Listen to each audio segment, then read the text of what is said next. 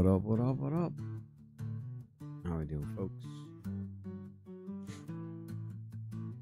I'm gonna get into some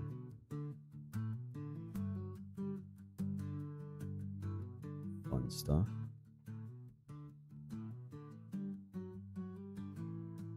Here in just a second, let a few people hop in. Hear my dog chewing on bone in the background.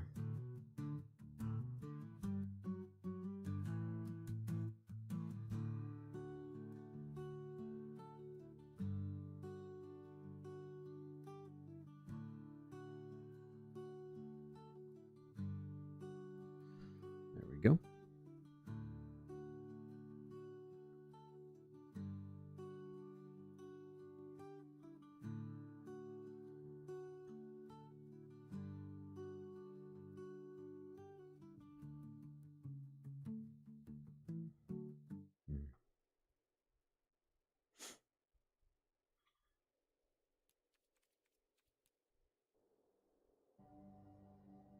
All right.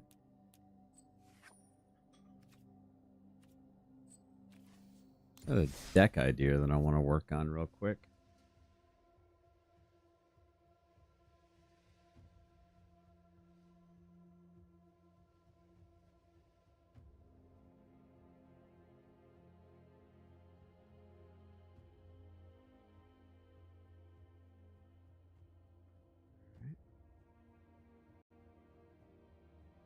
Need to pop this out.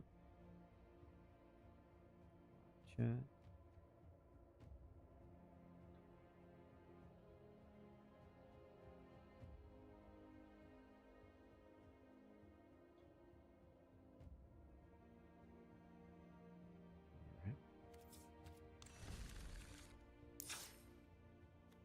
Go ahead and make a new deck.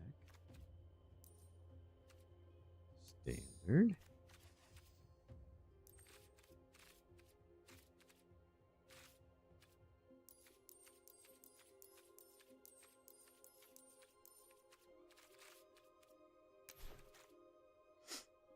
Sun.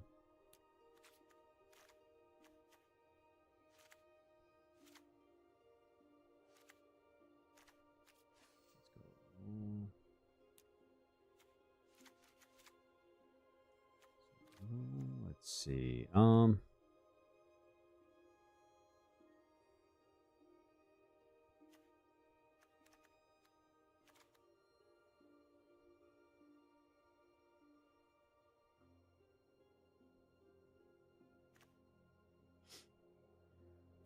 what are we gonna do? We're gonna go black and blue. We're gonna go black and white. I think we'll do black and white. Let's try that.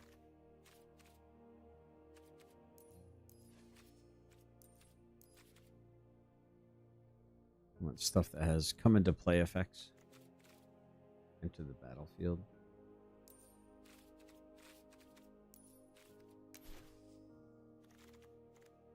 Let's go mythic.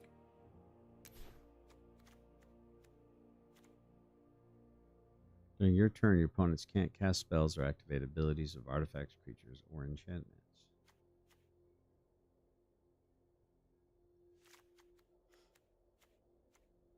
That seems like it could be beneficial. Well, that has a nice come into play effect.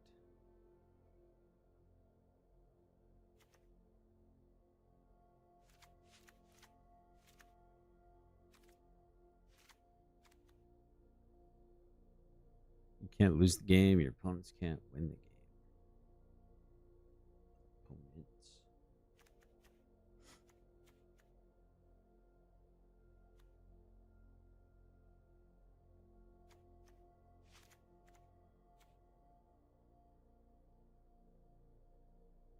Whenever it enters or attacks.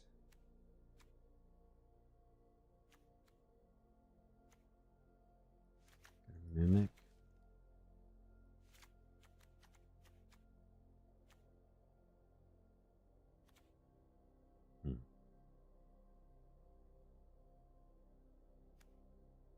So I'm thinking with the rule right here. So you got Yashtola rule. At the beginning of your end step, exile target creature you control, then return it to the battlefield under its owner's control. Then, if it's the first end step of the turn, there's an additional end step after this end step. So that'll trigger the inner sun here. I just think that that's like a pretty fantastic card.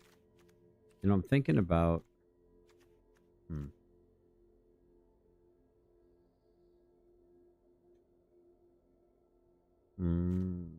Talent.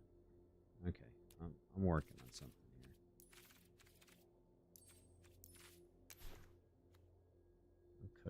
I'm cooking over here. Gossip's talent. Then we got Latoya.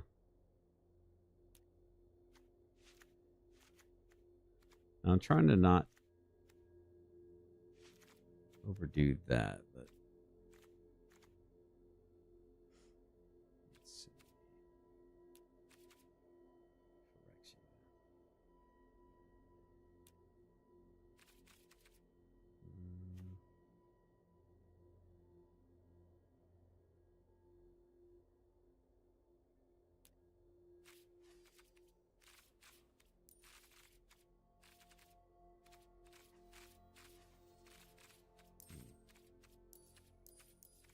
5-mana creature. I don't know if it's mythic or rare.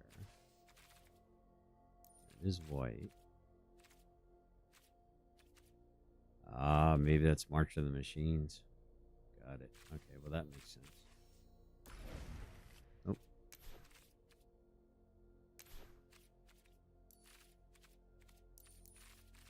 Okay.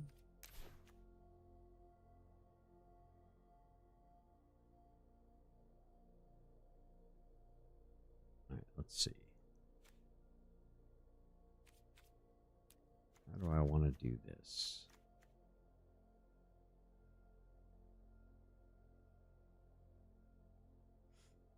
What about rooms? We have rooms, right? What kind of rooms do we have that are white and blue? Well, we do have.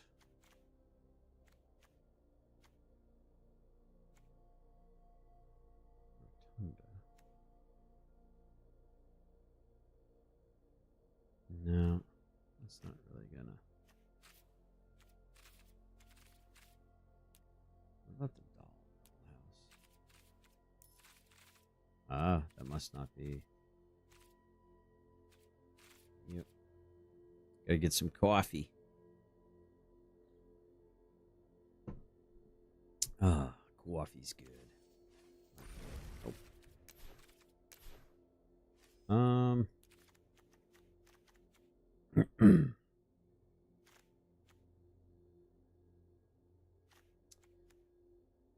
So this will bounce. That's double strike prowess, right? Whenever this creature enters, for each opponent, put up to one target non-land permanent that player controls into its owner's library, third from the top. Right. Okay, what about... Did we go with a bird deck? That could be interesting. We got a detective. Hey, good morning, Yoda. I hope you're doing well this morning. Just reminded me to check my email because I did send you an email. I am horrible about checking my emails, guys. Please forgive me. Yep.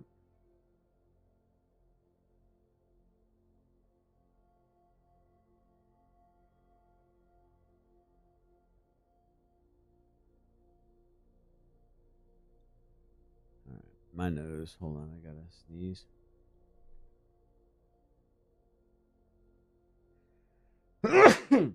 Woo! Excuse me. Sorry about that. I hope you're doing well. Good morning to you. I'm trying to work on making a deck real quick. We're going to get into a video here in a moment. When this artifact enters, create a 4/4 white, blue, golem artifact creature. Maybe I'll do like a golem deck. That'd be kind of cool.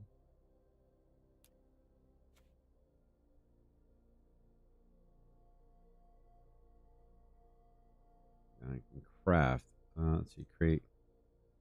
Activate only if there's an artifact or another entered the battlefield under your control. Sorry.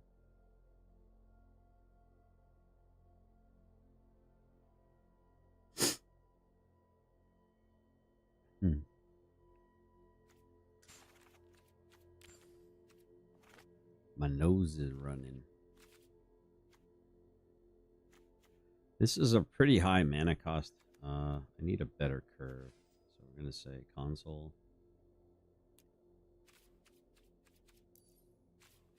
Not a creature.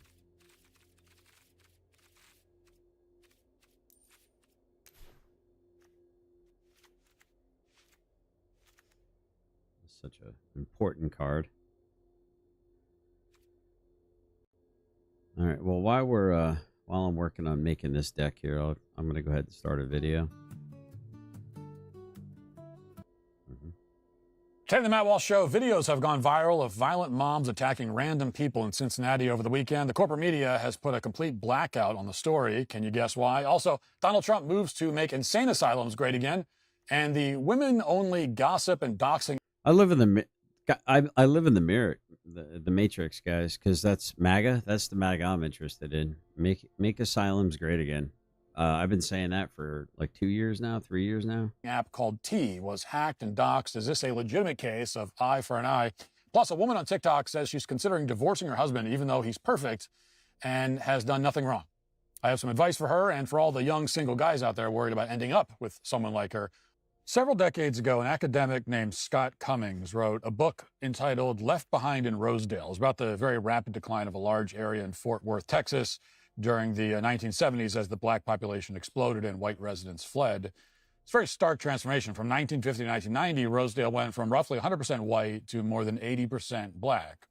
At the time, pretty much every commentator was describing this phenomenon, which was also taking place all over the country in hundreds of different cities, as quote-unquote white flight. And these commentators derided white people as bigots for fleeing the wonders of diversity.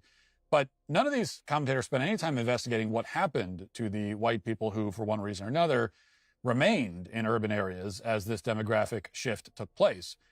And oftentimes, these whites were elderly and poor, so they had no choice but to remain where they were. And what happened to them? Scott Cummings asked. What he found was that, in no uncertain terms, the remaining white population was terrorized. They were robbed, sexually assaulted, beaten, seemingly for sport. Their homes were torched. One elderly white man told Cummings he had been stabbed repeatedly by a black man while he was walking on the sidewalk for no apparent reason. A white man in his mid-70s was working on his house using a ladder when a group of black adolescents approached. They shook the ladder until he fell off, and then they beat him with a 2x4. From 1977 to 1982, the attacks intensified. Elderly women were sexually assaulted repeatedly in their own homes. As a result of these kinds of attacks, Cummings wrote, quote, "The senior citizens of Rosedale lived in constant fear." After documenting the extremely high rate of crime and anti-white violence in the area, Cummings spoke to a man named Lee Ellens, who served as the director of a youth program in Rosedale. Cummings was hoping to hear, at a minimum, that civic leaders in Rosedale, people with influence and authority, What's up, King Glitter? Were aware of the problem and concerned about it. So Cummings asked, quote, "What do you think can be done with the situation with old white people living in black neighborhoods?" But after about a minute, Ellens made clear that no one actually cared about what was happening and had no plans to stop it. Here's how Cummings summarized the response he received. Quote, "In a couple of years, the problem would go away. Pretty soon, there would be no elderly whites in Rosedale. Consequently, it wasn't worth investing a lot of time and energy worrying about it." Meanwhile, Cummings' colleagues in academia had a similar attitude. They implied that the white victims deserved it. As one professor told Cummings, quote, "Their ancestors were probably yucking it up when blacks were being lynched by Klansmen." Left Behind in Rosedale is available online. It's in its entirety. You can pull it up and read it in excruciating detail and see how the U.S. government left white people to fend for themselves as their communities descended into crime and violence, all in the name of civil rights and social progress. And it's worth a look, if only as an antidote to all of the propaganda about white flight that you've probably been forced to consume in your life. But really, you don't have to read Left Behind in Rosedale for the simple reason that not much has changed since the 1980s. Ask the white farmers in South Africa, the ones who are desperately trying to flee to the United States at the moment. Just ask them how safe they feel on their own property. Or for that matter, talk to white people who are unfortunate enough to be living in Cincinnati at the moment. These are white Americans who thought their city was distinct from South Africa because, after all, South Africa is about 10,000 miles away. And over in South Africa, they're much poorer than we are here. They don't have jobs or a lot of infrastructure, at least since the end of apartheid. So how similar could downtown Cincinnati really be as compared to South Africa? Well, as it turns out, Rosedale is essentially South Africa, which is also Cincinnati, which is also every other city in this country. That is to say, in every context, when you introduce mandatory diversity, life becomes much more dangerous for everybody, including white people. That's a historical and statistical fact. I mean, it's borne out by all the data over the past half century. You can call that statement whatever label you want, but it just happens to be true. And that's not just because crime goes up in general, although it does. It's true because crime specifically also targeting whites become commonplace. Early Saturday morning in downtown Cincinnati, near the site of the city's ongoing music festival celebrating Black culture, used to be a jazz festival, and now it's, I guess, just a general kind of music festival. Several of these anti-white attacks took place on camera, and in one case, a white man was knocked to the ground by several attackers who continued to pummel his head once he was on the ground. In another case, a white woman was punched directly in the head, knocked unconscious as she hit the pavement. Blood starts streaming from her mouth. And we can't show you all this footage in its entirety. In fact, we can show you very little of it. But, I mean, you can find all of it online if you want to see it. But here's a sense of what it looked like. Watch.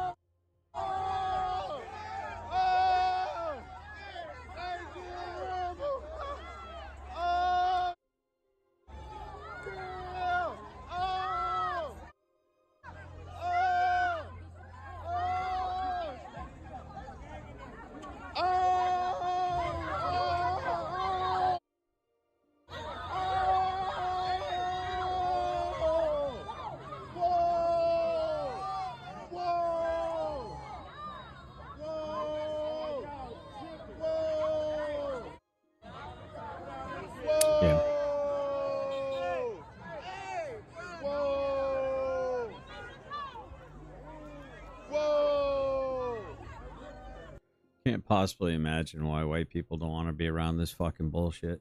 Couldn't imagine why. It doesn't make any sense to me. Swipe her. Help her up. Whoa.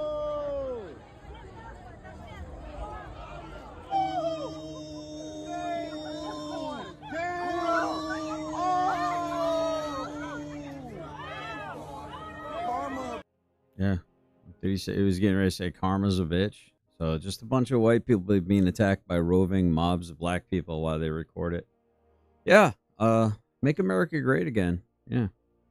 Like I said, I pined for the days that people used to show each other a lot more respect than that. Otherwise, they were afraid of what might happen to them. He shouldn't be outside. You know, it's funny because it was just a couple of years ago that Joe Biden and Merrick Garland informed us that white supremacy. Well, I mean, it's according to what Matt Walsh is saying, and I'm not a big, huge fan of Matt Walsh or the Daily Wire and any of these groups. For all I know, their job is to try to gin up racial tension, to try to pit us against each other. But don't believe your lying eyes, right? Don't believe your lying eyes. Don't believe your lying ears. But, I mean, he said something pretty interesting. It seems like the mainstream media is really trying to bury this because, you know, obvious reasons. Because the demographics, the who's perpetrating the hate towards who, it doesn't fit the narrative. YT people are really bad. And YT people need to be put in their place. And YT people this and YT people that. And you know, it should be starting to make people feel a certain kind of way, and if it isn't, then you're an idiot and you deserve to get replaced, in my opinion.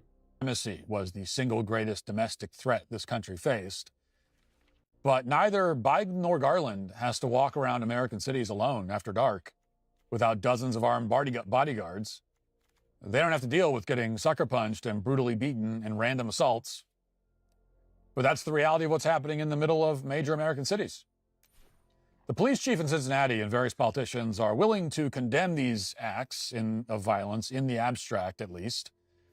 They're saying that it's wrong for a mob to brutally assault innocent people, so we appreciate their courageous moral clarity on that point.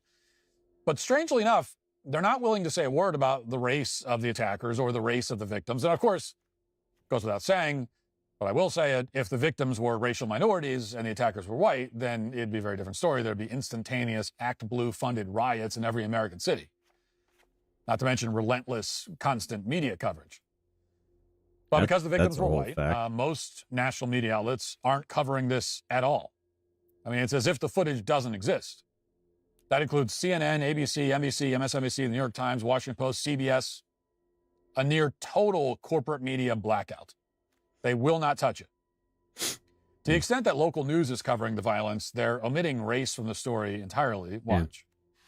Yeah, Councilmember Mark Jeffrey said this fight happened at 3 a.m. today. We've got new video tonight as police piece together exactly how and why this started, and state lawmakers take note. Well, to be fair, they say nothing good happens after midnight, right? Maybe all these people need to, yeah. Maybe these people need to not be out on the streets. I mean, they had it coming to them. Why were they out on the streets after midnight? Notice a massive fight between more than a dozen people in the middle of the street. 62! At 4th and Elm, just a block uphill from Paycor Stadium. Videos posted online show punches and kicks being thrown, continuing after a man is knocked to the ground. As the fight goes on, videos show a man punching a woman, knocking her unconscious. Chief Teresa Thigi called it a sudden dispute between individuals following a verbal altercation, saying, "I am in complete disgust waking up to the viral video many of you have now seen." The implication is that there was a vague verbal altercation and that there needs to be an investigation, to figure out what happened here. Meanwhile, the anti-white brigade on social media, they're desperately searching for a way to justify what happened. We need context, they're saying. But here's the problem. Really? Another thing that should go without saying, there is no context where it would be okay for multiple people to jump and pummel one person and continue beating that person even after they're on the ground. There especially aren't any words that that person could possibly say that would begin to justify it. The implication in the news coverage is that race is irrelevant to the story because really, yeah, it always is anyone doing the kicking. But we all know that's not true. We all know these videos only go one way. I mean, if you hear about a video where members of one race are stomping someone else while they're on the ground, you immediately know which party is which. Hey, we all know that, but you're supposed to deny that reality, even when you're the victim. Consider the story of white left-wing Ohio State University graduate student Gregory Wheeler. He was playing Pokemon Go in a park in Ohio with his friend Samantha Halb a few years ago when they were surrounded and brutally beaten by a large mob of black kids, all of them under the age of 18. And then for good measure, the mob shot Wheeler several times. Oh, wow. Now, you might think that if you were nearly murdered in a park in this manner. Hey, Dove, trigger warning. This morning's show is going to be a little edgy. I might show this on my main channel, too, because I think this message needs to come out. I think people need to wake the F up, understand that war has been declared on you, and it would behoove you to pay attention. Manner, you'd conclude that you need to get out of this neighborhood immediately. And then you might wonder what went wrong with all these families. Where are these kids' fathers? I mean, I wasn't just attacked by white children or Asian children. Oh, congratulations. Why is that? But Gregory Wheeler didn't ask any of those questions. Instead, here's what he told the Columbus Monthly, quoting from the article, quote, Gregory Wheeler, who was shot 3 times during a late July robbery in Linden Park, detailed his feelings surrounding the incident, where he was attacked by a group of about a dozen children ranging in age of 11 to 17, by his estimate, before he was shot from behind as he sought help at a nearby house. I'm not angry at those who attacked me, he wrote, though I am saddened. Wheeler went on to express solidarity with the Black Lives Matter movement. Wow. His attackers were black, as well as some of the concerns that plagued him in those moments he lay bleeding on that stranger's front porch. Was his friend Samantha okay? She was. Would innocent lives be lost in the drive to bring the guilty to justice? Thankfully not. Is locking any young person away for an extended period of time the best means of rehabilitation? Yes, he's telling us that as he was laying bleeding on the sidewalk after being shot 3 times in the back, he was thinking to himself, would imprisoning my attackers be the best means of rehabilitation for these poor wayward youth? You can't make this stuff up, guys. I don't know what's worse, if he actually was thinking that in the moment or if he's lying and pretending that he was. I don't know what's worse. Yes, even getting beaten and shot several times by a mob of black kids wasn't enough to prevent Gregory Wheeler from expressing solidarity with the Black Lives Matter movement or lamenting whether the police would randomly kill innocent people as they investigated his attack. On the left and in the center, the issue is completely firewalled. You're expected to die before you're allowed to talk about it. Remember this story from Baltimore just a few months ago? Roughly 15 black teenagers brutally assaulted a 12-year-old white boy in an apartment complex, but police announced that there would be no hate crime charges and that several of the attackers wouldn't be charged at all. Watch. Police say charges have been filed against 5 of the 8 individuals that police say were directly involved in this assault. All of the accused at least 13 years old or younger. And tonight, a closer look at the alleged crime. It's a dramatic incident caught on cell phone video, circulating now on social media. A boy attacked. Baltimore County Police said. A boy? Oh, it's just the boy who was attacked. It's just the boy, guys. Any other descriptions that might be important here? I mean, no other descriptions that could possibly fit that might help us find out a little bit more about the story? Reporters, journalists? It happened at the Kings Mill Apartments in Essex last Friday. A violent disturbance that unfolded in this patch of yard at Hatwick Drive. Neighbors who say they were not home that day are stunned now by what they see in the video. It's not right. It's disheartening. Like, I can cry. She can cry, but she's got a fucking big smile on her face, dude. What the hell? That's weird. A boy seen in the video being punched, thrown to the ground, kicked, even at one point his pants pulled down by a group of several other young boys. Tony Longo, right at this point, he's very badly bruised up, says it was his son. Yeah, I mean, he's Italian. Look, I pine for the days that the Italian neighborhoods wouldn't put up with this nonsense. That would not happen. No.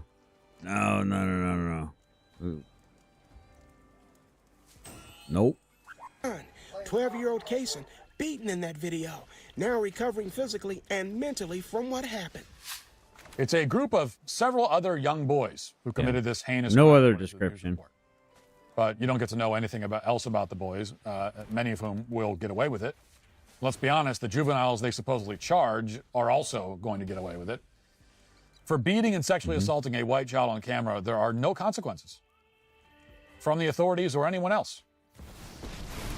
Again, this is a very established pattern. It's not just the media that ignores anti-white attacks. The police often ignore them, too, for political reasons. A few years ago, there was a major protest in Philadelphia after several black women decided to wage a campaign of terrorism against white people. It was about as open and obvious as it could have possibly been. But the police didn't even take a report. Watch. Well, Jim, officials now say an internal affairs investigation is underway into why 3rd District officers failed to investigate racial tension said to be brewing in a South Philadelphia neighborhood. The outrage spurred a large rally tonight despite the rain. We will no longer allow you to terrorize our neighborhood. White lives matter. 150 to 200 people spewed onto the middle of 4th and Wolf this evening to protest a rash of what they claim are racial attacks at the hands of 4 black women who live nearby. These females have been terrorizing the neighborhood. They have robbed, attacked, and beat others in our neighborhood. This man, who did not want to be identified. Well, this is going to have to go into my What have angry black women ruined this week section on my main channel? It says he and his 10-year-old son were among the victims. It was attacked sitting on my doorstep, basically for no reason at all. For what reason, I still don't know. That quick, I seen 4 women attacking a white man. Another woman who also did not want to be identified says the women attacked her inside her home, calling her racial epithets when she tried to intervene. And next thing I know, I hear, white, we're going to you up. And I just went to shut my door saying, I don't even know yous, I don't even know yous. Next thing I know, they're just inside spitting on me, pounding on my face, beating me. The victims further claimed responding officers from the 3rd District did not even take a report or make any arrests. This kind of official indifference, to anti-white violence is fully in effect today. In the case of Cincinnati and the attack there from Saturday, the local police union has decided that the real outrage is that bystanders didn't intervene. Here's Ken Kober, the head of Cincinnati's police union, quote, "It's pretty disturbing. I mean, I get that people want to film stuff. They want to be able to put it on Facebook or TikTok or whatever else. But the fact that nobody there was calling 911 is what's really disturbing. Mm-hmm. No one really tried to intervene." Understand that by and large, people are just going to sit there and film and watch you get murdered on the streets. So never mind the fact that there were apparently no cops downtown at all while a mob beat several white people in the streets. Never mind the fact that mob violence is now a fixture of black communities. Forget all that, says the police union. The real outrage is that someone filmed the attack and that nobody intervened. Now, there's only so much of this lying and open race hatred that people can tolerate before they decide they've had enough. And when that moment arrives, what does it look like exactly? Well, we're going to increasingly find out. And that's starting already. In the Ozarks in Arkansas, hundreds of people have now paid to become members of a whites-only community. And for more than a year, that community has begun to take shape. NBC News recently profiled this new community, very disapprovingly, as you expect. Here's how that went. No blacks, no Jews, no gays. High up in the Ozark Hills, in the state of Arkansas, dozens of people have been working hard, building houses and a new type of community. It's called Return to the Land, and it is a town open to white people only.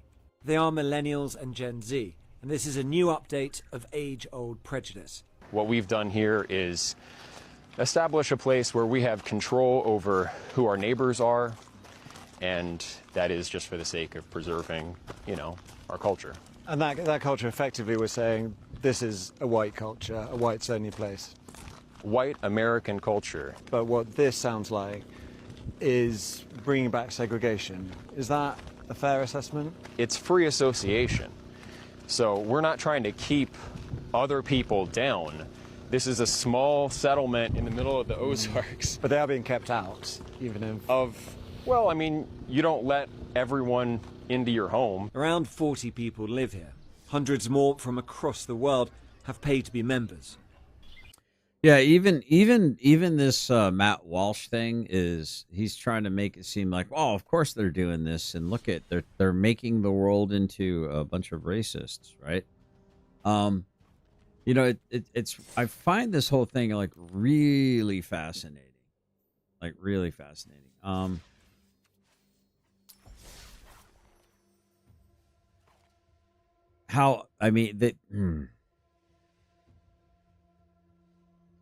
Everyone's allowed to exist except for YT people. YT people are not allowed to exist. You can't even say certain words on the internet without your... I've been so shadow banned on both of my channels. It's like ridiculous, man. I've been suppressed. I know that my content is very engaging and entertaining. I know it is. I know that it's far more interesting than most of the drivel that's out there. But unless you're bought and paid for, like some of these giant, controlled opposition groups out there, the chances of you getting any traction, Google will shut you down, YouTube will shut you down. Rumble platform is so bizarre and weird; it doesn't make any sense. It's just. There's really no place to have conversations like this. I have a song that ends with "Stop," and it's talking about white racism because I'm a Tom McDonald's fan. Yeah, I like Tom McDonald. At that college where the black people only wanted only black people in the dorms, no problem. Yeah, I mean, that's the thing, right? What's up, Panelverse?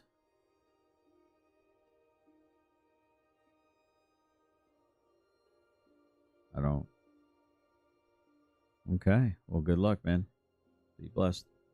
And while the men do the physical labour, the women take care of the children who live here full time. It could be a very loving community if you're part of the community, but if you're black, or if you're Jewish, or if you're gay, you can't be part of that community. They can have their own communities, and they already do. You might be wondering how any of this can be. Yeah, I mean, it's like she just said. They already have. They have their own. They can have their own communities, and they already do. There are parts of New York where they have their own hospitals. They have their own ambulances. Talking about the Jays have their own ambulances. They have their own hospitals. They have their own police force. Their own taxis. I mean, it's just what are we doing here? Let's stop pretending that it's because we're a threat. We're a threat to the globe. We're preventing global hegemony by those who wish to enslave the world, and we know who they are. Illegal. Return to the Land is structured as a private members association, which they believe allows them to discriminate on the basis of ethnicity, along with other factors. That has yet to be tested in the courts and may well fail. The Arkansas Attorney General has said his office is now reviewing the matter as a result of our reporting.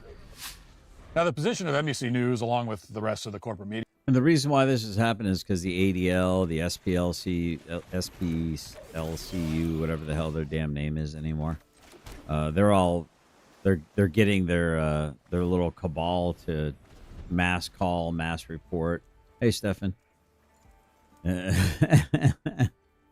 Mass report, mass call, these areas to try to get it shut down. I mean, just fucking leave people alone, man. It's really not that hard. Just fucking leave people alone. Media that's covered this, that you can see in that reporting, appears to be that, you don't have the right to exclude people from your property on the basis of race. But actually, you do have that right. You can exclude people from your home for any reason you want to. It's not their property, it's yours. We're not talking about a public accommodation like a restaurant or apartment complex, nor are we talking about people who take money from the government. This is their land. They've established a private membership association. They sell shares that grant access to the land. And if property rights mean anything at all, it's that you have exclusive rights to control access to your property. On the other hand, if you don't have the right to build a community on a private piece of land and live around the sorts of people you want to live around for whatever the reason is, it's up to you, then in that case, you don't have any rights at all. I mean, this is as basic and fundamental as rights can possibly get. Freedom of association, private property. But as you just heard, the Attorney General of Arkansas apparently doesn't believe in freedom of association or private property. He's launched an investigation and condemned, quote, racial discrimination. Now, strangely, though, there was no investigation or any media outrage whatsoever into something called Freedom Georgia. You may remember that after George Floyd's overdose in 2020, 19 black families purchased hundreds of acres near Macon, Georgia, as part of their plan to create a safe haven for people of color. In other words, it's a blacks-only commune. It's what we just saw in Arkansas, but for black people, or quote-unquote people of color. And here's how CNN reported on that effort. You hear that? That is the sound of freedom. Feels really amazing. I cry every time I come here. Why were these two women interested in the prospect of buying a town in the first place? We needed to create a space and a place where we could be a village again, a tribe again. So Renee and Ashley reached out to family and friends, and together they bought what they intend to name Freedom, Georgia, a new black city. The owners hosted the Big Black Campout over Labor Day weekend. Supporters drove in from across the country. That is our vision, and to be able to pass this land down to my children and to the children that are represented by each of our 19 families as a piece of legacy. We're hoping to create legacy. So apparently it's very noble and appropriate when black people want to be around black people and ban all other races from the property. The media will... Dude, I got like one of the coolest mods in the world. I say something that I've done the research on, but I don't have the immediate citation for, and with a quick Google search, what does she do? She provides proof of what I'm talking about. Awesome, isn't it? Celebrate that kind Thank of you, thing Dove. any day of the week. It's only white people who aren't allowed to practice freedom of association, just like it's only white people who aren't supposed to, supposedly don't have a homeland or a culture or anything else. They are these identity-less, ghosts just hovering over the land, calling nowhere their home. That's what we're supposed to believe. Of course, whenever there's an opportunity for race hustlers to shamelessly embarrass themselves with their own hypocrisy, Ben Crump isn't far away. Here's his take on this new initiative. Quote, "Wow, a whites-only group is trying to expand its community into Missouri, barring black, Jewish, and non-white members. They claim it's about shared ancestral values and living among like-minded people. I have no words." Now clutch your pearls harder. I'm sure he'll have a lot of words in the future when he finds some way to file a lawsuit. But meanwhile, this is very interesting. Here was Ben Crump back in December of 2021. Quote, "Wayne Swanson and 19 other black families purchased more than 500 acres of farmland in Toomsboro, Georgia, to invest in their Freedom Georgia initiative. Their black-owned initiative and many others will greatly benefit." Yeah, I'm kind of with you on that one, Sephora. And there's an applause emoji, just so we're very clear about his tone here. He's applauding it. Now, by the way, that last part turned out to be very false. More than 5 years after it was launched, Freedom Georgia is about as dysfunctional as you'd expect. Wikipedia reports that as of July 2023, the settlement consists of a dilapidated campground, and its founders are working on establishing roads and utility services. Then as of May 2024, quote, "Construction for permanent dwellings or vital infrastructure has not begun. All land was sold in 2023, and no further plans have surfaced for the planned town." In other words, Freedom Georgia has turned out... This is my shocked face. There's a reason why we got to build wells and buildings that are more than 2 stories for these people, is because they don't really have the concept of it, nor do they have a concept of maintenance. There's no pride in keeping their place. I mean, it's like you got to import people to clean up after you in order for your neighborhoods to look nice. And I mean, it's just crime, it's trash. Sorry, man. I don't know how else to say it, but not all cultures are created equal, my friends. A lot like South Africa, the leaders banished all the white people, took whatever cash and media attention they could get, and then disappeared, leaving everything in ruins. That's the model of anti-white governance that the media will celebrate as they demonize the white community. Yep, just like I said, in South Africa, Johannesburg had the hospital in Johannesburg had the state-of-the-art hospital. It had the best hospital in the world. This was pre-apartheid, or this is during apartheid, where the Boers, or the white Afrikaans, were actually in charge of everything. Everything was running smooth. Everything was great. About 7 to 8% of the population was providing the vast majority, up in the 90 percentile, all the taxable income. They were making all the food, raising all the livestock for the most part. And then you fast forward to post-apartheid. Slowly, the degradation of that society goes into fruition of decay. And now they're all angry, so now they go out to the Boers, out to where their farms are. They prey upon the Boers. They do horrible things to their family. They usually save the man to be killed last, while they do horrible things in front of him as he's tied to a chair, watching his family have horrible things done to him. But to hear the the libtards talk about it. Oh, none of this stuff is true. These things don't happen. That's crazy talk. These things don't happen. It's silly. Story after story after story.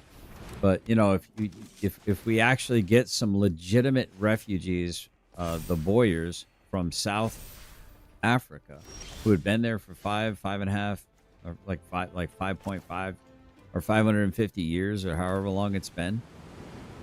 They're not allowed to be refugees because we got enough of those people in this country. We want the people that are just here to try to get freebies and we need more EBT Americans, chat. That's what we need.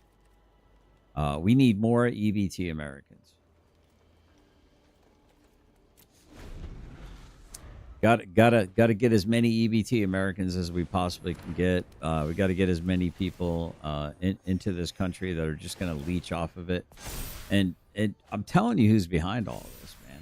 Is all the NGOs that are like basically George Soros-esque NGOs.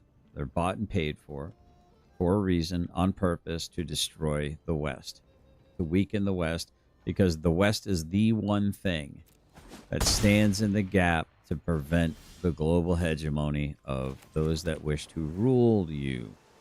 They want to rule you. Understand that. They want to enslave you. They want to rule you. It's just a fact. Sorry if that fact is uncomfortable for some folks, but it's still a fact. It's sad, but it's still a fact. In Arkansas and minimize the vicious attacks on white people in downtown Cincinnati and everywhere else. Now, for my part, I'd say people have the right to build whatever communities they want to build on their own private property. It doesn't matter how you or I or anyone else feels about it. It's not our property. We don't have to live there. No one is being harmed. When a group of people go and they buy some land, they say we're going to live here on our private right. It doesn't harm anyone else. It doesn't. No one else. No racial minority is being deprived of anything. Nothing's being taken away from them. They're not being hurt in any way. That's it. Now, at any rate, at this point, no amount of media hackery is sufficient to hide the truth that everyone can clearly see, and it's controversial. So, I mean, that's such the funny thing, in my opinion. I think to pretend that you don't look at people differently, and maybe have preconceived understandings, notions, or ideas about them, I think it's kind of foolishness, in my opinion. Because they are certainly thinking it of you. They are certain. Why they smile to your face all the while they want to take your place. They backstabbers. They smile to your face all the while they want to take your place. The backstabbing. Controversial, quote unquote, to say, but it's a plain statistical fact that, generally speaking, the whiter a community is, the safer it is. The data demonstrates this very clearly. It's just true. It's just a true thing. I mean, it's been an unspeakable truth in our country for a long time, but it's true whether we speak it or not. Simply a fact. And rather than yell at people for noticing these inconveniences, maybe we should start addressing the core issues driving this trend. Maybe we can ask, oh, this is an interesting fact. Why is that? What can we do about that? What's at the core of this problem? Why is this happening? These are all questions you could start asking. You could start getting somewhere if we can get over this ridiculous hurdle of having to pretend that things we all know are true aren't true. Fact. Or alternatively, we can keep screaming and trying impotently to enforce racial double standards, the kinds of racial double standards that have defined our culture for a very long time. But that dam was never going to hold. Yep. And now it's breaking. Yep. People are just done with the double standards. Yep. If tribalism is okay for every other group on the planet, yep, you're going to find that white people all will increasingly follow suit. Yep. And saying, no, it's bad when you do it, just is not a persuasive argument. People only pretended to be persuaded by it. But one public act of mob violence at a time, as we're lectured about white supremacy while white people are beaten in the streets, those days. Well, what you don't really understand is Matt Walsh is actually hyper protected because Walsh seems to be like an Irish, Scottish kind of surname, right? Scots Irish. But in fact, and indeed, I believe very firmly, and if you actually look at his physiognomy, this dude is 100% a tribe member. And if you know, you know. Yeah, I think he's 100%. I believe very strongly he is 100% part of the bagel community. So he's protected. He's a made man. He could say whatever he wants to say, however he wants to say it. He's only pretending to be careful and but edgy at the same time because he does want to gin up anti other people's hate. You know, he wants to pit people against each other. And listen, I really do think you need to keep your head on a swivel. If you get caught sleeping out there, that's your fault. That is your fault. All the facts are out there, and you can deny whatever you want to deny as much as you want, as often as you want. It's not going to stop the reality. And, well, what is the reality? There's a war going on. Well, what's that war? It's against you. They hate you. They want to replace you. They want to take your place. They want to be on the Carnival cruises now, even though they had no interest in Carnival cruises before.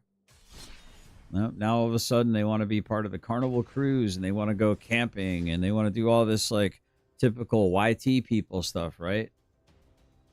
Yeah, all this typical YT stuff. So, are rapidly coming to an end. Now let's get to our 5 headlines.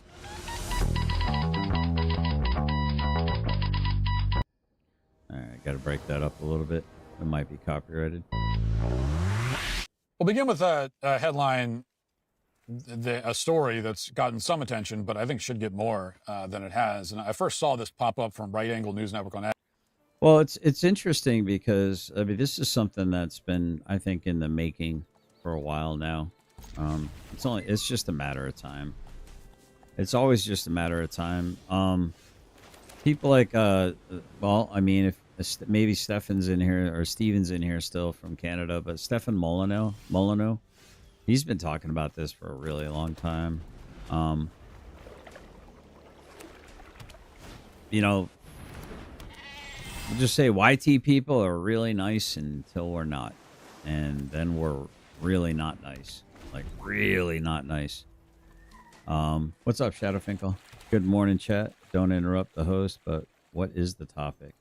Yeah, no, it's not an interruption. I started off, this was about, apparently there are roving mobs of black people attacking white people in Cincinnati. There's multiple incursions of this happening late at night.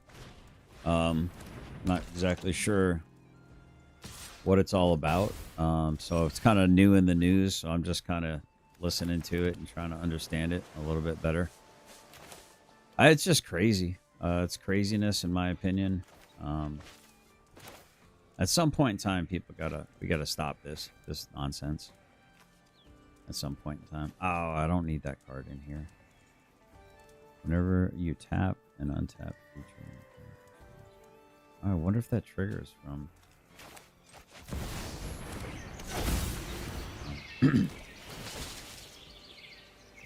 We'll keep that on top. We'll keep that on top. Sorry about that, guys. Here we go. Next, the post says. So, what's up, Billy? Good to see you. And I'm trying really. Actually, you know what? I didn't even share this on my main page. I should have. I hope you're doing well. Hope you're convalescing quickly. Finkel, let us know what's the status if you feel so inclined to share.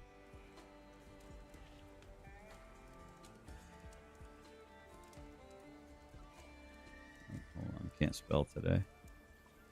I mean, I can spell the word today, but today I seem to be having trouble spelling in general. That's why the Simpsons can predict the future with accuracy. Yep. Home of WKRP in Cincinnati has gang violence. Let's get Les Newsom on that. Yeah, it's pretty crazy, man. Like in the beginning here, I'll show you. And for those that are just kind of showing up, this is pretty much what's been happening. And we'll get back to the other part here. There we go. The wonders of diversity. But none of these commentators spent any time investigating what happened to the white people who, for one reason or another, remained in urban areas as the demographic shift took place. Awesome. And oftentimes these whites were elderly and poor, so they had no choice but to remain Yeah, it is where they disturbing. were. And what happened to them, Scott? It's disturbing. It kind of reminds me of like Reginald Denny during the LA riots. I mean, this has been going on for a long time, guys, and we got to stop pretending that reality isn't reality. I mean, can we just stop pretending for a little bit? Can we just stop pretending that reality isn't reality? I don't know. It becomes frustrating after a while. Cummings asked. What he found was that, in no uncertain terms, the remaining white population was terrorized. They were robbed, sexually assaulted, beaten, seemingly for sport. Their homes were torched. One elderly white man told Cummings he had been stabbed repeatedly by a black man while he was walking on the sidewalk for no apparent reason. A white man in his mid-70s was working on his house using a ladder when a group of black adolescents approached. They shook the ladder until he fell off, and then they beat him with a 2x4. From 1977 to 1982, the attacks intensified. Elderly women were sexually assaulted repeatedly in their own homes.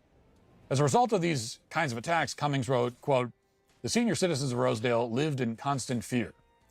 After documenting the extremely high rate of crime and anti-white violence in the area, Cummings spoke to a man named Lee Ellens, who served as the director of a youth program in Rosedale.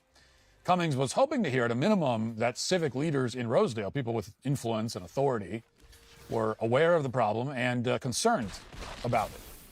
So Cummings asked, quote, "What do you think can be done with the situation with old white people living in black neighborhoods?" But after about a minute, Ellens made clear that no one actually cared about what was happening and had no plans to stop it. Here's how Cummings summarized the response he received, quote, "In a couple of years, the problem would go away. Pretty soon, there would be no elderly whites in Rosedale. Consequently, it wasn't worth investing a lot of time and energy worrying about it." Yeah, that's how your government feels about you. Hey, thanks for working all your life, being part of the greatest generation. Thanks for all your sacrifices, but just get older and die faster so we don't have to worry about the problem here. Absolutely disgusting. For those people that have a problem with their government, I get it. I really do get it. And I'm going to be doing a follow-up pretty soon of my audit on...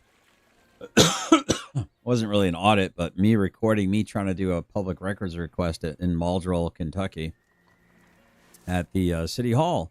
I'm going to be going back there, and I'm going to ask. I checked my trash folder, and I received absolutely nothing. There's nothing in my regular folder for Muldrow that I'm aware of. Maybe I missed it, but I'm going to go back and wonder why I didn't even get the courtesy of a fucking email from these people to let me know why they weren't going to fulfill my request for a public record. There's more backstory to this whole thing that I think is pretty interesting. And I'll get into that. I may or may not get into that at a later date. I have not decided yet. But I get why some of these auditors are really ticked off. I really get why some of these auditors get really ticked off, especially people that are decent human beings that are doing it for the right reasons, or at least I believe they're doing it for the right reasons. That they're respectful, they're polite, until, of course, they have a reason to not be respectful and polite. My interaction with that mayor in Muldrow, when I walked back towards my truck waiting about a half hour or so before I went back in for the person to get off of lunch, was they're really, that saying, they're really earning the hate, really did seem to apply. It really did seem to apply. It's interesting. It's and they say, like, back the blue. Oh, I'm sorry. Come here, Finn. Come here, buddy. They'll say stuff like back the blue until it happens to you. I'll say, support the black until you get attacked. And now we're seeing that part of it, huh? Fair is fair, right? Meanwhile, Cummings' colleagues in academia had a similar attitude. They implied that the white victims deserved it.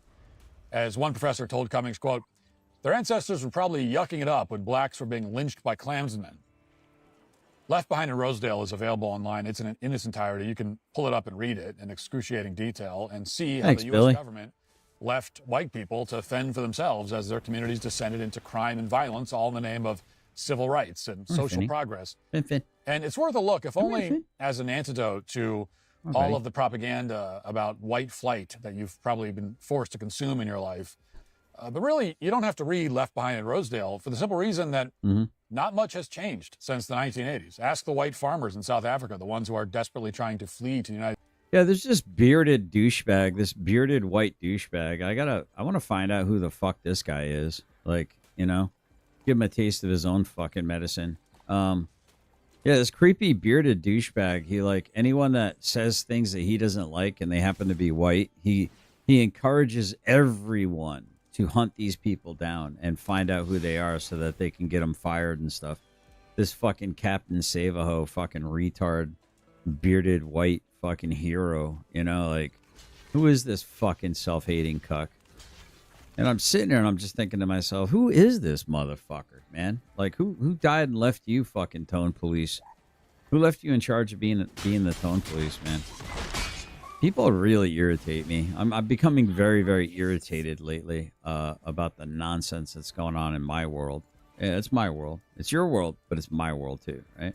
United States at the moment. Just ask them how safe they feel on their own property. Or for that matter, talk to white people who are unfortunate enough to be living in Cincinnati at the moment. These are white Americans who thought their city was distinct from South Africa because, after all, South Africa is about 10,000 miles away.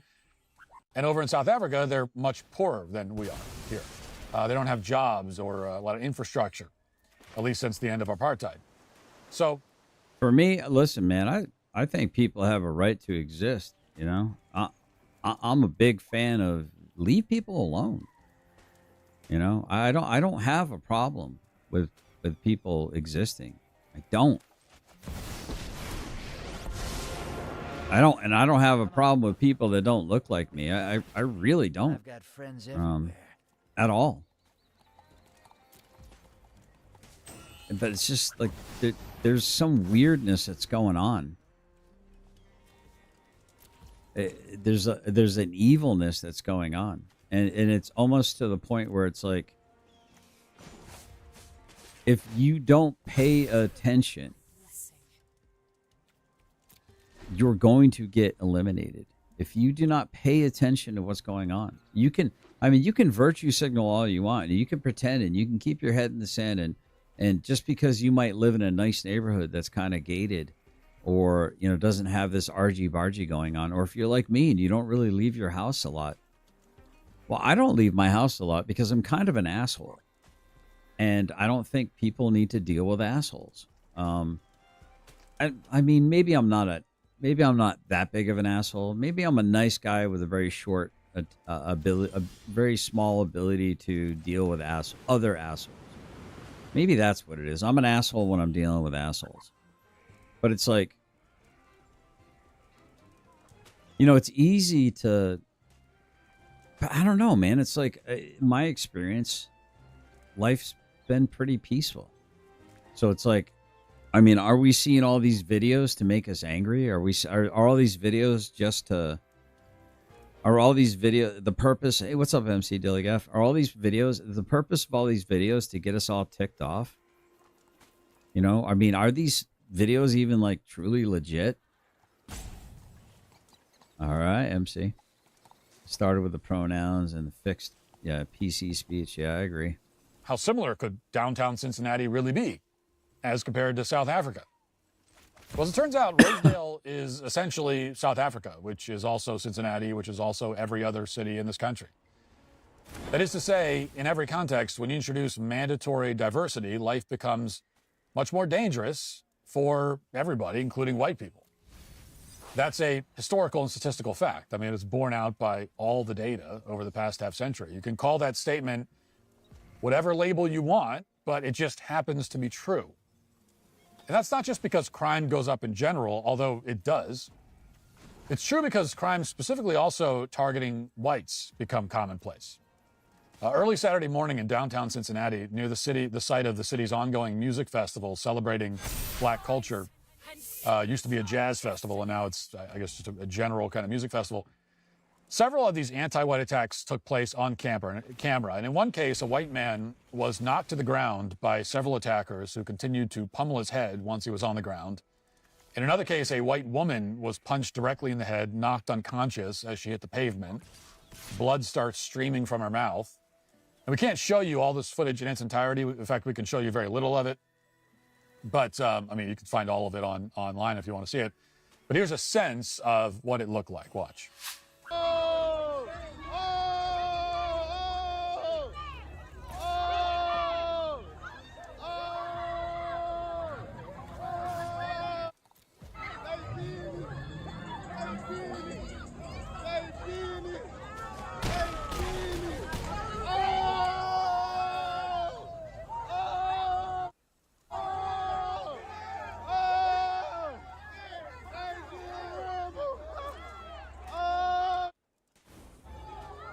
Don't worry, I'm in control.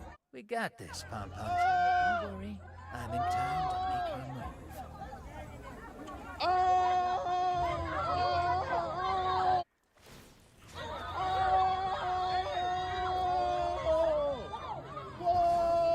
So I want you to imagine, a dude got up close, got a close-up shot. Meanwhile, this black lady's stealing this lady's purse. She's not cold out, blood coming out of her mouth, just clean out on her back on the floor, not responsive at all, on the ground, on the street.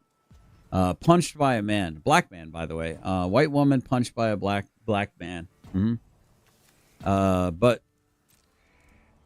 I guess they had it coming to him. I don't know. I'm baffled on this one. I'm trying to figure out what the justification for this could possibly be. But I don't know. We'll see.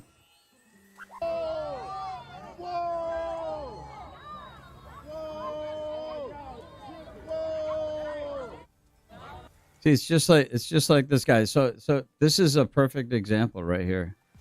This guy right here is a perfect example of, as a white person, you're not allowed to show hate crimes against white people. Otherwise, that means you only like white people.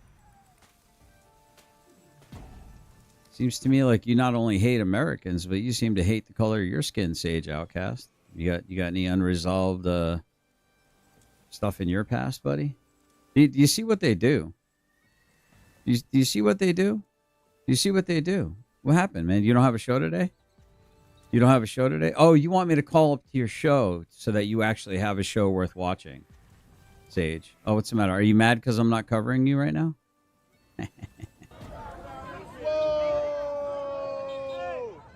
Are you covering the brutal mob attacks in Cincinnati that happened over the weekend? Are you covering that, Sage, or do you only love black people? Do you not love white people enough to report the news that they're hiding?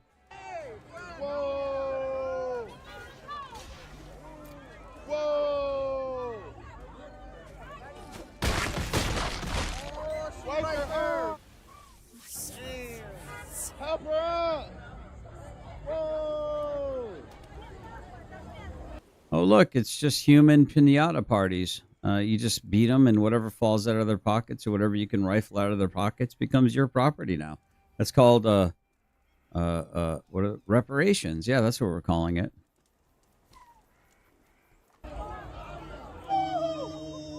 Oh. Literally dragging the dude into the middle of the road by his foot after pummeling him. I guess Sage is okay with this, though, right? You're okay with this, Sage? Man, I'll tell you, man, I don't normally wish for people to have this kind of thing visited on them. But you just stay in lily white Maine talking about how I hate white, or I only like white people. It's kind of rich, right, Sage? Well, you sit in your little lily white Maine domicile. What is it, like 95% white in Maine? And then you accuse me of being a racist, you piece of shit? Yeah. Yeah.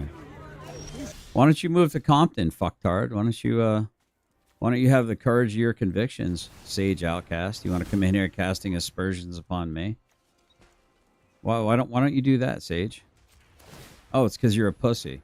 You're a virtue signaling, tone policing pussy. Shouldn't be outside. That's you know, why. It's funny because it was just a couple of years ago that Joe Biden and Merrick Garland informed us that white supremacy was the single greatest domestic threat this country faced.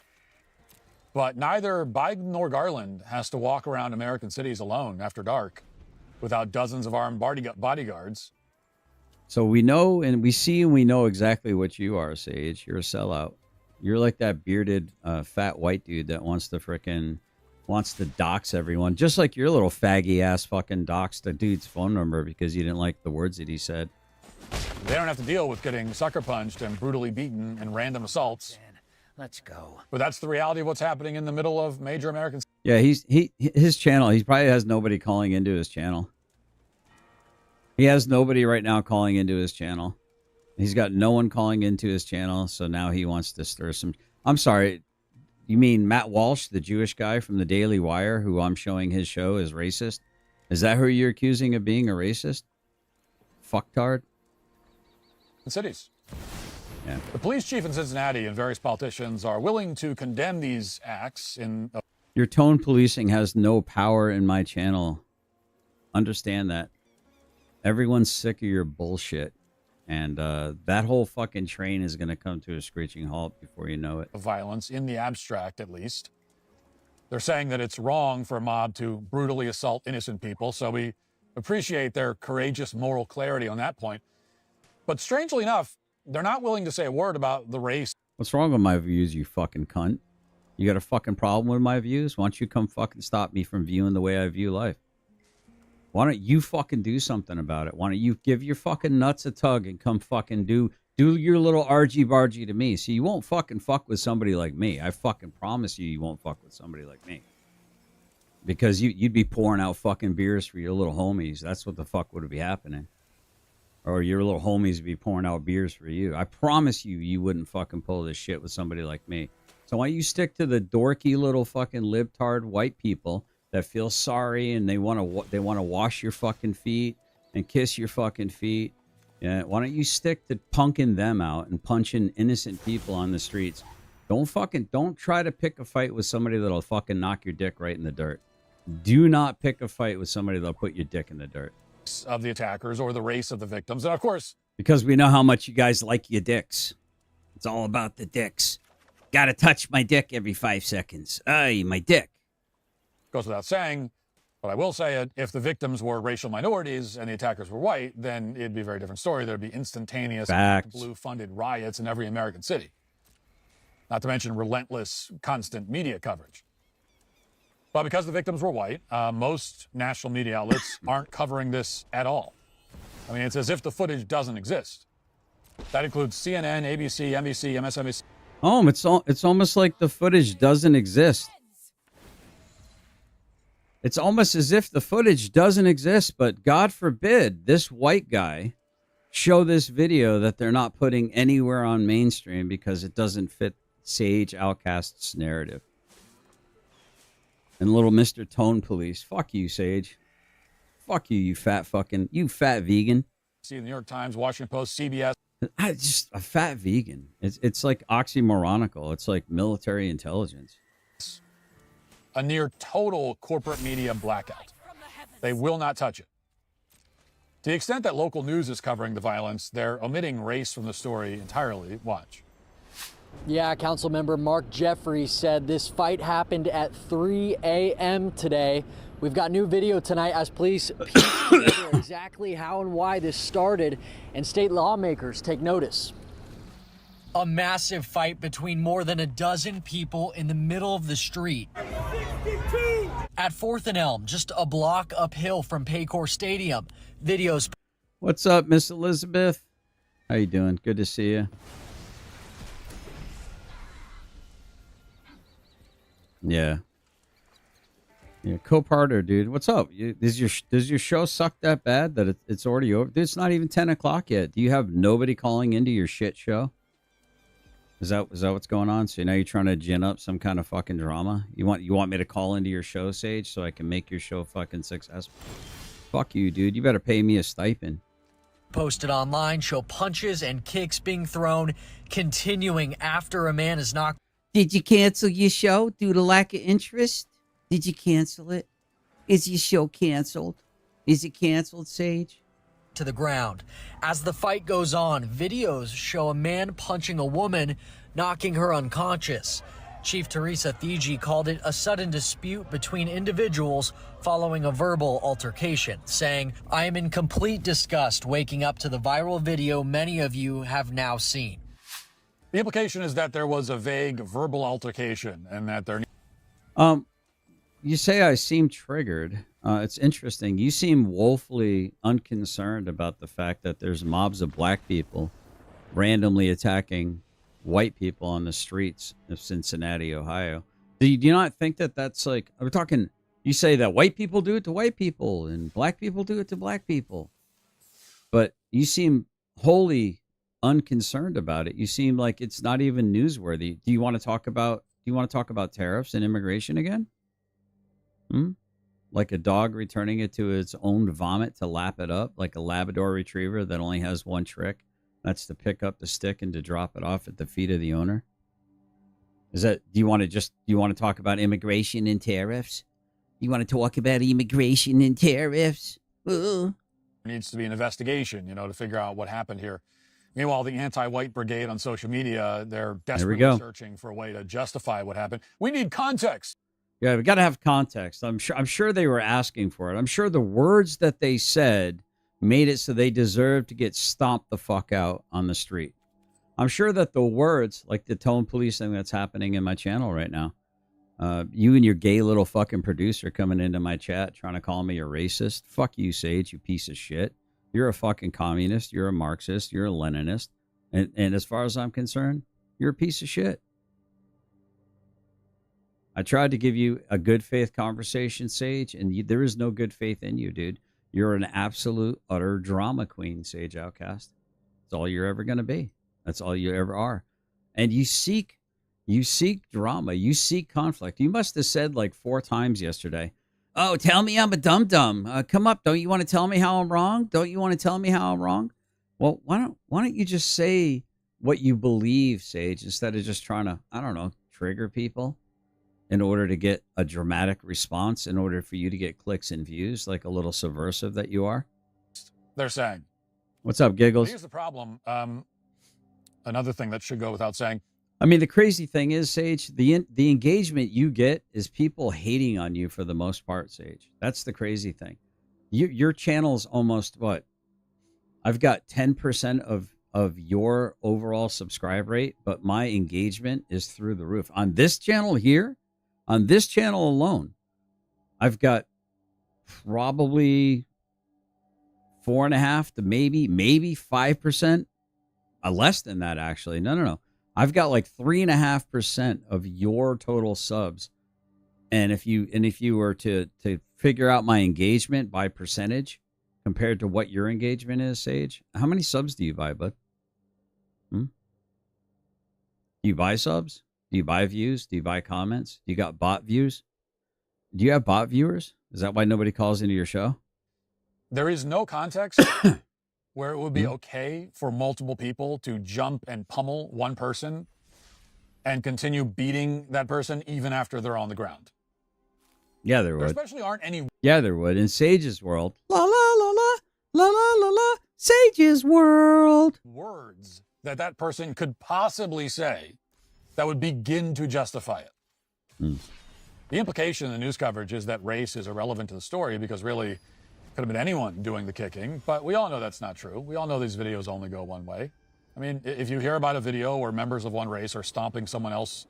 Well, hold on, though. Not according to Sage Outcast, because according to Sage Outcast, it happens equally across the board. Everything's equality, equity. It's all equal, guys. It's all equal. There's no disparities here. There's not 13% of the population committing over 50% of the violent crimes on a daily basis. No. There's not prisons inputting people who are white, or I'm sorry, who are black or Hispanic, listing them as white to artificially raise the crime rates in the white community and artificially suppress and lower the crime stats in the other communities. That's not happening all over America. There's nothing to see here, guys. Don't believe your lying eyes. Don't believe them. There's nothing to see here in Sage's world. Just listen, just go with it. Shh. Shh. Just close your eyes. Close your eyes, suck your thumb, rock back and forth in the fetal position. It'll all be okay when your race is completely eliminated from the world and everything can be better again. So then what happens? What happens? Let's say we snap our fingers and magically, overnight, magically, all the people who are white, yellow, and red just disappear. Let's just say they all just disappear. And there's just different shades of brown people. Who's going to be the new in-group? Who's going to be the new out-group? Who's going to be the new supremacist? What is it? Is it the melaninly gifted brothers? The darker the berry, the sweeter the wine? Are they going to be reign supreme, or are they going to be the most hated? Who's going to enslave whom at that point in time? What will the narrative be? Oh, well, your skin ain't light enough, man. You got too much. You got light skin privilege. Yo, you got light skin privilege. Well, hold on. I thought we all came from the cradle of civilization. I thought the argument was that we all came from one black mother, basically, right? That's what the African proverbs say. Okay. If I grant that we all came from Mesopotamia or the cradle of civilization, or we all came from one black mother, then what's with all this black on black hate and violence? Can't we just get along? Why can't we just get along? That's weird. I mean, if we're all black, but with just different pigments, but inside we're all black, why can't we just get along? That seems weird. If I grant all of these premises by these people who seek to try to rule you by trying to control what words you can and cannot say with your mouth hole, it's kind of weird, isn't it? I mean, if we're all black, then what's with all this hate? What's with all this black on black hate? I mean, if I grant that premise, square that circle. While they're on the ground, you immediately know which party is which. Hey, we all know that, but you're supposed to deny that reality, even when you're the victim.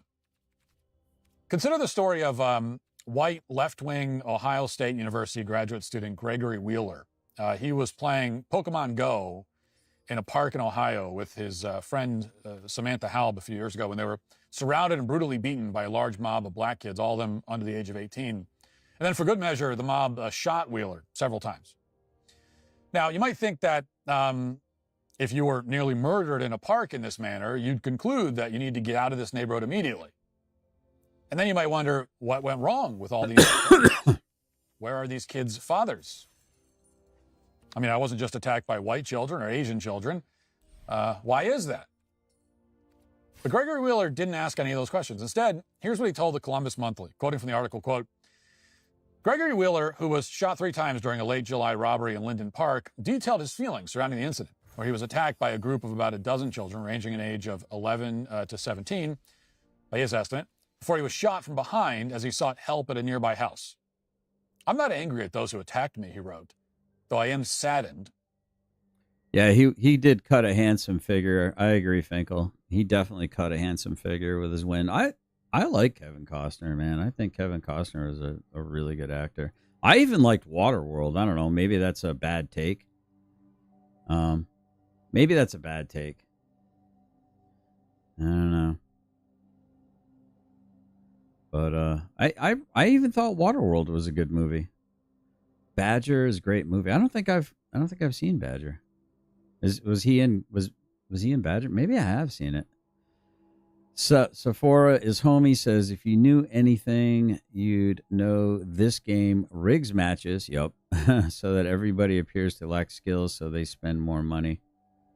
Yeah. Oh, you get hundreds of calls. Well, you were e-begging for calls yesterday, dude. I guess maybe your topic was not really disagreeable yesterday. Maybe that's why nobody called in. I actually thought you had a couple W's yesterday, Sage. I'm objective enough to know when you're saying something that has logic and makes sense. I mean, it's rare, Sage. It's rare because you rarely are logical and you rarely make sense. But why are you still a registered Republican? I was a registered Democrat. I went independent. You should probably switch off of that, bro. Unless you're doing it to try to sabotage like primaries or something. She's calling me Badger From when I went on. Oh, got it. Oh, I like badger. Yes. Okay, honey badger. It's honey badger. That I would have gotten that. Dove says, Sage, oddly, I never heard of you before GS covered you. Yeah. No, you're welcome. I've actually encouraged people to go to your channel and to say that I sent you. Matter of fact, I was reviewing your video yesterday, and I had your channel pinned in my I had it pinned. I had a pinned comment so that people could find your channel, Sage. I'm trying to help you. I'm trying to help you by sending people that have logic, reason, and evidence to your channel. Elizabeth McClellan says, at Sage Outcast, why are you being such a D? Just go to another channel. You don't have to be here. Well, it's weird because I'm guessing he's live streaming. He's probably live streaming my channel right now and calling me a racist, trying to get his little fucktard community that believes that words are worth unpersoning people for to come do harm to me. You understand what I'm saying? You think the West is saving the world when the West is the problem. Oh, my communism. Like, at least Finkel loves his country. I think Finkel has some interesting views that I'd like to have a conversation with him about. I'm not 100% convinced that Finkel's a communist. I just think that, and he and I probably disagree less on Trump than he thinks. We probably agree way more. I mean, I've been saying Trump's a Trojan horse for going on 3 years now. Finkel is Badger. You called him Honey Badger. Yes. Okay, Dove. Okay. Sorry. Shadow Finkel, don't give a. Freaking love it, dude. That's hilarious. Let's see. Sage and GS, Rodney King just called me and asked, you really can't get. See, I want to get along with Sage. I really do. I genuinely want to get along with Sage Outcast. I would love to have the kind of conversation we had the first time I called into the show. But I don't know, man. He just he's too bad faith, man. And whenever he's getting beat in a scenario, he moves the goalpost, creates a straw man, burns the straw man in effigy, and says, "I just defeated your argument," and then hangs up on you. Although, to be fair, he never did hang up on me, so I do appreciate that. If you actually understand biblical prophecy, it's not West-centric, it's Middle East-centric. So while we play a role, it's actually not us who bring on the apocalypse. Actually, there's an interesting, there's actually an interesting theory on that. Let's have a conversation about it. There's actually an interesting theory on that, and the theory is that there's only one place in the world that what they call gopher wood actually exists, and that's in the panhandle of Florida, or in parts of Florida, right? It's called gopher wood, and that's what the ark was built out of. And we think the Tigris and the Euphrates are the two rivers that the Bible talks about, but actually I think it's the Ohio and the Mississippi, if I'm not mistaken, or I know it's the Mississippi and one other river. Somebody correct me in the chat if they know what I'm talking about. Again, this isn't a hill I'm going to die on, but I find it interesting that basically they're saying that the Garden of Eden and the origins of our existence actually was here in America. So I don't know. I mean, it's something to think about. I find it interesting. I don't always agree with Badger, but he has some good. Yeah, he does have good points. I mean, and he's corrected me on a few things that, like, who is it? I always thought it was Sun Tzu said, "Never interrupt your enemies while they're making a mistake," but it turns out that was Napoleon Bonaparte. So that has been corrected. Yeah. Okay. All right, champ. Settle down, champ. Okay, champ. Hold on. You're getting a little aggro now.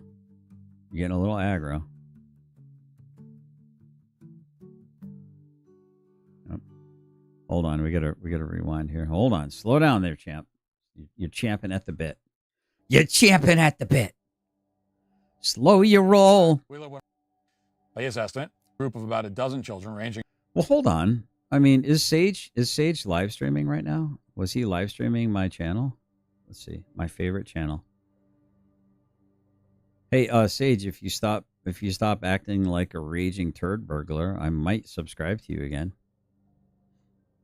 I thought, is he live? He's not live. He must have taken the day off. Did he rage quit? Oh, he hasn't gone live yet. Why haven't you gone live yet, Sage? You must be taking the morning off. Oh, what happened, Sage? Oh, well. An age of 11 to 17, by his estimate, before he was shot from behind as he sought help at You would not live stream, yeah, because you're afraid people would flock to my channel. Proposed 10-person panel: me, Muxter, GS, DFA, Sage, Porter, for Public Safety, Brick, Jonesy, Andrew Wilson, and Lilith. I think together we can out yell TPP. Who's TPP? Oh, the People's Podcast. Yeah, that is insane, dude. I just can't even deal with that. I would not live stream you. I know you said that already, dude. Chill out, man. Calm down. God, you sound like a broken record or a jilted ex-girlfriend. Oy vey, I would not live stream you. There's no content worth me taking. Yet here you are like slut magic. a nearby house. I'm not angry at those who attacked me, he wrote, though I am saddened. Wheeler went on to express solidarity with the Black Lives Matter movement. His attackers were black, as well as some of the concerns that plagued him in those moments he lay bleeding on that stranger's front porch. Was his friend Samantha okay? She was. Would innocent lives be lost in the drive to bring the guilty to justice? Thankfully not. Is locking any young person away for an extended period of time the best means of rehabilitation? Yes, he's telling us that as he was laying bleeding on the sidewalk after being shot 3 times in the back, he was thinking to himself, would imprisoning my attackers be the best means of rehabilitation for these poor wayward youth? You can't write this stuff, That's guys. what was going through his mind. I don't know what's worse, if he actually was thinking that in the moment or if he's lying and pretending that he was. I don't know what's worse. Yes, even getting beaten and shot. He said you're welcome to try to bring me to the dark side. Wait, hold on, Sage. What's the dark side, Sage? Sage, what's the dark side? Let's have a conversation. What is the dark side? What do you mean, what's the dark side? Video Hype Studio Gaming, what's up? PC enthusiast from the Philippines, dreaming of a better setup. Watching your streams keeps me inspired. If any kind soul or sponsor sees this, you'd make a dream come true. Okay. Nice. Join the dark side, Sage, and together we can rule the YouTubes. Yeah. Oh, yeah. The Empire did nothing wrong. Sage. Oh, okay. I know what you're talking about now. The Sage is like, what's the dark side? Or you could try to convince me. What is it? The Empire did nothing wrong. There's like a whole meme about that. I love how at Generally Specific blames Sage for moving the goalpost when that's you did the whole time. That's what I did the whole time.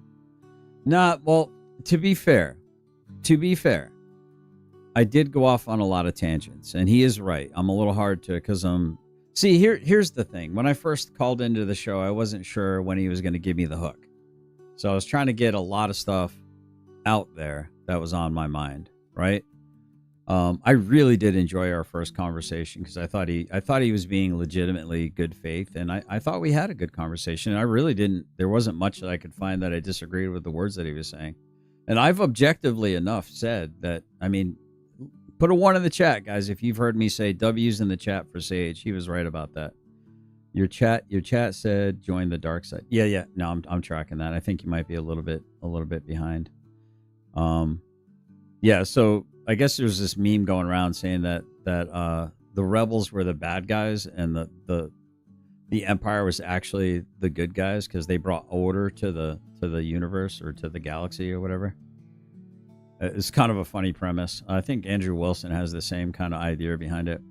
Yep, Trump is definitely a Trojan horse. Bingo. He gave the planetary program to our enemies, compromising all the intelligence that's being distributed over encrypted servers. See, that's where I would caution people.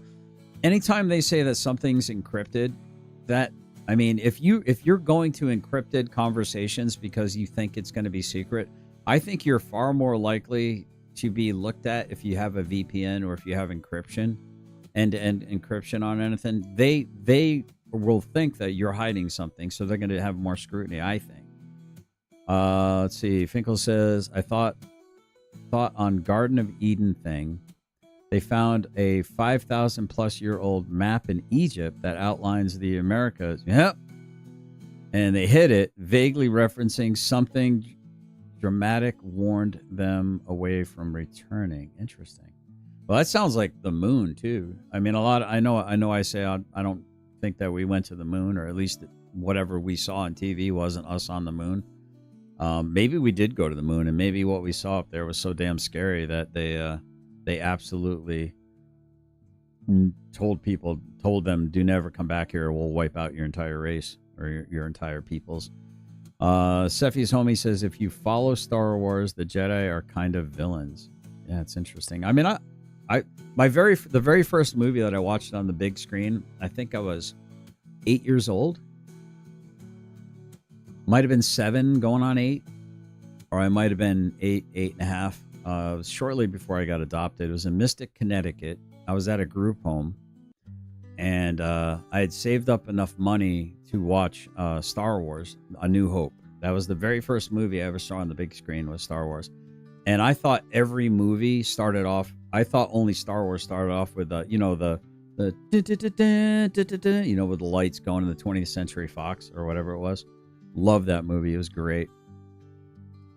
Doe says, I'm not doing ones in chat.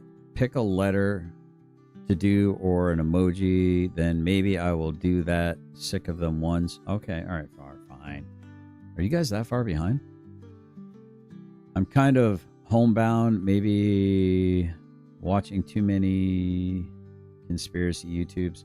No, I've heard stuff. Well, I didn't hear anything about that map or anything like that, but that's interesting. Thanks for sharing that. We did go to the moon, but they deleted the footage. I thought they deleted the telemetry data. Man, you guys must be like way behind. Am I lagging? Am I that far behind? This is weird. Hold on. I said put a 1 in the chat like a long time ago. All right, anyway, here we go. Let's get back to it. All right. Several times by a mob of black kids wasn't enough to prevent Gregory Wheeler from expressing solidarity with the Black Lives Matter movement, or lamenting whether the police would randomly kill innocent people as they investigated his attack. On the left and in the center, the issue is completely firewalled. You're expected to die before you're allowed to talk about it. Remember this story from Baltimore just a few months ago? Roughly 15 black teenagers brutally assaulted a 12-year-old white boy in an apartment complex, but police announced that there would be no hate crime charges and that several of the attackers wouldn't be charged at all. Police say charges have been filed against. So I'm getting excited. I'm waiting for the new set to come out. I think I'm going to do a couple sealed deck. Well, today on my main channel, we're going to be going over for public safety has a Zoom court date. So we're going to be relaying what happens on there. Hopefully I'll see some of you guys in the Hardin County Zoom call. Rumor has it that there might be a certain person who's on camera with palm trees behind them watching the Zoom call. So that'll be fun. Hopefully you'll see that. Maybe they were making a joke. I don't know. So, but there might be a person that's vacationing someplace where there are palm trees right now, just living his best life, or their best lives. So that might be fun to check out. 5 of the 8 individuals that police say were directly involved. Yeah, exactly. Brutally attacked, like 20 plus or whatever, brutally attacked this white guy. And all he's thinking as he's bleeding on the ground is, wow, I really hope that they don't put these people in prison, because that won't help them. Why are we called the most horrible, disgusting, unpersoning terms like racist, bigot, homophobe, all these other words, right? Why are we being unpersoned left and right when we're the ones that have the most open, unbiased? We're not biased to our in-group preferences. We welcome other groups to come into our fold. Every other group on the planet is very in-group preference biased, in my opinion. Why do you say YT, not white people? Oh, I say all kinds of stuff, man. I say what I want to say, Sage. I don't know. Why are you a vegan? I mean, I want to know. Listen, you've been a vegan for 22 years. I actually had to look up fat vegans to know that that's actually a thing. That a fat vegan is actually a thing. I don't know how you're doing it. I mean, I know gorillas are vegans, but they're like, I mean, they got what, like 5% fat? Like, I mean, we're talking like they're just all muscle. I'm not saying you can't be buff as shit. I mean, most of the most massive, strongest creatures on the planet are vegan, right? What? Well, how am I dumb? What? How does that make me dumb? I legitimately thought being a vegan would be a superior way to live your life. Yeah. No, I don't know. Maybe he's like lagging or something. I guess fat kids lag in real life. You might be lagging. So, damn it, Sage just got $2,500 to go back streaming you. Get ready, Gary. Uh-oh. Shadowfinkel says, the big book is the only book I have read cover to cover repeatedly in the past 5 years. Oh, and Art of War. Art of War is relatively short. I actually want to start reading the works of Machiavelli. I want the different works of Machiavelli. Gas, you act like you're skinny or do what? GS? Do you mean gas or wait, what? Who are you talking to? You talking to me? Are you talking to me? You must be talking to me. There ain't nobody else in here. Forbidding the eating of meat was a biblical harbinger of the apocalypse. Interesting. Gary, have you ever played South Park the game? No. Gary, who's Gary? GS says he's a shape. Yeah, I'm definitely a shape. I'm 100% a shape. I don't know. I'm pretty handsome, actually. I do own a mirror. I get why I got a bunch of beta/gamma orbiters in my orbit. I get it. In this assault, all of the accused, at least Oh, really? 13 years old, or I think if you do it in caps, it won't autocorrect it. I just wasn't sure if you were talking to me or somebody else. It's fine. I'll figure it out. I like to engage with my crowd, even if my crowd's hating on me. It's still, you're taking time out of your day. And you are an image bearer of God. I mean, I'm not the most perfect representation of a Christian by any stretch of the imagination, and I will ask the Lord to forgive me for that, and hopefully he will. But that said, yes, modest. I am exorbitantly humble and excruciatingly I'm exorbitantly handsome and excruciatingly humble. Those are my two greatest traits. It is known. You are a beta, GS. Wow, that sounds like a weird accusation.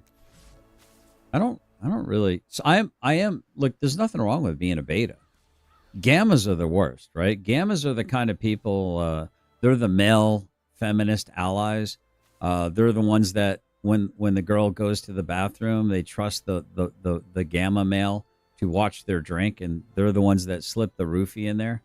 As soon as she gets up from her chair, that gamma incel, gamma male feminist ally sniffs their chair. The closest that somebody, the closest that a gamma male will usually get to a human vagina is his own mother's dirty clothes hamper. You know, stuff like that. You know, chair sniffers, drink roofiers, male feminist ally, panty hamper grabbers. Just leave your mom's panties alone, dude. Just leave them alone. Younger. And tonight, a closer look. Yeah. I mean, I guess so, if you say so. At the alleged crime. It's a dramatic incident caught on cell phone video, circulating now on social media. A boy attacked. Baltimore County Police say it happened at the Kings Mill Apartments in Essex last Friday. A violent disturbance that unfolded in this patch of yard at Hatwick Drive. Neighbors who say they were not home that day are stunned now by what they see in the video. It's not right. It's disheartening. Like, I can cry. Oh yeah, let me go back to the whole beta thing. There's nothing wrong with being beta. I consider myself a situational beta male. So there's alpha males, beta males, and this. I mean, but gamma males are they're horrible. Gammas are the worst. Deltas are really good. But it's like gammas are just the worst. They're like the sneaky fuckers of the natural world, right? So like I call myself a situational beta. If I happen to be in the presence of a man who is more competent than I am, then what I'll do is I'll cede to that person's competence, right? But if I am like my motto is lead, follow, or get the F out of my way, right? That's my motto. So, yeah. So if you're a better leader than me, I have no problem following you. No problem at all. But if you're not, then follow. And if you're none of those things, then just get out of my way, dude. Just get out of my way. A boy seen in What's up, rats? being punched, thrown to the ground, kicked, even at one point J-Town. his pants pulled down by a group of several other young boys. Several other young boys. Is there no other description? Is there no other description? Longo. Right at this point. Is there no other way to describe the other boys? Can we not describe them in any other way? Is there no other descriptor? There's no other clue that you can give us? Nothing to see here?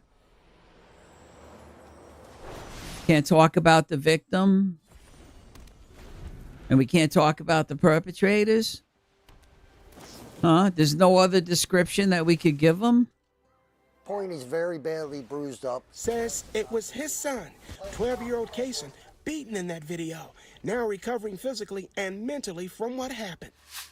It's a group of several other young boys who committed this heinous crime, according to the news. Nothing to see here, guys. But Nothing. you don't get to know anything else about the boys, many of whom will get away with it.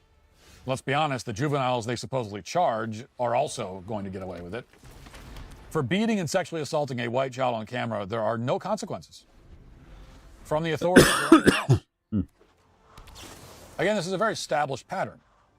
It's not just the media that ignores anti-white attacks. The police often ignore them, too, for political reasons. A few years ago, there was a major protest in Philadelphia after several black women decided to wage a campaign of terrorism against. Yeah, I mean, it is kind of funny, right? Sephoria's homie. I guess Sage Outcast took the day off to try to get some content by coming into my channel and running his cunt mouth. I guess that's what the little subversive bagel is up to. You gonna cancel me, Sage? Give your nuts a tug. Many men have come before you. Probably many men have come inside you, too. But I'm just saying, you wouldn't be the first to try to undo me, bro. Good luck, man. Against white people.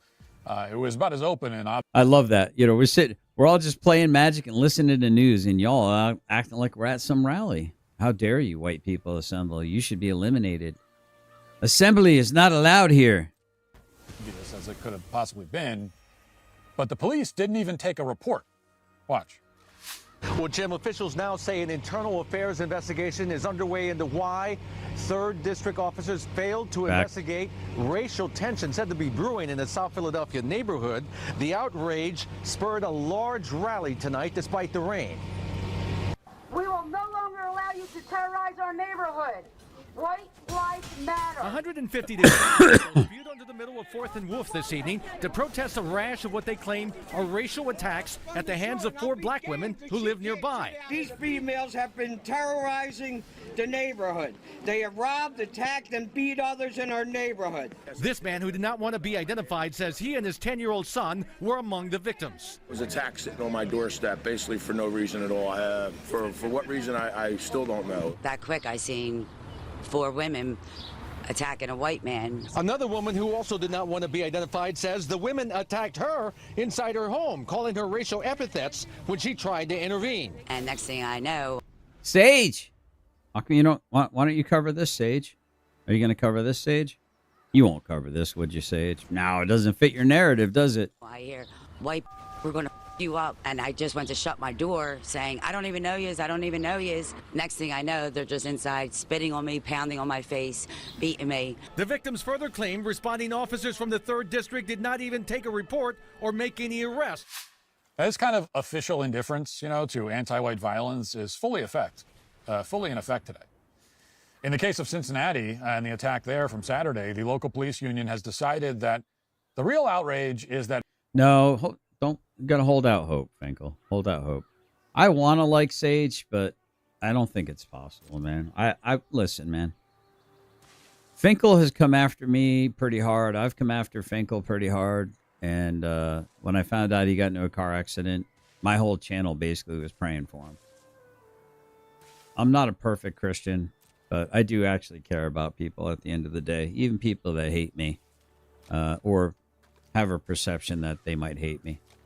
And I think Finkel absolutely has value to this world. I think he adds value to my channel. I think he has a very interesting perspective. And I think to dismiss Mr. Finkel offhand as if he's just somebody to be absolutely dismissed and ignored would be foolhardy. There's a reason why many hands make light work. There's a reason why usually when you go out hunting as a tribe, you have most of the men are hunting because you got to watch out. There might be a jaguar behind you that you're not seeing because you're so focused on the prey in front of you. So it's good to have somebody who's saying, hey, don't trust this Donald Trump guy. You might think you people that voted for MAGA, you think MAGA's MAGA and all this other stuff. It ain't what you think it is. And well, I tend to agree with him, even though I voted for the man. I didn't see any other option, to be honest with you. Maybe it's like George Carlton said. There's an illusion of choices. There's 32 flavors of bagels, but only really one choice for who you elect, right? Don't tell him I am here to convert his regulars. You will be a simulated resistance. It's futile. Yep. Here, not to. Yeah, that's fine. I knew what you meant. No, I mean it's at the end of the day, it's like, come on, man. What are we doing here? I mean, do you really believe the things you're saying? And if you do, why do you believe the things you're saying? Do you really stand 10 toes on business in your square? No, I understand. Yeah, I mean, I literally did something and I said, if you're bored, fight boredom. Yeah. Oh, I don't hate you either. That's why I don't cover you. Oh, come on, man. Really? Really, dude? Is it? Oh, it's like that? Okay.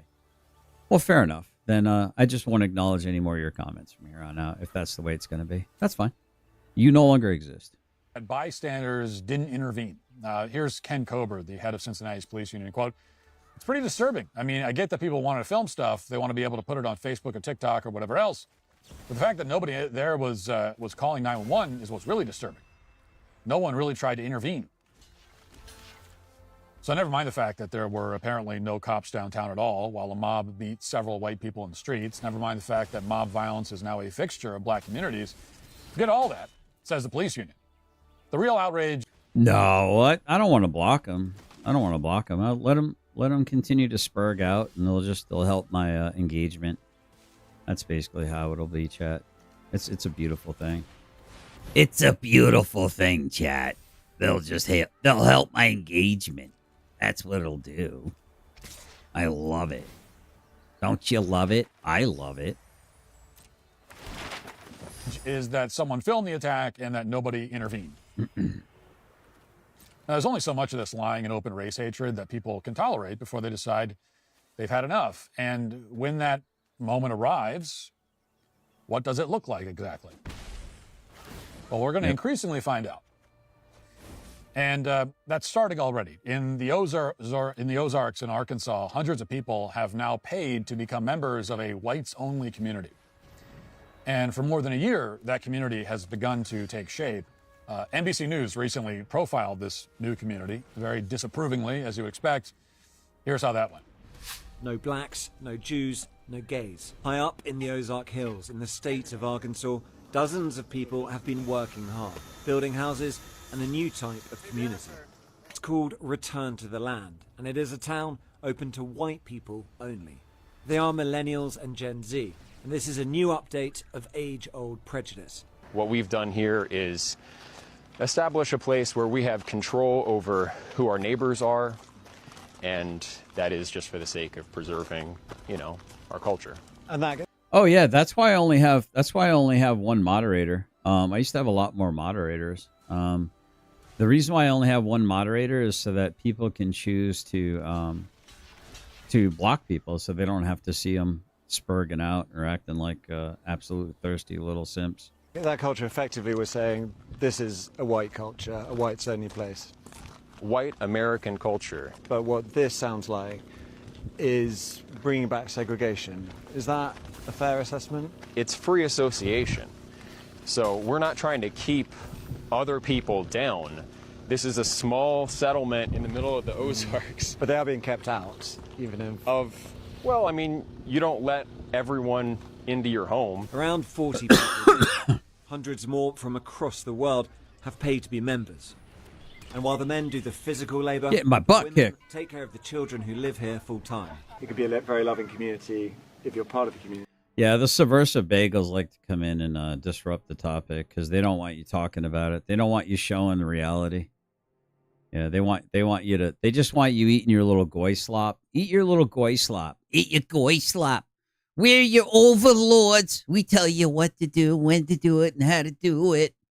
But if you're black, or if you're Jewish, or if you're gay, you can't be part of that community. They can have their own It's private property. They already do. You might be wondering how any of this can be legal. Return to the Land is structured as a private members association, which they believe allows them to discriminate on the basis of ethnicity, along with other factors. That has yet to be tested in the courts and may well fail. The Arkansas Attorney General has said his office is now reviewing the matter as a result of our reporting.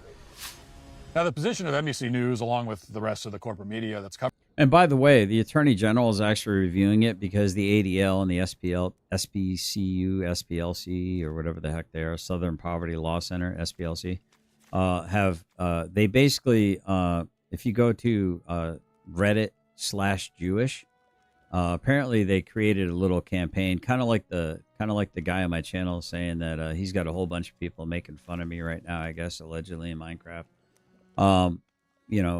It's what the bagels do. They try to cancel and unperson you how dare the goy, how dare the Gentile talk about God's chosen people like that, even though they're the most atheistic, God-hating, hubris filled people on the face of the planet. Revelation 2:9 and Revelation 3:9. If you need to know, you need to know. If you know, you know. If you're curious, take a peek.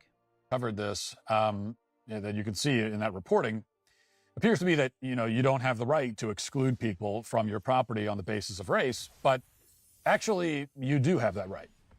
You can exclude people from your home for any reason you want to. It's not their property, it's yours. We're not talking about a public accommodation like a restaurant or apartment complex, nor are we talking about people who take money from the government. This is their land. They've established a private membership association. They sell shares that grant access to the land. And if property rights mean anything at all, it's that you have exclusive rights to control access to your property. On the other hand, if you don't have the right to build a community on a private piece of land and live around the sorts of people you want to live around for whatever the reason is, it's up to you, then in that case, you don't have any rights at all. I mean, this is as basic and fundamental as rights can possibly get. Freedom of association, private property. But as you just heard, the Attorney General of Arkansas apparently doesn't believe. Is it freedom of association? Finkel, help me out. Is it freedom of association or is it freedom to associate? Grammatically, that doesn't sound... But I mean, Matt Walsh is not an unintelligent man, so am I getting it? I must be wrong, right? In freedom of association or private property, he's launched an investigation. Or is it like a legal term? We have of association, we have the freedom to associate. I think it's freedom of association. Me too, but it's like that just seems weird, man. It seems fake and gay somehow. And condemned, quote, racial discrimination. Now, strangely though, there was no investigation or any media outrage whatsoever. Oh, I'm just playing. I'm just testing out like a standard. This is not working. What I want to do is I want to do rule with inner sun, so I get 2 end phases. I'm gonna have to figure something else here. This one's not working actually. Let me figure something else out.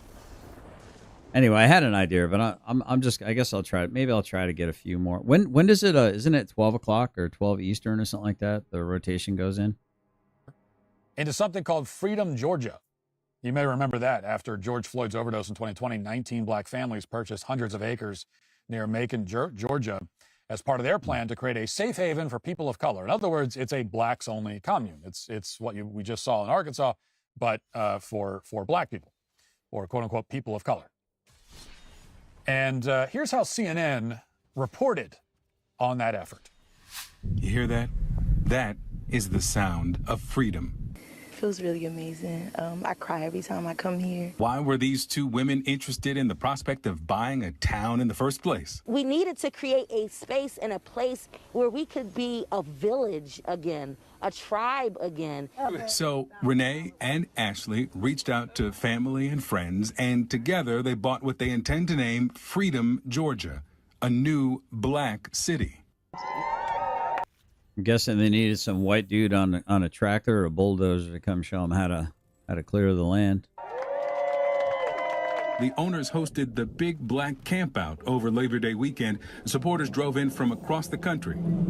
That is our vision, and to be able to pass this land down to my children and to the children that are represented by each of our 19 families as a piece of legacy. We're hoping to create legacy. So apparently it's very noble and appropriate when black people want to be around black people and ban all other races from the property. The media will celebrate that kind of thing any day of the week. It's only white people who aren't allowed to practice freedom of association, just like it's only white people who aren't supposed to, supposedly don't have a homeland or a culture or anything else.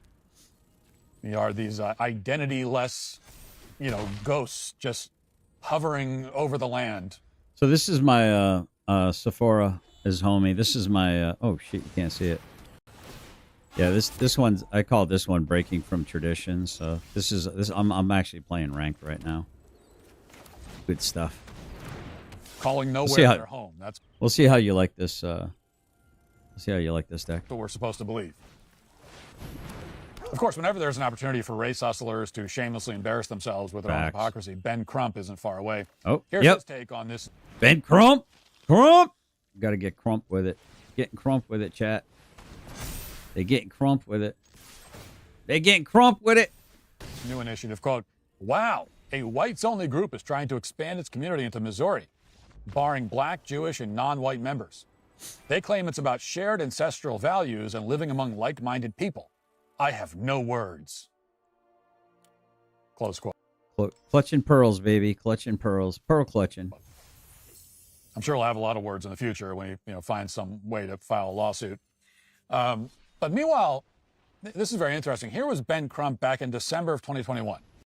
Quote, Wayne Swanson and 19 other black families purchased more than 500 acres of farmland in Toomsboro, Georgia, to invest in their Freedom Georgia initiative. All right, hold on. Finkel went through the trouble of bringing up the definition. Freedom of association is the right of individuals to join, form, or leave groups of their own choosing and to act collectively to express, promote, pursue, and defend common interest.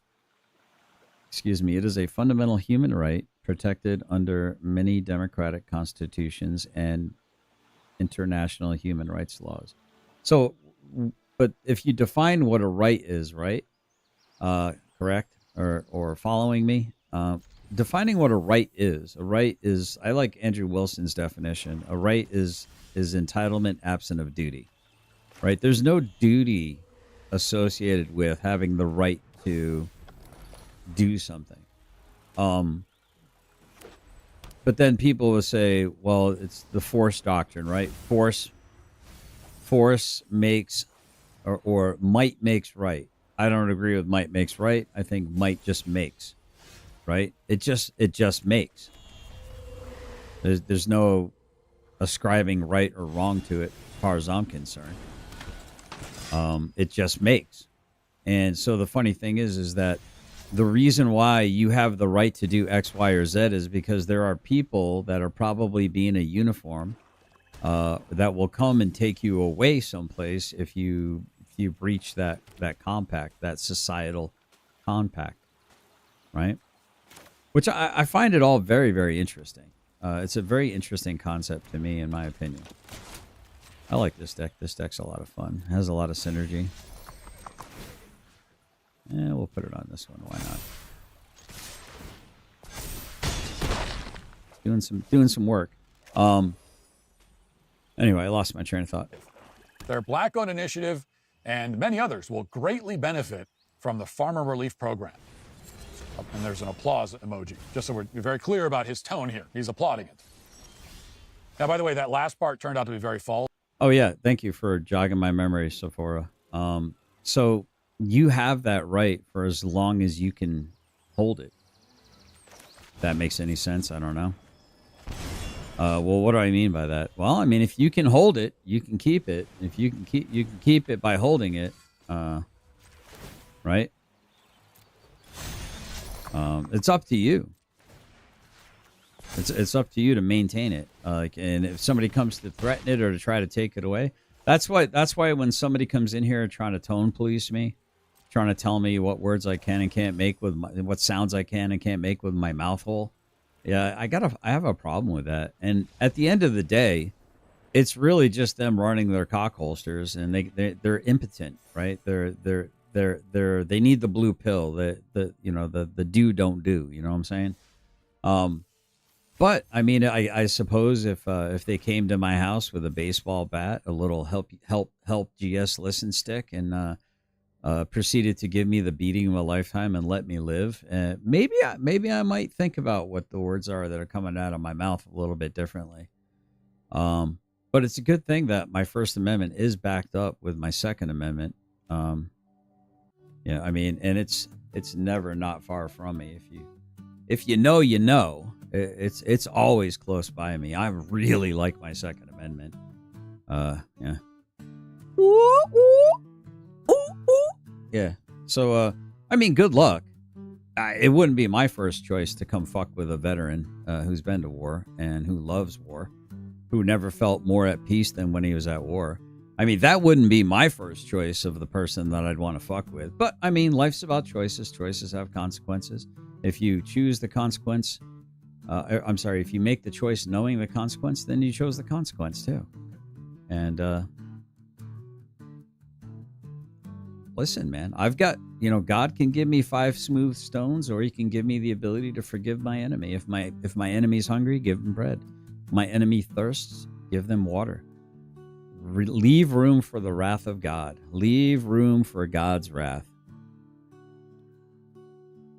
It's about as dysfunctional as you'd expect. Wikipedia reports that as of July 2023, the settlement consists of a dilapidated campground, and its founders are working on establishing roads and utility services. Then as of May 2024, quote, construction for permanent dwellings or vital infrastructure has not begun.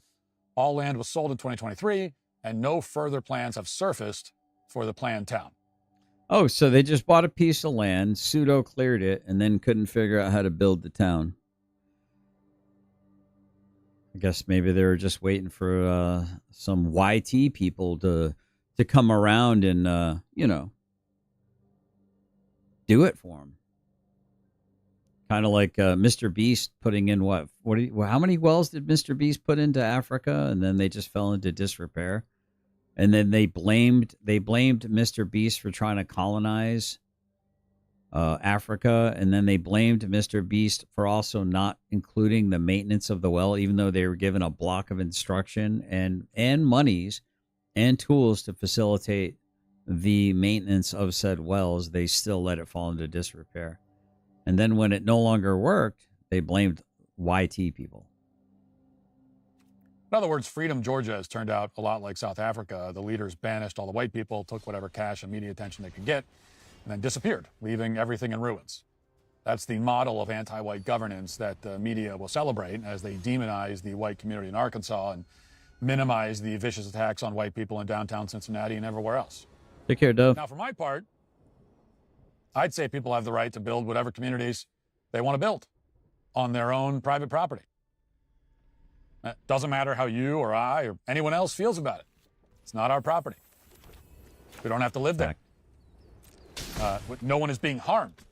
When a group of people go and they buy some land, they say we're going to live here on our private right. It doesn't harm anyone else. It doesn't. No one else. No racial minority is being deprived of anything. Nothing's being taken away from them. They're not being hurt in any way. That's it. Now, at any rate, at this point, no amount of media is sufficient to hide the truth that everyone can clearly see, and it's controversial. I just had a meeting with shadow government, and it was not unanimous. You can say what you like, with the exception of shameless plugs for cheesy posts. How dare you, sir? How dare you? How dare you, sir? What in the world is this guy doing? Did he really just do that? Okay, that's a choice. That's a choice. To say, but it's a plain statistical fact that, generally speaking, generally the whiter specific, a community is, the safer it is. The data demonstrates this very clearly. It's just true. It's just a true thing. I mean, it's been an unspeakable. Sephora, look at this. Isn't that nice, dude? You got Hollow Merc Siege. So not only do they get a counter for and Menace, but actually if I do both of them, whenever they put a counter on it, I get to draw a card too. So that's good hand replenishment, as long as it stays alive. I think it's pretty cool. Unspeakable truth in our country for a long time, but it's true whether we speak it or not. Simply a fact. And rather than yell at people for noticing these inconvenient facts, maybe we should start addressing the core issues driving this trend. Maybe we can ask, oh, this is an interesting fact. Why is that? What can we do about that? What's at the core of this problem? Why is this happening? These are all questions you could start asking. You could start getting somewhere if we can get over this ridiculous hurdle of having to pretend that things we all know are true aren't true. Bingo. Or alternatively, we can keep screaming and trying impotently to enforce racial double standards, the kinds of racial double standards that have defined our culture for a long time. But that dam was never going to hold. And now it's breaking. People are just done with the double standards. If tribalism is okay for every other group on the planet, you're going to find that white people all will increasingly follow suit. Mm-hmm. And saying, no, it's bad when you do it, just is not a persuasive argument. Yep. People only pretended to be persuaded by it. But one public act of mob violence at a time, as we're lectured about white supremacy while white people are beaten in the streets, those days are rapidly coming to an end. Now let's get to our 5 headlines.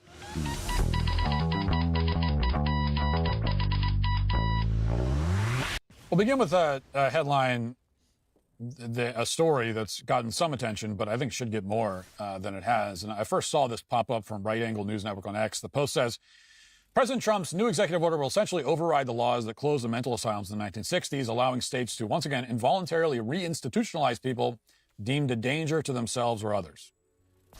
And so that's a summary. Here's the New York Post with more context. President Trump signed an executive order Thursday calling on states and cities to end endemic vagrancy and rehouse homeless people, including drug addicts and those suffering from mental problems, in treatment centers. The order... Yeah, we're going to make asylums great again, chat. We're going to make asylums great again. Yes, finally. However, I have a funny feeling that people that think the crazies and the homeless are going to get rounded up and put in them are mistaken.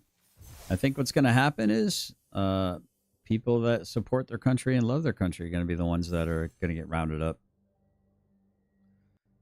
The alligator Alcatraz that everyone's talking about and clapping and saying, yeah, this is great. Oh, it's great. That's where you're going because you love your country. That includes Finkel, who I do believe loves his country.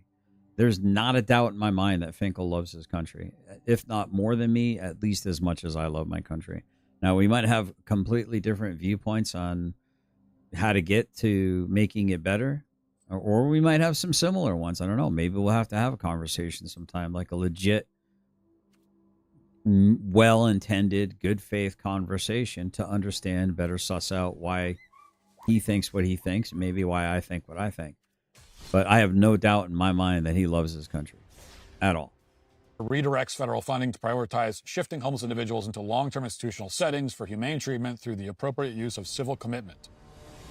On average, more than 274,000 people were sleeping on the streets each night last year under President Joe Biden. The order says overwhelming majority of these people are addicted to drugs, have a mental health disorder, or both, according to the document. Based.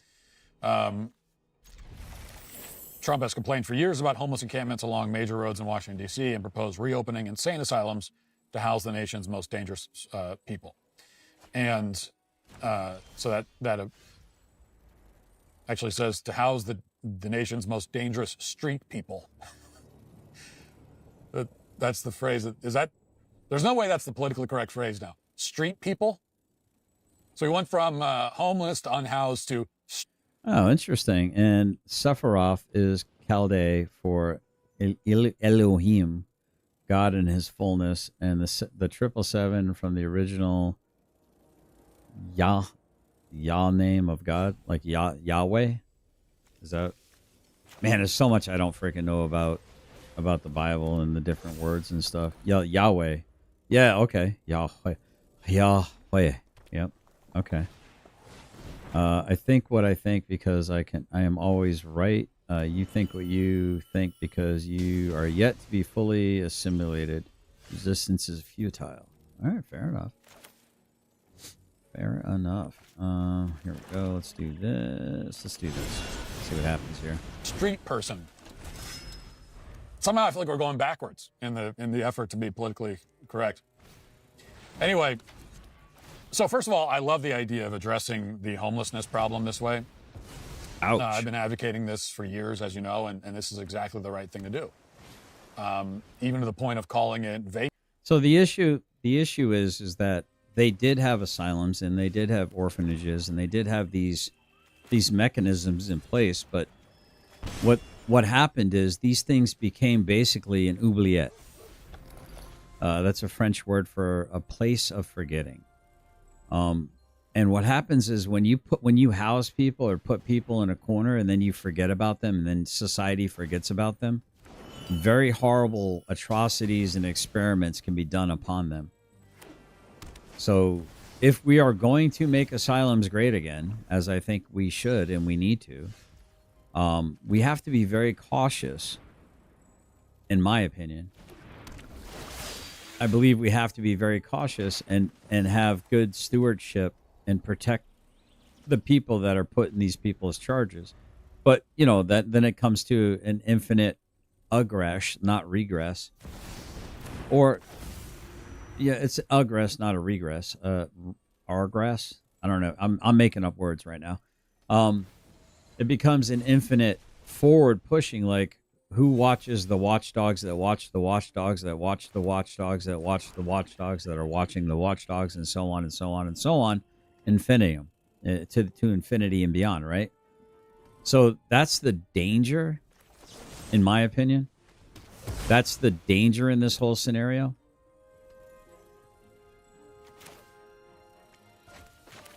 Let me do this real quick. Hold on, guys. Vagrancy, you know, as he does in this order. That's what it is. That's what we should call it, and that's how. That's the danger in doing it. People get forgotten about when society is just going about its own business. I mean, you can see a car accident on the side of. Oh gosh, I shouldn't have said that. But you can see a car accident on the side of the road, and then go, oh, that looked terrible. That person's having a really bad day. But then you drive down the road, and soon you forget about it, and you're on with the rest of your life.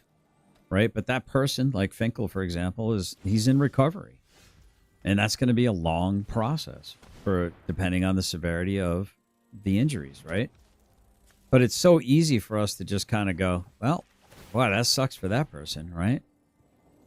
And then we just move on with our lives, and that in essence is what happens in society when we're not paying attention, right? When we're not paying attention to the people in society that we're charged to protect. We should treat it. Our cities have become homeless encampments. It's completely out of control. There's filth and trash everywhere. Druggies strung out on the sidewalk. It's disgusting. It's filthy. It's unsafe. And There's only one way to address it. There's only one way to solve it, which is by force, which is by forcibly removing these people and enforcing the laws against vagrancy. And that's the important point here, that Trump is not inventing any new laws through executive order, which, of course, is not how laws can be made anyway. These laws are already on the books. It's already illegal to set up a campsite on a public sidewalk. It's illegal almost everywhere to do that, and it has been since forever. It's just that the laws have not been enforced, and this is the pattern. All of these cities have become unlivable hellscapes, for the most part, not because of changes to the law. Now, there have been some changes, like legalizing marijuana, that sort of thing, that's contributed to the problem. But for the most part, they have the laws on the books already to clean things up. They just choose not to. They don't enforce the laws. Now, they would enforce them if you or I violated this particular law. If you, as a normal person, tried to set up a camp on the sidewalk, start grilling up some steaks, invite your friends over for an impromptu tailgate in the middle of a public walkway, right? The cops will be on the scene in like 5 minutes. Or you would be given a citation, a pretty hefty one, and told to leave. And if you refuse to leave, they just arrest you and put you in jail. But if you're a mentally ill druggie and you and your friends are shooting heroin on the sidewalk instead of having a tailgate, suddenly it's tolerated. But of course, if anything, it should go the opposite way. Like we should tolerate the former scenario more than the latter. But this toleration is a choice. And we can make a better choice and fix this problem. Really, it's up to us. And so I think that's what Trump is doing. That's why it's good. Now, on the other hand, I will say when it comes to reopening the asylums, if that is indeed the effect of this order, which it looks like that's what they're going to do, I support that in theory. In theory, I think it's a good idea to reopen the asylums. And I've called for the same. I've talked about it on the show a bunch of times.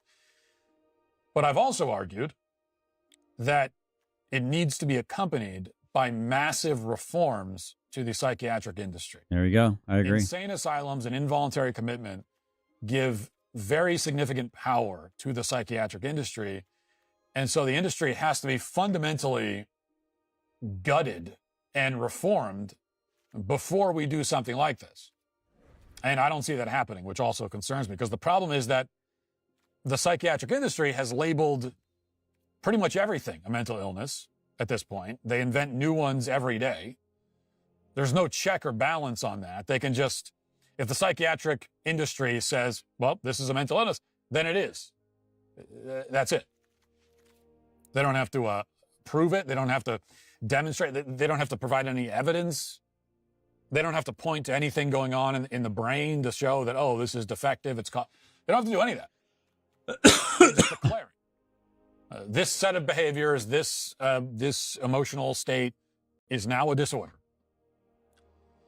So without major reforms, this just enables psychiatrists to lock anyone away based on whatever nonsense diagnosis they come up with. And what does that mean? It means, get ready for when you follow the slippery slope, get ready for conservatism and other inconvenient ideologies to be labeled mental disorders, which must be treated for the patient's own good, of course, with involuntary commitment and all the rest of it. So that's what I'm worried about. So if we're talking about involuntary commitment in insane asylums, then we should be talking specifically.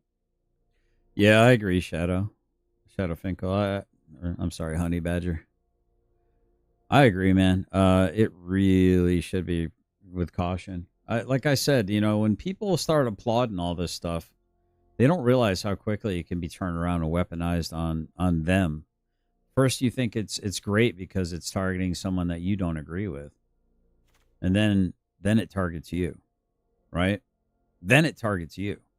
And then you're like, oh, well, why won't anybody stand in the gap and protect me in this situation? Well, because you weren't protecting anyone when they were targeting you or them, and you agreed with it, right? I mean, it's a cognizant dissonance or a confirmation bias, right? People need to be very cautious with a lot of stuff that they think they want. And it has to be very clear, specifically for vagrants sleeping on the sidewalk. That's what this should be for. And these are for people who are not capable or are unwilling to be functional members of society. and it's like a pretty low bar for a functional member of society. Can you live in a dwelling and stay there? And can you live in such a way that you don't end up, on a cardboard box on the sidewalk? And if you can't live that way, or if you're unwilling to, then those are the people that insane asylums are made for. That's why you have those kinds of institutions, or should have them. Last week, we talked about the women's gossip app called T, the T app. Here we go, boys. Pay attention to this one. Apparently, this is why we should be very careful of what's going on in the world. The names of God thing, though we are not required to speak of God in languages, we do not speak as though God cannot. I tempted the heart. Oh, interpret the heart. Got it. Yes, God knows your heart. I believe that. I agree. Which was a I place think that's where what you're women saying. went to. But still a place for this. Although I don't know how bustling it's going to be anymore after what happened. But this is a place where women can go and gossip and spread rumors about the men that they go on dates with. And this involves posting pictures of the men, other personal information, their where they work, all the rest of it. And doing all this without the men's consent, and oftentimes without their knowledge. Now, the founder of this app is a guy named Sean Cook. And in previous interviews, Sean has made it clear that he has no sympathy for the men who are defamed and whose privacy is violated on his app. Here's what he's had to say about that. We receive probably about 3 legal threats a day from different men that are disappointed that women have told largely true stories about them on these apps. And so they are upset. So this guy upspeaks, so that already has my attention that he might be not somebody worth listening to. Sleeping in public, I would have been locked up in 2007, had 2 full-time jobs, and slept in the park between them, nicely dressed, but sleeping. Imagine me being institutionalizing for a nap. Yeah. That they've done something bad to a woman, and then a woman has told people about it. And we have a full legal team that helps us navigate those situations, and all of the way that we operate is well within legal guidelines. And then, there's also a whole men's rights activism community that doesn't like what we're doing. And so they're constantly trying to tear us down and organize, mass petitions to take us down and mass reporting of us on the App Store to try to take us down. So, we have a lot of people that are unhappy about what we're doing, and that's okay with us. We believe that women deserve to be able to share their stories and to be able to have safe, relationships. Notice the qualifier he uses there. He says that the stories being spread about these men are largely true. Largely true. Which, first of all, how could he possibly know that? I mean, you can't know that. When a woman goes on the app to spread some negative story about a man, the only evidence we have that the story is true is simply that the woman said it, which is to say that there is no evidence at all. So you cannot claim that this is largely true. But even still, he says largely. Largely is a qualifier that looms rather large over that sentence. Largely true, which means he's admitting that at least some of the time his app serves as a forum for libelous claims and defamation against innocent people. He's outright admitting it. And he doesn't care because he's a bad person. He has the moral sense of a lizard, or of a rat scurrying around in the gutter. I mean, that's, morally speaking, he's just a disgusting, terrible human being who founded an app for people who are just like himself. And that brings us to the update. CNET reports, quote, T, a women's safety dating app that surged to the top of the free iOS App Store listings this week, has been the subject of a major security breach. The company confirmed Friday that it has identified authorized access to one of our systems that exposed thousands of user images. According to T's preliminary findings, the breach allowed access to approximately 72,000 images broken down into 2 groups, 13,000 images of selfies and photo identification that people had submitted during account verification, and 59,000 images that were publicly viewable in the app from posts, comments, and direct messages. These images have been in a legacy data system that contained information from more than 2 years ago, the company said in a statement. I think females in uniform are hot as... Oh, dude. Yep. I don't know what it is about the BDUs that the female uniform. I don't know. It just makes their asses look fucking amazing. Yeah. Makes you thirsty. You know what I'm saying? Makes you kind of thirsty.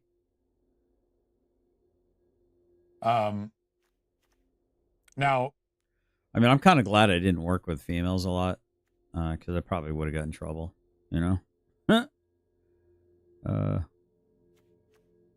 I'll tell you, man, something about the woman's figure, man. It just gets the attention of any red-blooded American male, in my opinion. If not, you might want to have your pulse checked. And this was 4chan is where all this started. And I don't think I've ever really seen... Well, are you talking like in Top Gun and stuff like that? I don't know if I've ever really seen those outfit or those uniforms. Huh.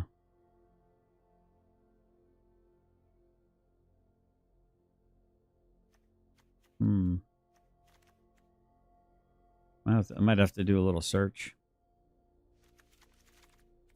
May have to do a little search. And then it spread over to Reddit. So some mighty Avengers on 4chan went in and found the pictures and driver's licenses of the women who have used this app. And they were able to find it because the app collects this data, collects their photo identification, their photos, and then apparently stores it somewhere. And now I don't know anything about this kind of stuff. I fully admit that. So I can't speak to this myself. But from what I've read, this wasn't even really a hack because there was basically no security on this app at all. All this information was apparently stored somewhere. Yeah, I agree. Easily accessed. I agree, Elizabeth. You know, they didn't have to, this was not like some Mission Impossible thing where they had to, you know, break into a secure vault and with laser beams and rappel down. It was nothing like that. It was public. If you know what you're doing and you have just a little bit of knowledge about this stuff, which will be more than I have, you could easily access it because all this stuff was stored publicly, essentially. And the security on the app was non-existent, and that's how it was accessed. And now the names and faces of these women are circulating all over the internet. I'm not going to share any of that here or put it up. Continuing, but it's all over X at the moment. And look, I don't condone hacking or any kind of criminal activity. If that's what this was, if this qualifies as a crime or hacking, which I'm not sure that it does.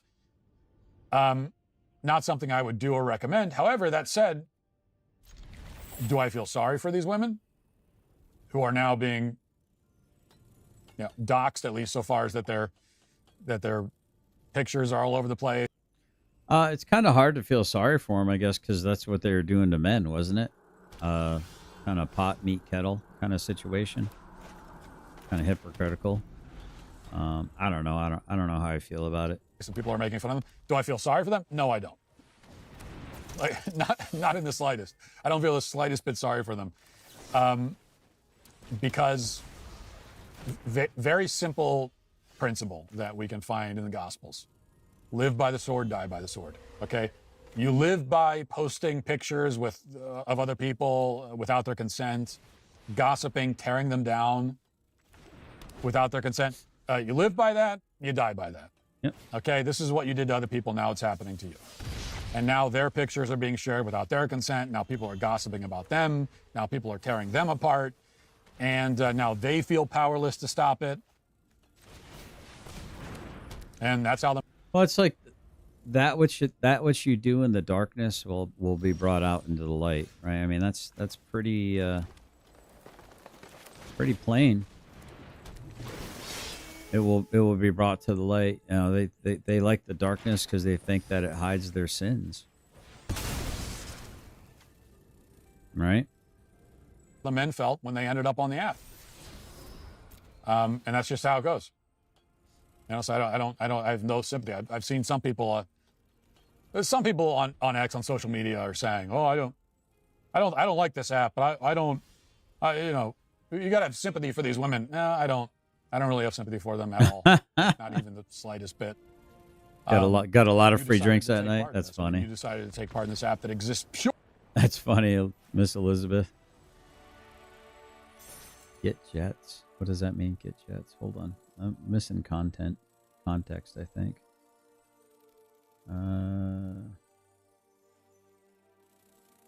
Judge not less to be judged by the same measure in which you judge another. Yep.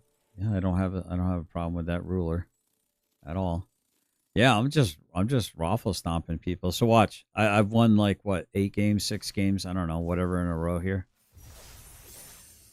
So yeah, I'm probably gonna go into 8-game losing skid now here pretty soon. Let's see. We'll find out. Purely for gossip and defamation. And you not only did you go to this app, you were dumb enough to give it your photo ID and a picture of yourself. I don't remember that line. Yeah. And you took part in this. And so, yeah, this is what happens.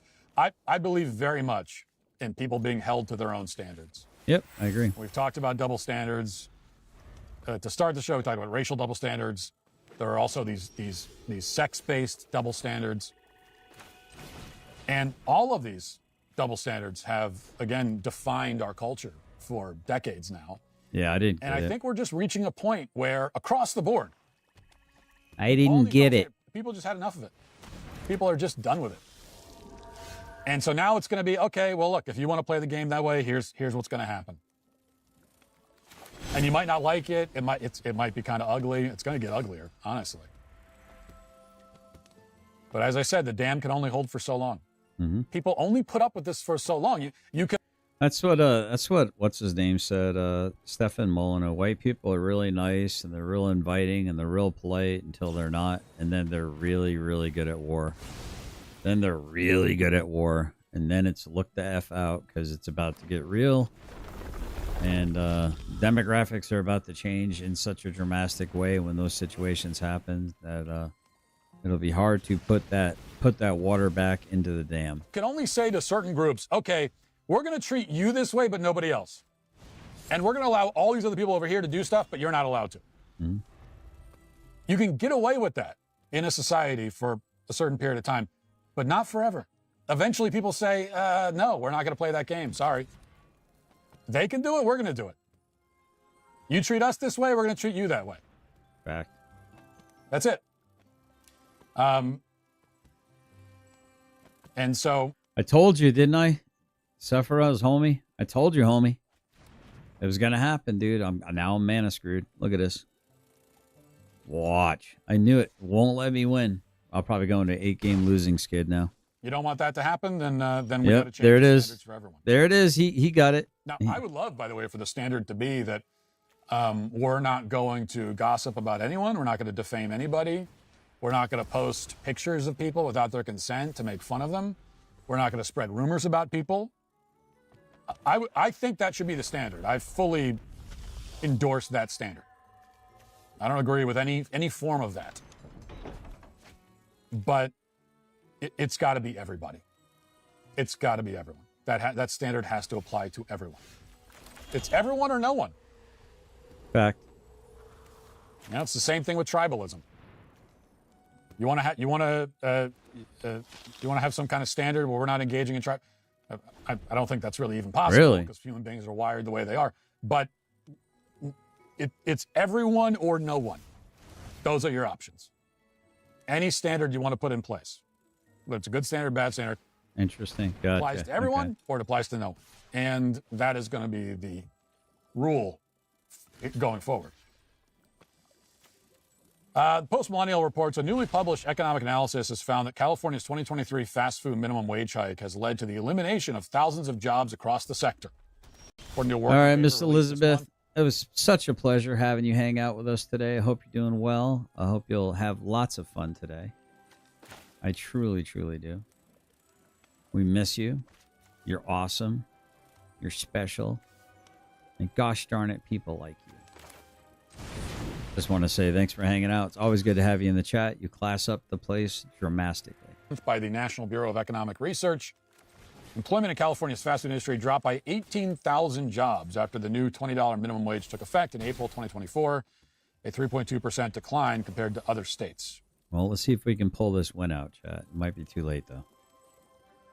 And then it gets into more information, but that's the basics. They put this in place, and then there's 18,000 jobs lost. Cheerio. Cheriolas. It's about the least surprising news you'll hear all week. If you wave your magic wand and suddenly make certain jobs a lot more expensive for their employers, you're going to find that just... Well, she is in Scotland. So I think it might be, well, it's evening. It is evening. It's not, I don't think it's quite night yet. I'm not sure what the classification requirements are for night versus day. But, just as suddenly, there are many fewer of those jobs. And it's a very simple equation.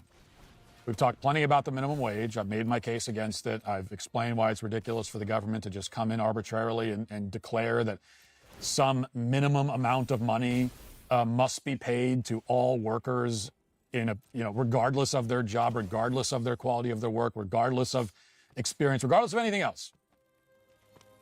Right? Anyone who has this position is worth, X minimum regardless.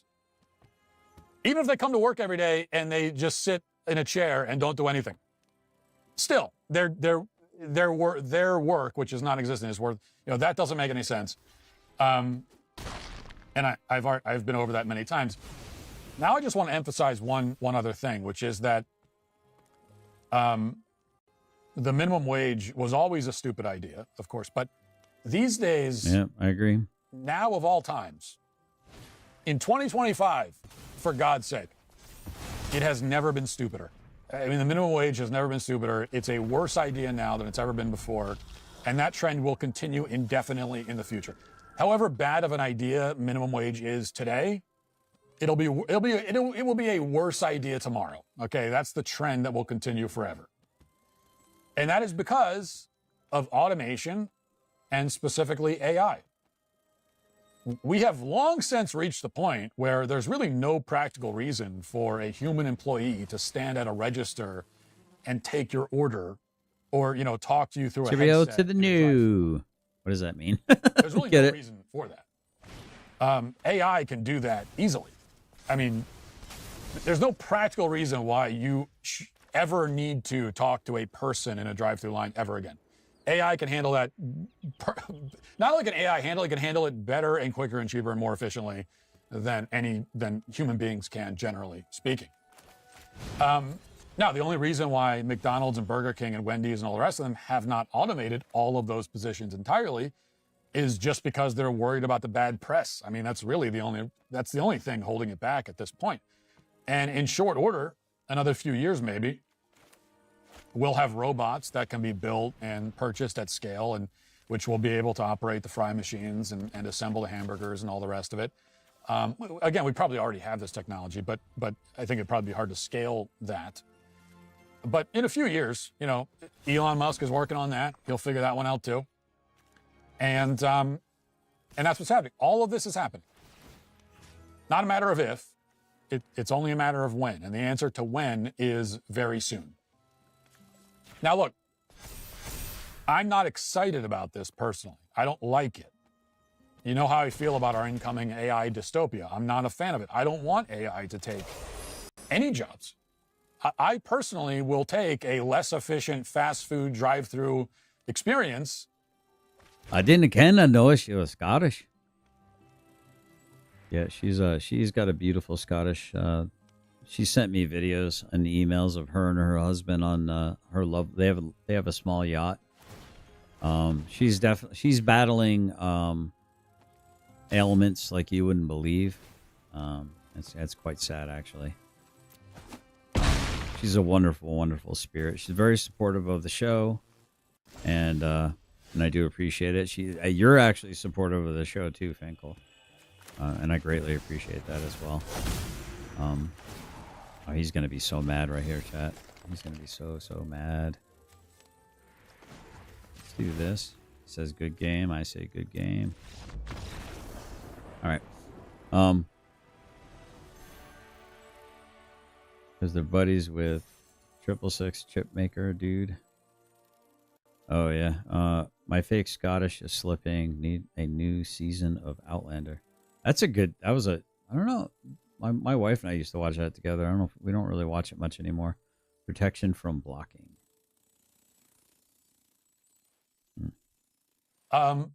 Operated by people over one that's operated by robots. Now, I don't think that my view there is representative of most customers, but that's how I feel, just because I'm so opposed to this stuff in principle. I don't want millions of people to lose their jobs all at once. Me I don't either. want to live in a world where, as I go about my day, I'm only ever interacting with robots and algorithms. I don't want that. That's a sad, miserable prospect, but it's coming all the same. I don't like it, but it's happening. U-Haul, what up, bro? They called kiosks cashier obsolete. Yes, I don't like that at all. I often go to where there's an actual human being, and I do that because I think it's important, because I figure that that person that cashier they have to at least feed themselves, right? They have to at least feed themselves, if not perhaps a family. So, and it's crazy that people are so conditioned now to go right to the kiosk and self-check out without getting an employee discount, that oftentimes the actual manned cashiers or woman cashiers, they're sitting there with nothing to do, so they're on their phone. They're like literally on their phones because they're that bored because no one's coming through the register. Finkel says, I hear a spin-off is coming, blood of my blood or something like that. Oh, nice. I can brush up on my fake Scottish when it's released. Nice. Yeah, it's a good show. It's one of our favorite shows to watch. What am I gonna do here? What am I gonna do here, chat? Am I gonna do something here? I think I'll do this. Auto pay. We'll see what happens. And these good jump by Red minimum Ants. wage laws Oh no! will only succeed in causing all of this to happen much sooner. All right, Captain. And any chance of avoiding it, any chance of mitigating it, any chance of keeping a human presence in these kinds of jobs will be destroyed. You know, these dumb leftists are destroying it right now. Any chance we have. I mean, if you want any of these fast food jobs to still exist at all in 5 years, I don't know if it's possible, but if there's any chance, you morons are destroying it right now by putting in $20 minimum wage. $30 is what Mamdani up in New York. Yeah, I mean, it's kind of crazy. Actually, I want to talk to Miss Elizabeth sometime about, apparently there was a battery plant fire in Scotland. Let me look that up real quick. Actually, guys, hold on. Let me look this up real fast, because I don't like to say things that I'm not sure of, but I saw it recently. I mean, it happened like less than a month ago. And they're building a lot of this stuff. They're building a lot of this stuff close to our house here in Kentucky. I mean, it's like 40 miles away or something like that. But they're buying farmland to put this in. And I'm really wondering if they're doing it in order to destroy our environment. I really genuinely wonder at times if they're purposely doing it to destroy our environment. What do we got here? Rogue. Can't do that. This will work, though.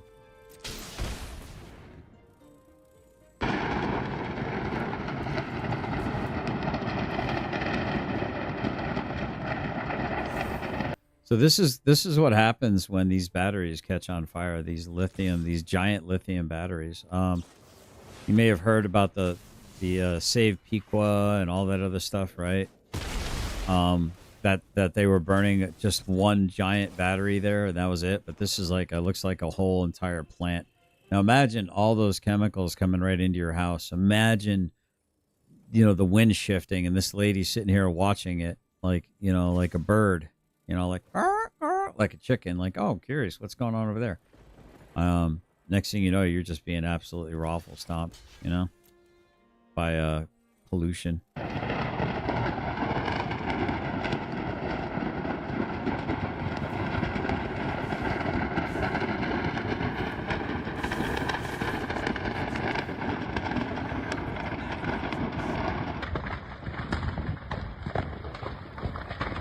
Fire crews tackling the inferno at the Phoenix battery recycling plant in Kilwinning this afternoon. Flames ripping through the building and loud explosions being heard as the blaze took hold. Around 40 firefighters have been tackling the fire, and nearby residents are being urged to keep their windows and doors closed. When did all this start? About 12ish. And what did you hear or see first? Just heard out of Mayhem. And has anyone said what they think may have started the fire? No, they hadn't said nothing. The police were around telling us to stay in the house. Stay in the house, okay. Holy crap, man. I didn't understand a damn thing this man just said. And this is the second time this has happened. Did you live here the last time? Yes, this is an anniversary present. And did they tell you that they'd cleared up the area? Was it your understanding there was no batteries there anymore? They were going to clear them, but they haven't been near the place yet. That sounds like a straight up war, man. Are you guys tracking this? Are you guys any response to this at all? How is this not insane?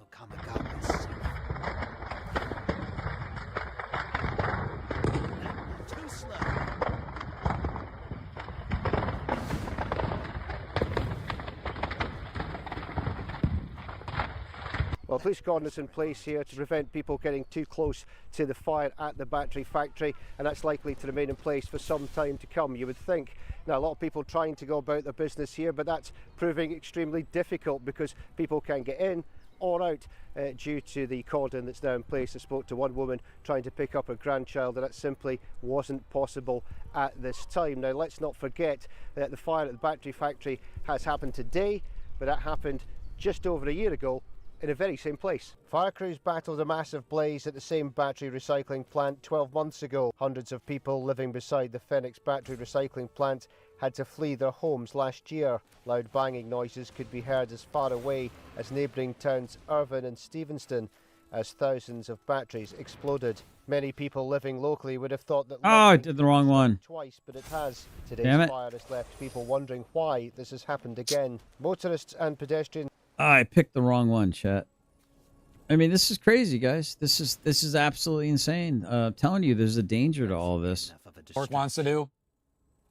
You are guaranteeing, you are signing this down in cement that these jobs will not exist in 5 years. They'll be gone completely. Yeah, I mean, it's like, so far, I mean, it's like trust in the Lord with all your heart, right? Have not a spirit of fear or anxiety. The Lord did not give me, God did not give me a spirit of fear or anxiety. Now, my human side, you know, the human emotions in me, I get angry. I want vengeance. I feel wrathful at times. I'll handle this. And I really think that that's foolish on my part. I genuinely think it's foolish on my part. And I wish I wasn't like that. I really wish I wasn't like that.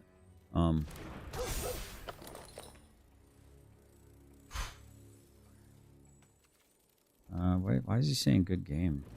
Oh, I can't block with either one of them? Yeah, there's nothing I can do. Let's say good game. Yeah, we'll just concede. But when it comes to like death and stuff like that, I don't have any fear of that. Do you notice how I got into Diamond Tier 2 and now it's going to drop me all the way back to Diamond Tier 3? Maybe I should just play a different deck for a minute. Maybe that's what I got to do. Huh. I don't know. Maybe I'll do Dreidel. This is my I Love Bagels deck right here. I love bagels. Bagels are delicious. You absolute morons. Any chance? But I kind of like what you said there. It's like I've become indifferent to it. At some point in time, I guess you have to just shrug and move on, right? You just got to shrug and move on. Only reason I got Mythic this month was ChatGPT. Yeah, you were telling me about that. Of stopping this. It's funny. Is, I mean, you have to be able to make the argument that that it's good for business to keep humans in these jobs.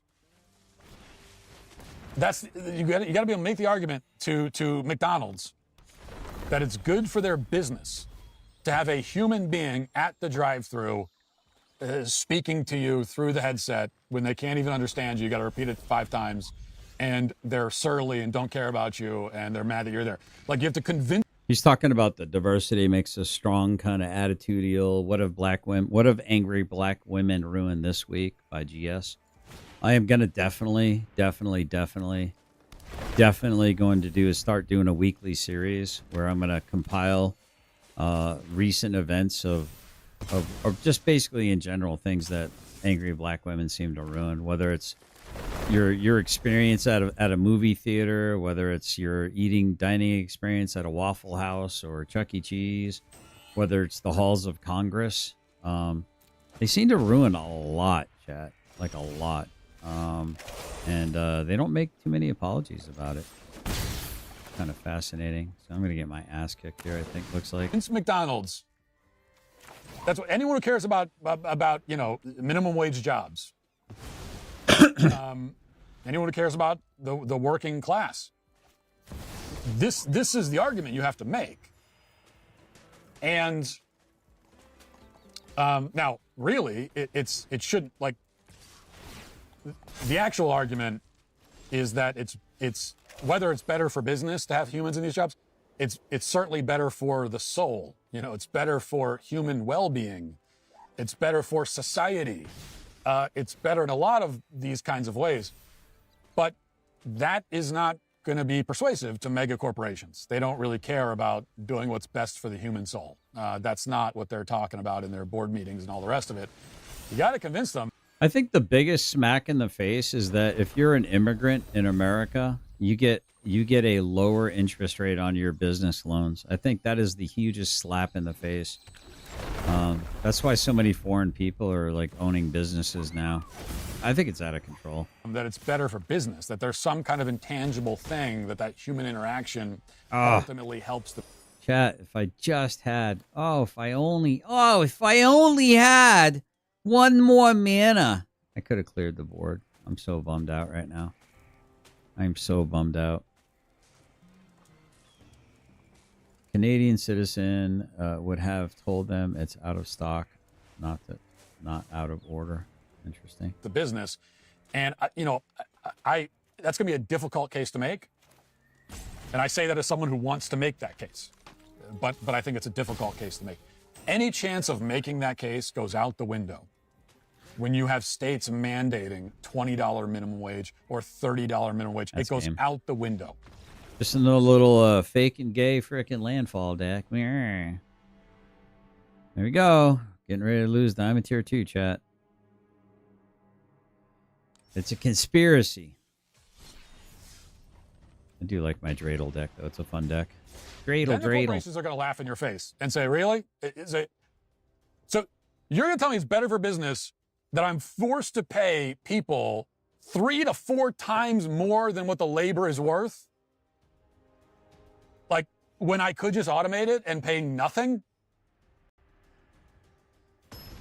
I mean, you can wag your finger and all that at the greedy corporations. You can do all that. Doesn't matter. Doesn't matter. You have to be able to make some practical case. This is the second time that I've had 2 Danithas in my opening hand. This is crazy. Just absolutely insane. It's crazy, chat. What is going on? What are we doing here? To these how many of those do I have in my deck total? And say, no, don't just automate all this and have robots doing all of it.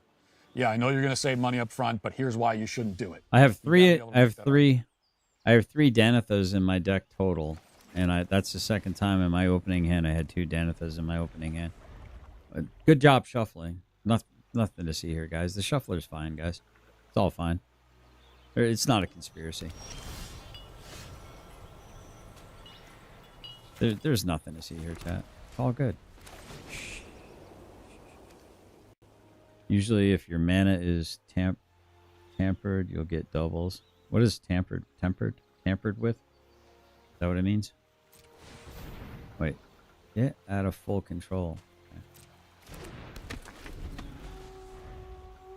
And I think with these minimum wage laws being put in place. What are you doing? It's impossible. I gotta go check on my Me, chickens here in a as second. someone who wants to help lead the anti-AI revolution, I'm looking at this. Exactly. $20 minimum wage for someone to talk to you through a drive-through. And I'm like, I got nothing. I don't know what to tell you now. I like to think I'm pretty creative when making arguments, and I can't come up with it. Now, you allow companies to pay what the labor is actually worth? Okay, now maybe there's a chance. Maybe there's a chance. Now let's get to our daily cancellation.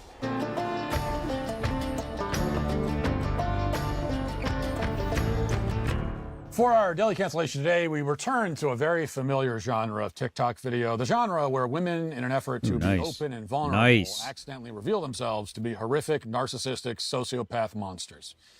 This time, it's a woman who, she tells us, just recently informed her husband of 10 years and father to her 3 children that she wants a divorce. Now, she hasn't actually decided for sure that she'll go through with it, she says. She's hoping that she can be talked out of it, I guess, but she's strongly considering it anyway, even though her husband, according to her, is a perfect man. He's awesome, he's amazing, he's a great guy, great father. Because feminism, that's why. Great husband. So naturally, she's strongly tempted to rip his life apart and destroy their family. As you do. As a side note, I don't know this woman's name. I briefly tried to Google it. I never found her name and I didn't spend it long, admittedly, but I discovered, unsurprisingly, that when you Google wife divorcing perfect husband, you get thousands of hits. I mean, thousands of videos and Reddit posts and message board posts and Cosmo articles about women and by women divorcing their perfect husbands. So this is not an isolated phenomenon. We got to thank the NGOs and the you know what, Jew soak that hoe. They're behind it, the destruction of the West. I'm telling you, chat, pay attention. Which is probably why this woman felt so comfortable sharing this. And so here's a clip. Watch. It's the bagels. I don't know if I'm going to actually post this because this is super vulnerable for me and I'm a pretty open person. But earlier this year, I told my husband I wanted a divorce. And this would probably shock a lot of my friends and my family because I hadn't told anybody, okay? I walked myself through the logistics of where would I live, how would we split the time with the kids, who gets the dog, where all of those things, okay? Had a full breakdown. I feel like I have been searching for something in my relationship that we don't have for the whole time we've been married, which has been 10 years. There is not a single thing about my husband in and of himself that I do not love. Let me be very clear about that. He is the most self-disciplined, loyal. So what she wants is she wants to get her back blown out by an entire NBA team, or it's too safe. There's not enough danger in my life. I gotta have danger. It's 50 Shades of Grey. Oh, it's not enough excitement. He's too plain. He provides for my needs. He's a good father. He's a good provider. He's a good protector, but I need more danger. See, this is some first world problems of this bitch is not worried about where her next fucking meal's coming from. So she's got way too much time on her hands to sit here and contemplate. I need to suffer more. How can I suffer more? Not only should I suffer more, I actually want to make the people in my life suffer more too. I want to make my children suffer. I want to make my husband suffer for being a perfect husband. Hardworking, good person. What it is she just wants attention. She's just an attention whore. She's like, this is the female version of that guy that comes into my channel and tries to get my attention all the time. That you could meet on this planet. And that is probably the reason, why I have not left. Okay. Our relationship and what my expectations are for my marriage and what they always have been are not met, right? Which I don't know if anybody's are. The reason that pushed me to I just drew 2 cards. Look at this shit. Look at this. I just drew 2 cards with this. I just activated that to draw 2 cards, and look what I got. 2 more lands.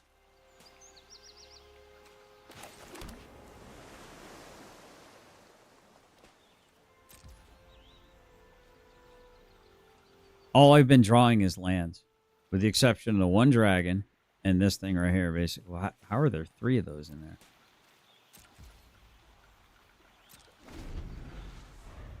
Her needs met. Yeah, exactly. To even bring up divorce and talk about it was the fact that I feel like I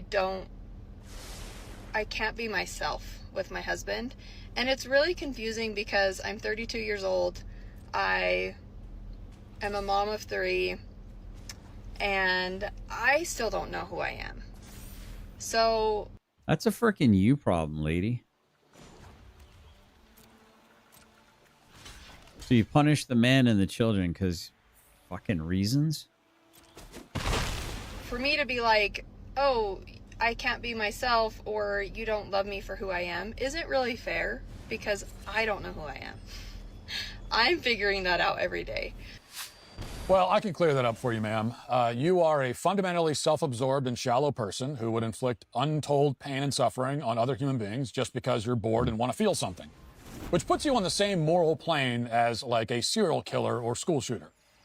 The video goes on like this for another few minutes while she rambles about her life story. I won't make... What the fuck? Another fucking land. Are you seeing this, Sephiroth? Are you seeing this shit?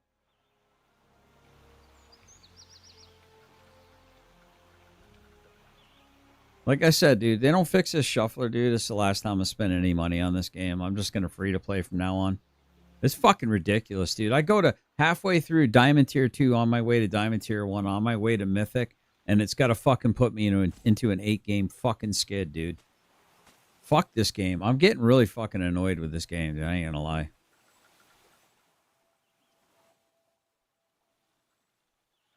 Ashzilla, I watch her too a lot. Well, I haven't seen her much, but she drew 9 cards and 7 lands yesterday. That's crazy. Yep. It's fucking insane.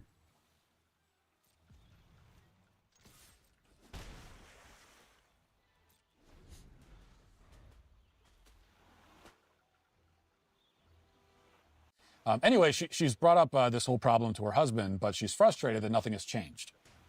Even though she... What does she want to change? What's up, Billy? I guess maybe she wants her husband to smack her around a little bit or something. What does she want, dude?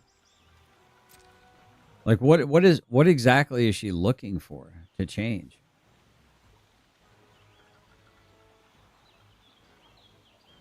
And she's the girl who doesn't put land in her decks.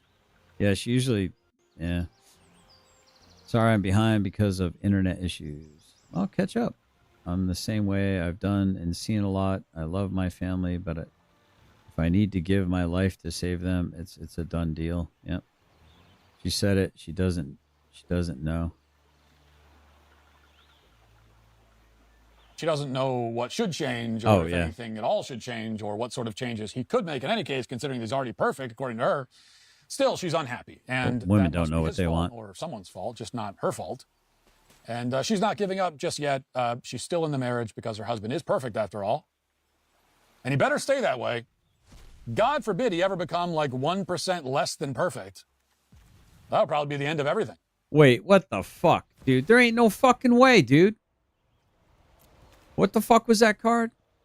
So choose a card, choose a card name, search target opponent's graveyard, hand, and library for up to 4 cards with that name, exile them. That player shuffles. There ain't no fucking way this motherfucker picked that. How the fuck? How could he have possibly have picked Key to the Vault? How could he possibly picked the key component to my deck? How would he have known that? Fucking cheating, dude. Fucking cheating. What the fuck is going on here? Out of all the cards he could have randomly picked, it didn't say look through their deck and then pick a card. Fucking cheating. This man who has done everything right is on very thin ice. How many decks have you played? Like, how many decks have you played where they're playing Key to the Vault? How many decks have you played where they're playing that card?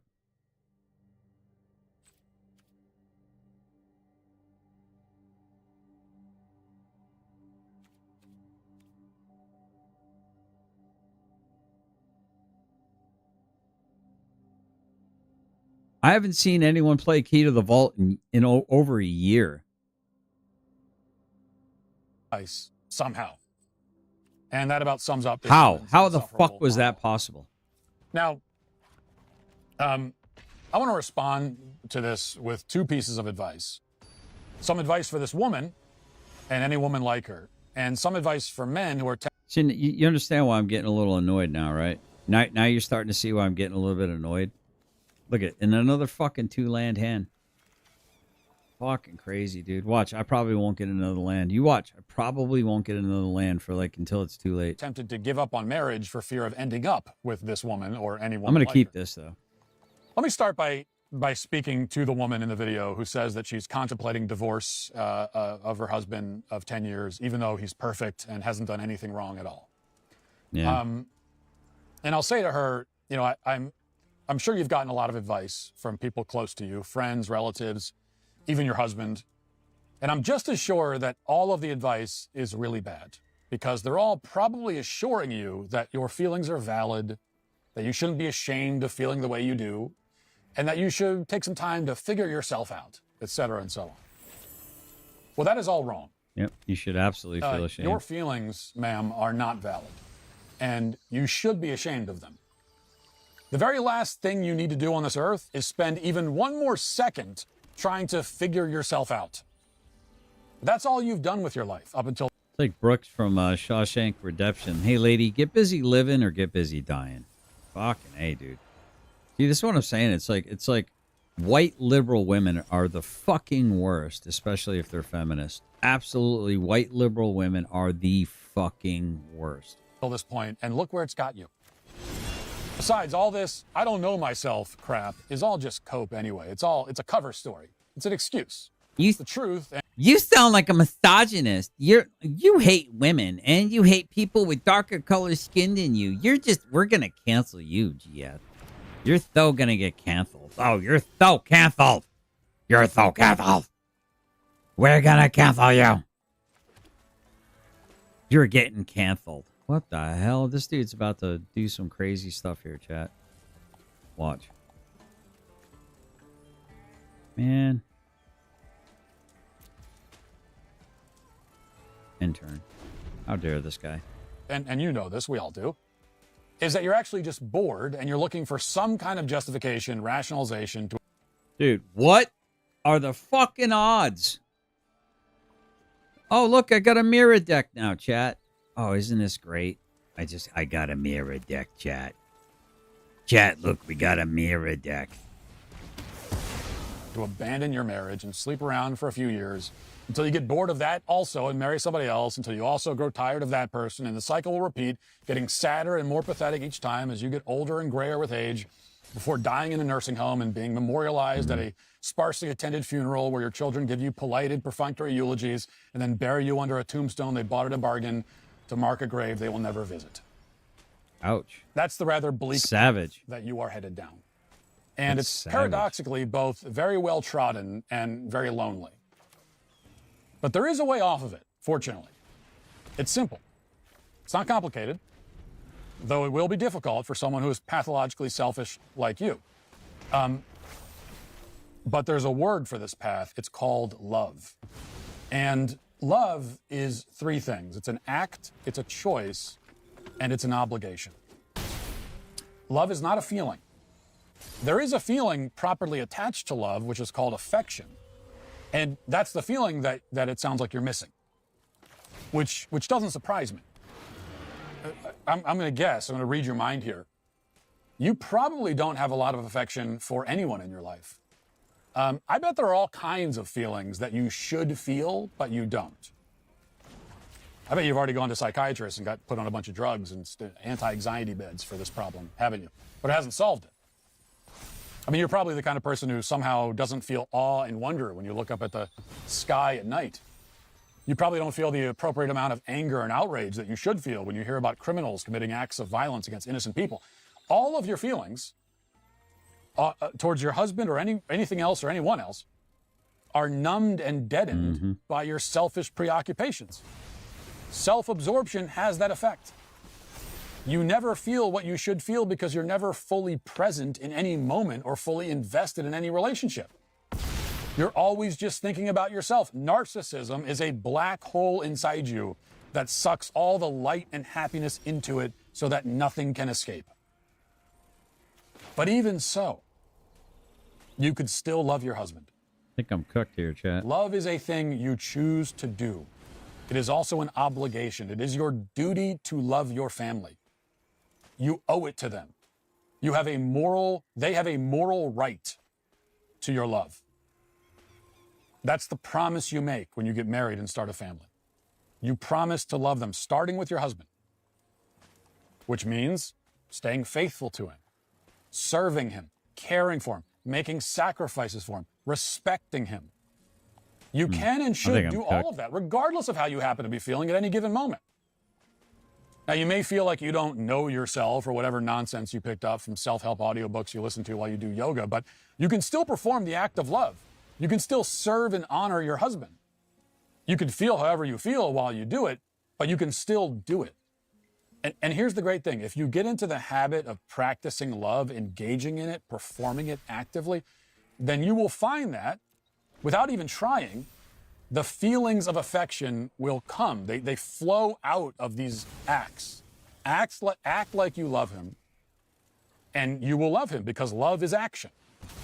The action, the act of focusing on and serving someone other than yourself will give rise to the emotions that you want. Action before emotion. That is the recipe. That's game. Now, any happily... Well, how did he give this... Oh, he was waiting on that. How he fucking top-decked that. You gotta be fucking kidding me, man. Lucky son of a bitch, dude. Of course, as soon as I tap out... Well, actually, it was a sorcery anyway. Never mind. Yeah. This is fucking ridiculous, dude. This is my 6th game. This is my 6th game in a row that I've lost, I think. I think a 5th or 6th game in a row that I've lost. I went from winning, 6 or 7 in a row to now I'm losing 6 and 7 in a row.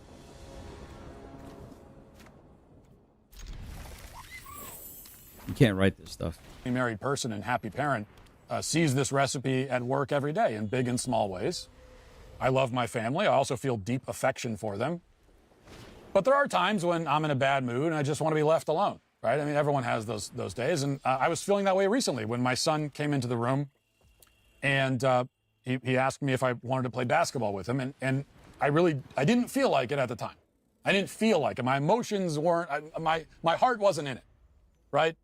But I said yes anyway, because I knew that he was looking for some one-on-one bonding time and I didn't want to deprive him of that. And so I went out. I didn't feel like it. My feelings weren't there, right? I didn't feel like doing it. I went out. It took about 5 minutes of playing before I was actually having a good time. And not only doing something loving for my son by spending time with him, but also enjoying the time that I was spending with him. So the action, then the feeling. Now, if I had decided to go sit on the couch and brood, if I had said, no, I'm just not in the right headspace right now, give me some time. Just sit there and kind of ruminate until I felt like spending time with my son, then I wouldn't have spent any time with him. Because you can't generate feelings by just ruminating them into existence like that. Go do the thing. Act in a loving and devoted way and let the feelings come. That's my advice to you. Now, I have no faith that my advice will be heeded, but there it is. That's the answer. And what it tells you, by the way, is that if you still decide to get divorced, there's no excuse. That was a choice you made. Yep. You are not a victim here. Okay, you can't just say, oh, I can't do it. I feel that love just left. The love, I fell out of love. Love is not something that you fall into like a puddle. You don't fall into it. You can't fall out of it. You choose to do it or you don't. Based. Now, moving on to the second group, I have men who've said that this woman is the reason why my pro-marriage takes are out of touch and irrelevant. As one red pill influencer posted, "Hey, Matt Walsh or Jordan Peterson, what's your advice to hedge against women like this that just get bored and want to divorce rape a man for no reason?" And there were a lot of similar questions in my inbox and mentions this weekend, all relating to this video, and I'm happy to answer them. For any man who wants to avoid ending up with a woman like this, my advice, and it's very simple, I'm a simple man. My advice is, if you don't want to end up married to a woman like this, is don't marry a woman like this. Okay, this is a selfish and shallow person. The chances are extremely high that she was like that when they met. I know of very few people who have turned into narcissistic jerks out of nowhere. Most narcissistic jerks have been that way their entire adult lives and before. So my primary answer is to look out for the profoundly obvious warning signs of a narcissistic jerk and simply don't marry that kind of person. What are the warning signs? Well, there are a bunch. Does she only ever talk about herself? Does she fail to show genuine interest in you and your life and your thoughts and ideas? Is she rude and bossy and overbearing to you or to other people in her life? Is she cruel? Is she gossipy? Does she seem to be locked in constant feuds with her family and friends and coworkers? Is she incapable of having a conversation about anything substantive or meaningful? Now, if she's checking yes on all of those boxes, or most of them, or really any of them, frankly, then don't marry her. Don't date her. Don't waste any more of your time speaking to her or thinking about her. Dump her and move on with your life. These kinds of people, women or men, are, in almost all cases, very easy to detect. Most of the time, it takes about 30 seconds of conversation. And if they manage to fool you for 30 seconds, they almost certainly aren't going to keep it up for an entire week or month or 2 months. On average, couples date for over 2 years before they get engaged, which I think is too long. I don't think you need that long, but that's the average. And then the average engagement is another 18 months. So that's 3.5 years. Okay, like, if they can fool you for 3.5 years and you never noticed that the woman is like this, well, then that means that you are extremely unobservant. I mean, it would take a manipulative genius and a supremely talented Daniel Day-Lewis level actor to put up a convincing front as a deep, thoughtful, kind, and affectionate person for all that time, all the while concealing their true, shallow, and selfish nature. Now, I have known maybe 1 or 2 people like that in my entire life. Like the kind of person where, okay, I know this person is like a scumbag, but they're able to fool everyone forever, it seems like. Rarely do you come across somebody like that. They exist, but every other shallow... I've lost an entire tier, basically. I was halfway through tier 2 diamond, and now I'm halfway to tier... This is fucking ridiculous, dude. Like, there's no fucking possible way I'm going to lose this many games in a row. It just doesn't fucking happen, man. Selfish person I've ever met, I could identify as such within about 5 minutes. The craziest thing is that I can predict it. I know exactly when it's going to happen. I get on there and I fucking start slaying motherfuckers like a champ, and then next thing I know, I'm like, you're not allowed to win no more. You're gonna go into 8-game losing streak. Yeah, I can predict it. I know. I'm like, I'll even make a comment. And I've won. The game is not going to let me win anymore. I've won too many. Now it needs to make an example out of me. If it even took that long. Usually 5 seconds. So fucking rigged, dude. Okay, if I ran into that woman on the street, talked to her for 10, 20 seconds. I go, okay, yeah, I know what you're all about. Like I said, I genuinely don't mind being beat legitimately by...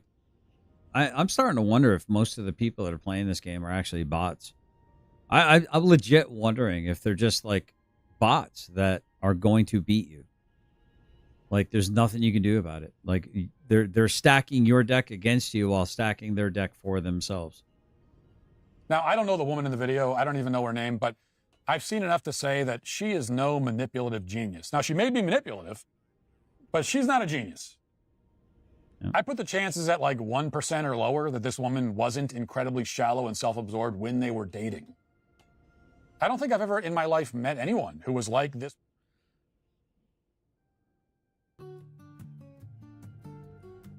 All right, he's getting a little whiny. He's kind of repeating himself a lot.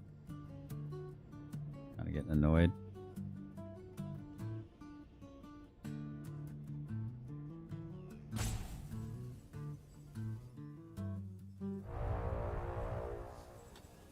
To part 3, as Kylie continues her 1-minute tirades online, discussing how victimized she was from losing a debate and feeling disrespected. It was worse for her than, well, other horrible things. Andrew, how much wood would a woodchuck chuck if a woodchuck could chuck wood? Well, I have a response to this. A woodchuck would chuck all the wood that a woodchuck could chuck if a woodchuck could chuck wood. How do you like that? You know what? Just for that, you owe me another $5 because that was awesome. That was awesome, okay? Send in another $5. You lost. You took the L on that one. Mike 3 for 10 says, hard to wrap my head around why this isn't incredibly embarrassing for her. Victimizing herself and making excuses for her debate performance, digging a hole so deep she'll lie to a court judge. They will. Mm-hmm. I want you to note the very first thing that she Bagel. said that we see here, right here. A response. The nose always knows, folks. The nose always knows. She'll get away with it, too. Oh, she'll get a huge payday from this because everything's rigged. Response from one of her viewers who says, it's like digital SA. Digigital SA. Right here, Hyperbolic a little. It says, being on Red Pill Media felt like being SA'd. Crazy being people. on the podcast to her, being on Red Pill Media felt like being SA'd. That's what she says. That's exactly what going on this podcast felt like. Hey, do you know when the reset is, Sephora? Is it going to be in like 23 minutes? Digital is not real. Just leave. Yeah, I mean, all you got to do is hit the X button. You're right. So I'll just read this again.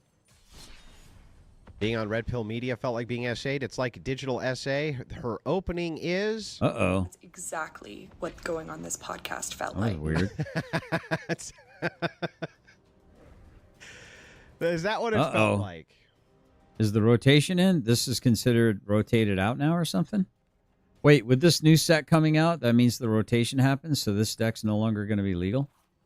Is that what I'm understanding? It's not like in real life where they have you pinned to the wall, unable to defend yourself. Yes, exactly. Can I open these now? It says find alchemy decks. What do you mean find alchemy decks? Uh-oh. I think it happened, chat. No. Is it up yet?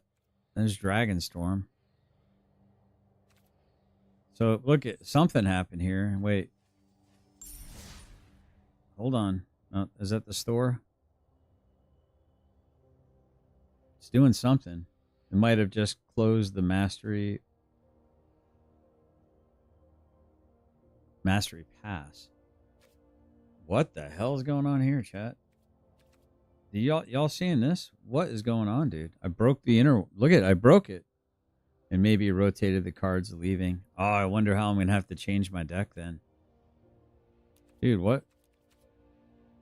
Let me exit this game. Maybe there's like an update or something. Is it? Well, Kylie, when you said not to talk to you like that, that felt like digital SA. It's what it felt like. 150 IQ? Right. Yeah, right. Digital Roman helmet. I'll be right back, guys. Go check my chickens. Stupid. They're so dumb. Made me feel violated in so many ways, disrespected, and used. And Yeah, that's exactly how I felt when she was digitally herself without my consent. I did not appreciate that.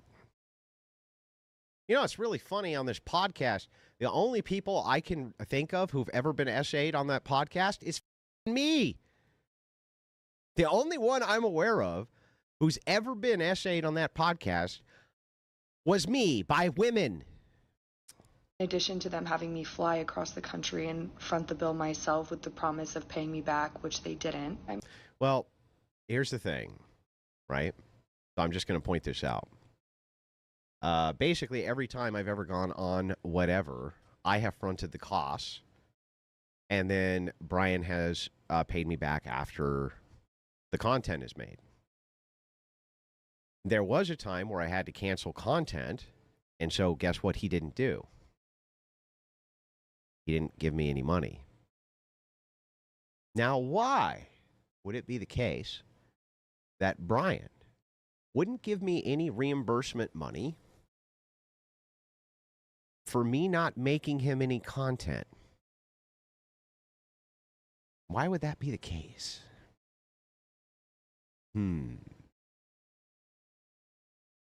Now, me, of course, I was extremely upset by the fact that I didn't do my job and so didn't get paid for not doing my job.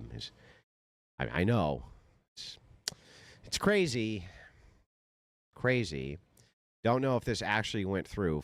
Google. I cut back on my drink consumption. Rather give it to someone who gives me entertainment. Excellent. See, we're both helping each other out.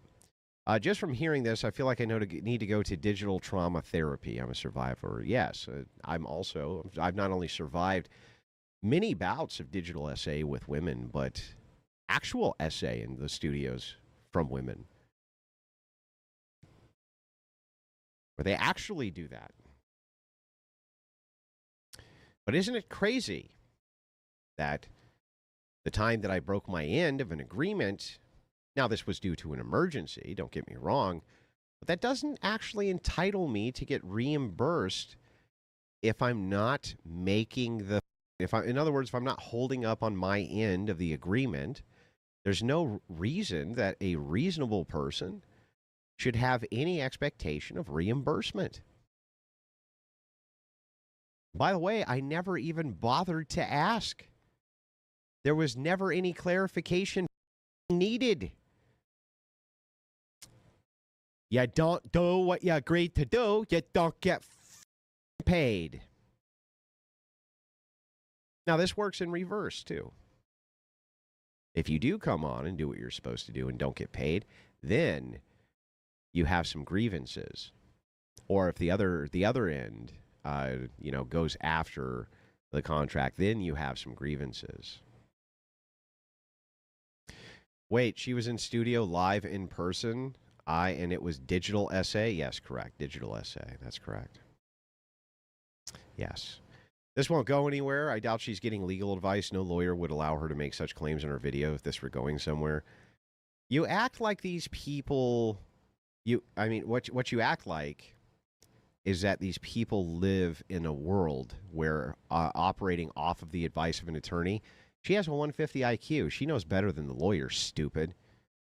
Batman gifted a Crucible membership over on the R side. I appreciate it. Very kind of you.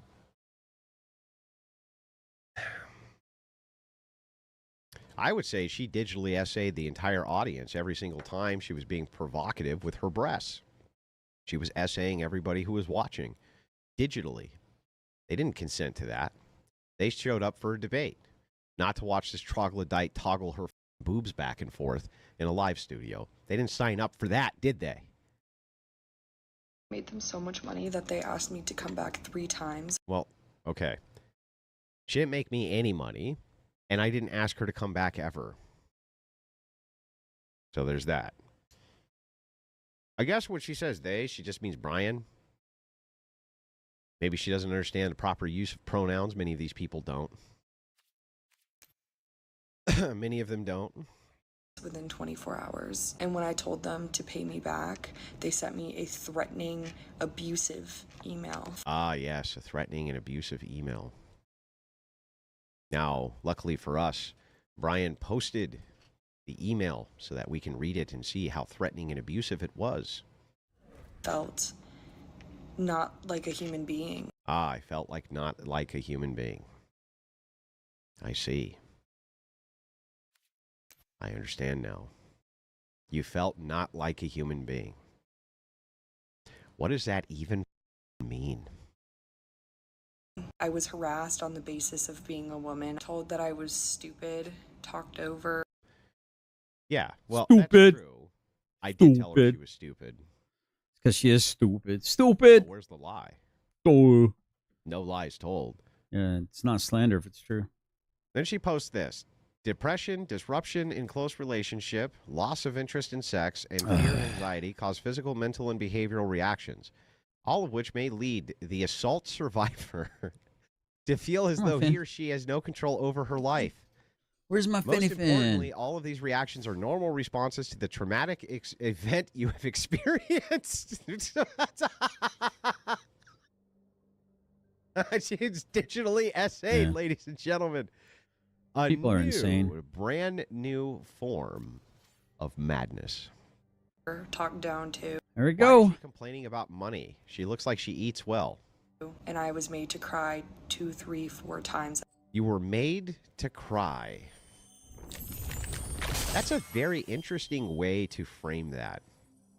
I was made to cry. Well, no, nobody made you cry. You just cried. And then when I pointed out that I didn't believe you're crying and that it was just a form of manipulation, which went along with her. So, listen.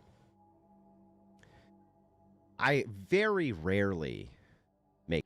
All right, chat, let's check this out. All right. So we got Quantum Riddler. I don't know where I got these gems from. I don't know why I got these gems. Oh, it must be for other things that are rotating out or something. Quantum Riddler. Creature Sphinx. I might have to make a Sphinx deck, huh?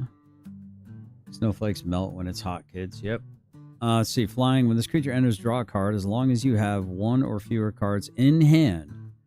If you would draw one or more cards, you draw that many plus one instead.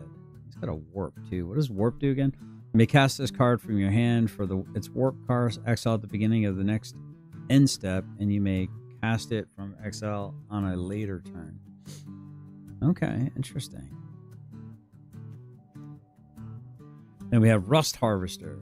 It is a rare 1 mountain menace 1/1 tap 2 mana, tap this artifact creature robot, exile an artifact card from your graveyard, put a +1/+1 counter on this creature.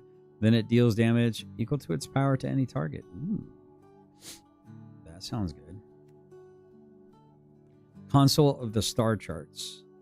Instant. It's 1 blue, 1 colorless. Did they end the season or are you still diamond? I don't know, actually. I think the season's still going to go on. Probably. Oh, they gave you cards you already owned, Roger. So let's see. Console of the Star Charts. Kicker. 1 white. Okay, so I can kick it. So for 4 mana total. Look at the top X cards of your library, where X is the number of lands you control. Oh, wow. Put one of those cards into your hand. If the spell was kicked, put 2 of those cards into your hand instead. Put the rest on the bottom of your library in random order. That is definitely going to see some play. Bioengineered Future. This is an enchantment. 2 forest, 1. 2 forest and 1 for a total of 3. When this enchantment enters, create a lander token. Now, what's a lander token? That's interesting. So apparently a lander token is tap 2 and then sacrifice this token, search your library for a basic land card, put it onto the battlefield tapped, then shuffle. So interesting. Enchantment enters. Okay. Each creature you control enters with a additional +1/+1 counter on it for each land that entered the battlefield under your control this turn.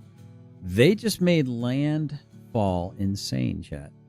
I'm confused why they're giving you cards. Why are they giving you cards? I think they give you cards because kind of like a welcome to the set thing. Sunstar Chaplain. At the beginning of your end step, 1 white, 1 colorless, or 2 mana for a 3/2 rare. That's pretty good by itself. And it's not even a legendary, chat. This isn't even a legendary. This is a 3/2 for 2. Excellent. At the beginning of your end step, if you control 2 or more tapped creatures, put a +1/+1 counter on target creature you control. Tap 2, and it's not even a tap this, but just tap 2 to remove a +1/+1 counter from a creature you control. Tap target artifact or creature. I'm gonna probably be making a Selesnya green and white deck. So, and here we go. We got this like Fedora enters. You may search your library for a mount or vehicle card, reveal it, put it into your hand, then shuffle. If one or more +1/+1 counters would be put on a creature or a vehicle you control, that many +1/+1. Put that many +1/+1 counter on it instead. Put that many +1. Wait. If one or more +1/+1 counters will be put on a vehicle or a creature or vehicle you control, that many plus. Put on it instead. Put on it instead. Put on what instead? On this one? I'm okay. That one's kind of baffling. All right, so here we go. I think we're gonna go ahead and buy this. And can we buy this? Why can we not buy this? Did I already buy it? Oh, I must have already bought it because of what I bought. Because of the package thing that I got. Oh, cool! Look at that. You get that little golden looking one. All right, so Sephora is home. He says, I'm confused. Why are they giving me cards? Lander tokens are basically Wayfarer baubles. Okay, I don't like it. The moment of REIT, where nobody has shit, is my favorite part of the game. Oh, the moment of reset, or the moment of rest, where nobody has shit, is my favorite part of the game. All right, so we got packs here, and I really don't want to open any of these, honestly. I'm gonna probably save these. Let's see what's in the store. We got all this stuff. Not really. Where's featured? That's featured. So apparently there's nothing in the feature that I can pick up. Extra counter on anything that gets counters. Oh, okay. Yeah, Roger. All right, so Edge of Eternity Limited. I don't know the cards, so I think what I'm going to do is I'm going to do a Sealed Eternity. We got traditional, so there's sealed, but what are the payouts on this one? So this is, so the payouts here are, it's like 2,200, 4 wins is 14. That's pretty standard, right? And then, come on, man, where is it? I wish it wouldn't do this.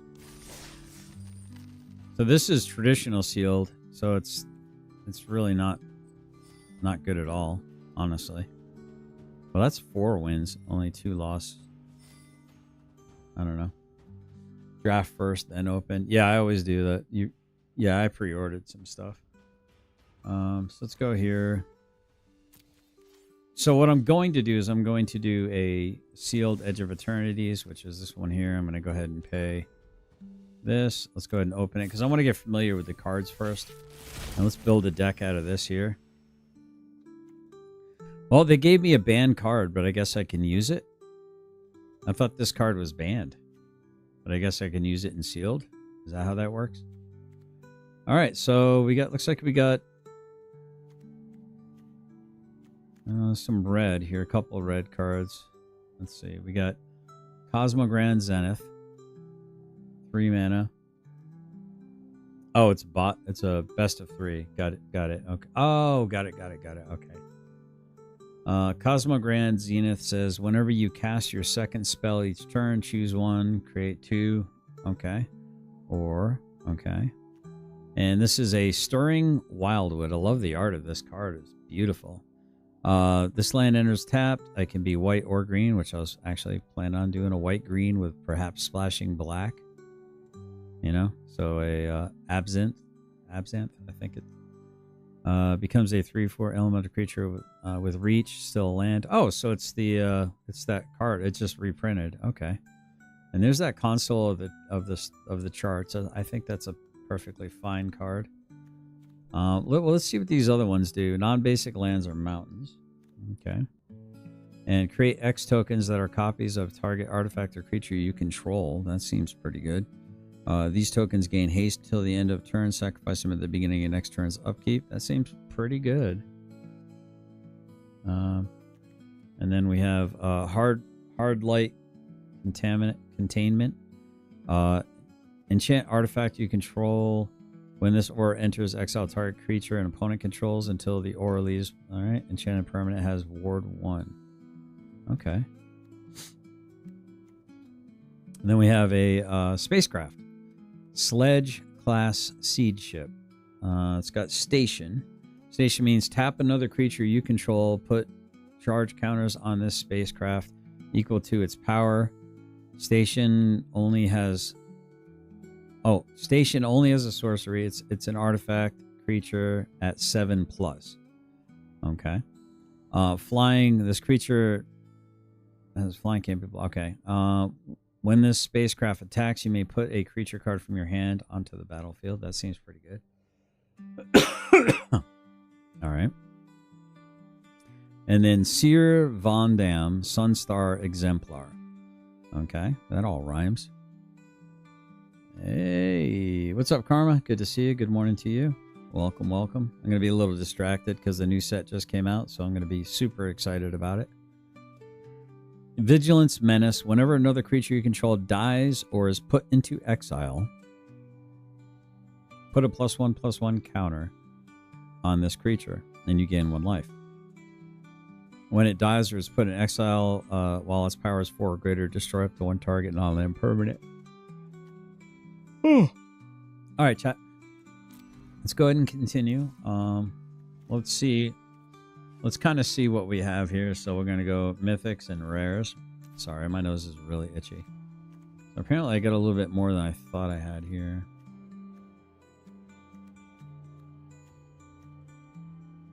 Maybe not. Thinking I'm going to be going... I think I'm going to be going white, green, and black. But,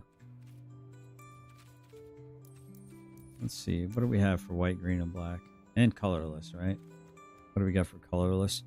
It's got warp 9. Oh, it's got 3 warp. Interesting.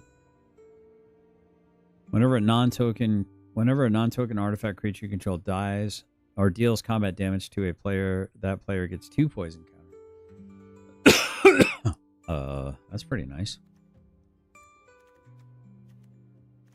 I don't know if I've got too many artifact creatures other than this guy right here.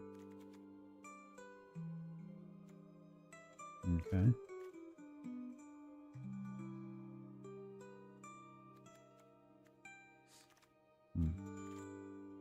So if you kill a creature and then exile it, do you get 2? So if you kill a creature and then exile it, you get 2. You're talking about on Seer. So it's, oh, interesting. Whenever another creature you control dies or is put into exile. Uh-oh. A required update is available. We are now disabling new matches for those that have not updated. I thought I updated, but I guess maybe I didn't. Let me see if I can make my deck before I proceed. So if I'm to go here, right, and here. This is all I have for uncommons.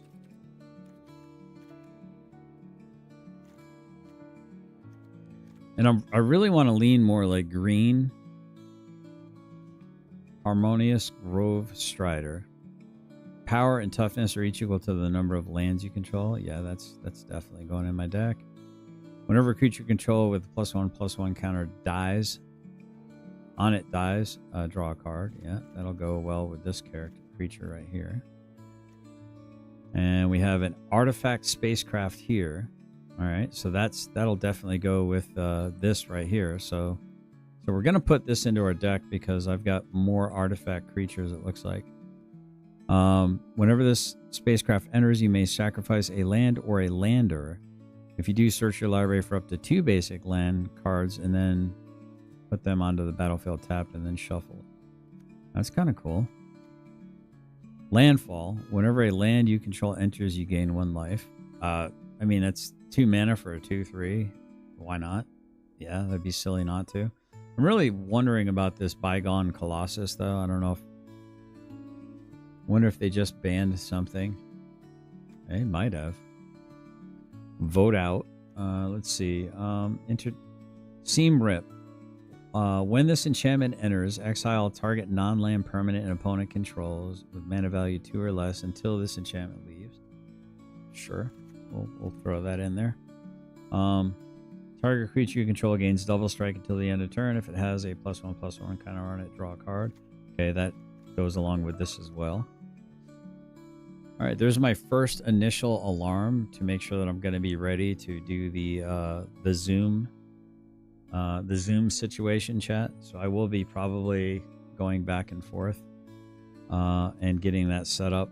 When this creature enters, create a 1/1 white human token. Sacrifice this creature. Search your library for an equipment card. Put it onto the battlefield. I mean, this is, you get 2 1/1s for 2 mana. I think value-wise, that's pretty good. But I don't know that I have any. I don't know that I have any equipment. So. But let's see if we got a Starfield Shepherd flying. When this creature enters, search your library for basic land. Okay, that helps with landfall. We'll put that in there. Whenever you cast your second spell each turn, put a +1/+1 counter on this creature and then draw a card. Okay. 2 mana for a 1/2. Rip is too good. Seam Rip? Yeah. You think it's too good? I think it's good to... Yeah, I think it... Let's see. Pulsar Squadron Ace.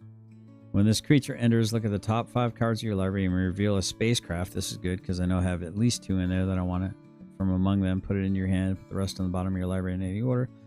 If you didn't, then you put a +1/+1 counter on that creature. Yeah, that's fantastic.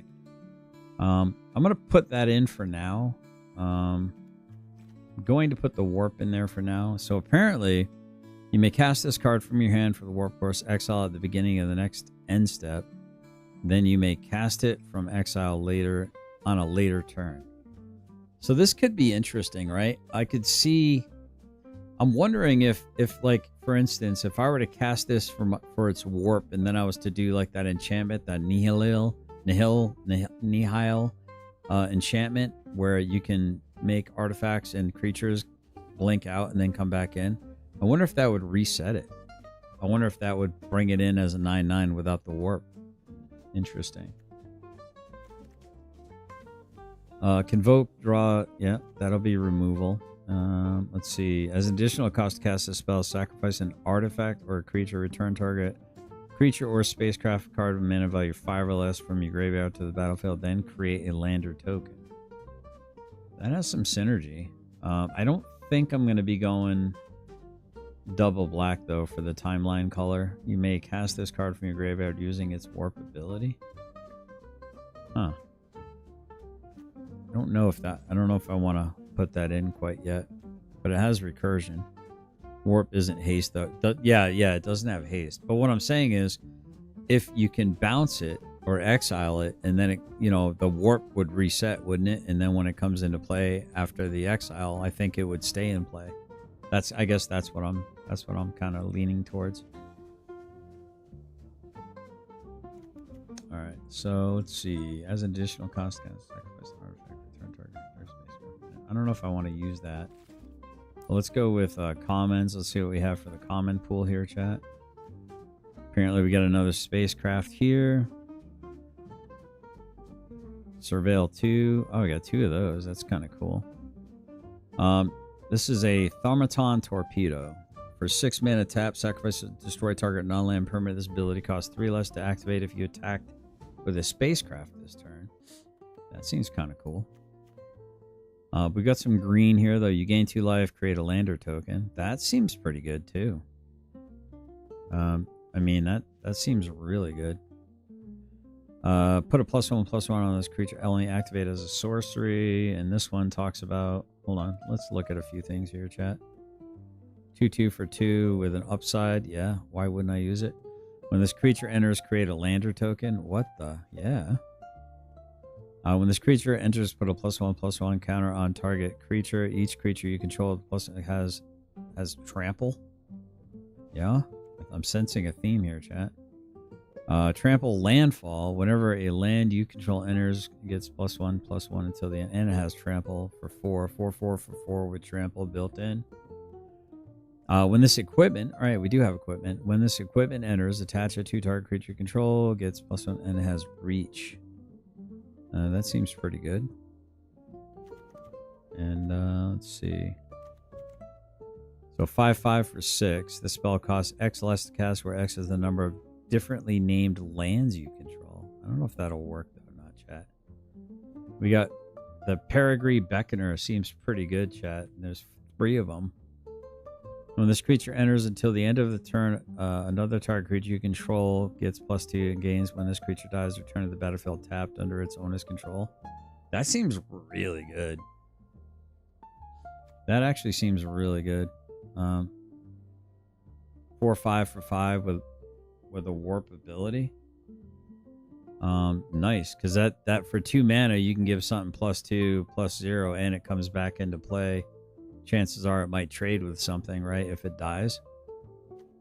And warp can be used as a sorcery. You may cast this card from your hand. It's warped card. Exile at the beginning of the next turn. Then you may cast it. So wait, what is the speed of a warp? Is it instant? Inquiring minds want to know. Heck, at this rate, I might not even be using white. I mean, I got really good black and green. Well, maybe a little white for this one, but I'm kind of digging. I don't know, man. Let's see what kind of white comet. X damage to target attacking or blocking creature. X is 2 plus the number of creatures in our spacecraft you control. That's removal. That should go in. There, I got 2 banishing lights. That's pretty awesome. That's removal. Vigilance. 2/4 vigilance for 3. This creature, as long as you've cast 2 or more spells this turn. Bright Spear Zealot seems pretty good. When this creature enters, create a 1/1 white human soldier token. That's pretty good. Creatures you control until they enter and untap those creatures. That's a nice combat trick, isn't it? So we're at 47 right now, chat. So do I even go black at all? I don't know if I go black at all, chat. I don't know if I put black in here at all. We're going to have to do some... I don't know. I think I just might go white-green. What do you guys think?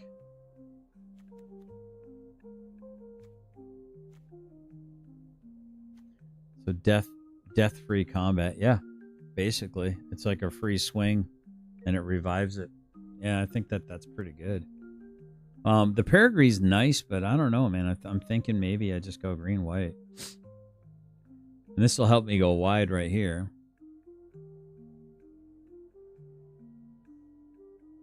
But see, here's the cool thing about this Night Luminary, right?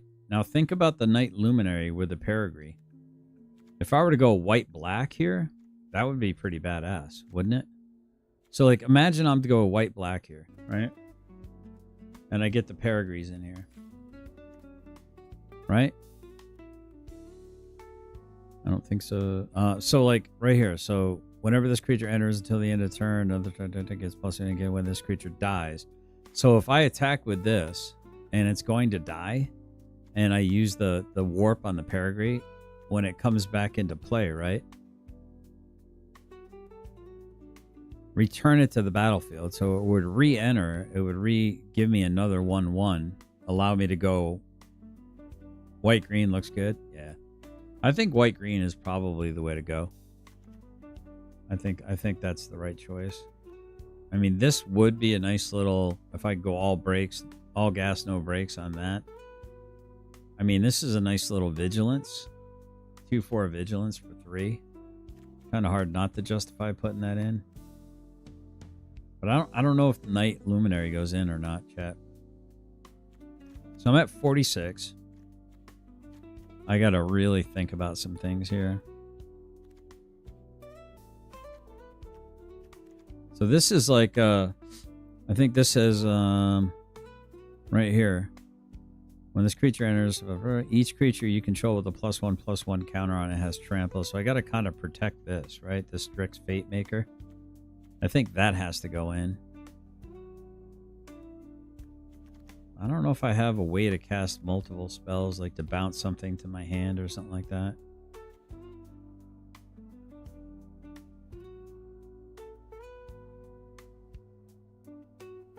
I thought I had something that went and searches for equipment, don't I?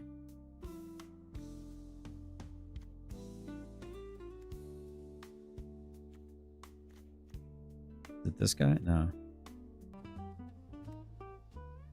So banishing light's good. That's good removal.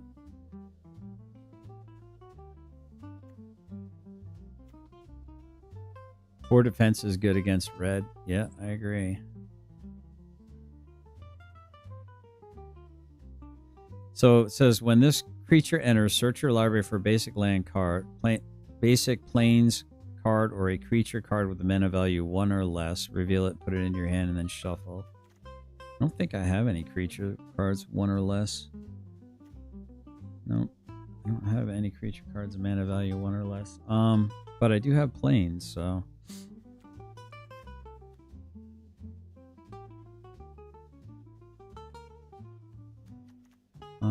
Maybe not the Bygone Colossus. Maybe that doesn't go in. So we're down to 45.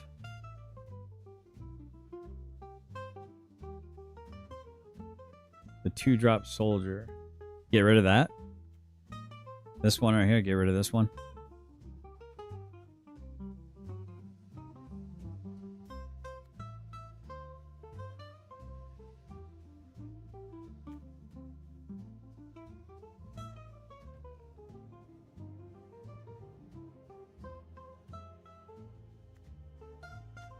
Oh wait, did I misread this? A card with mana value 1 or less. No.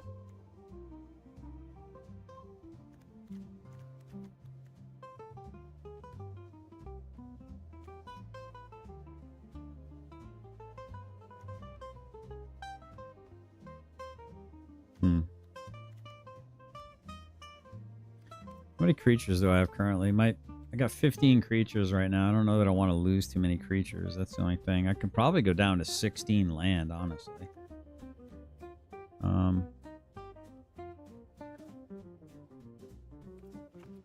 We'll go to 16 land here, chat.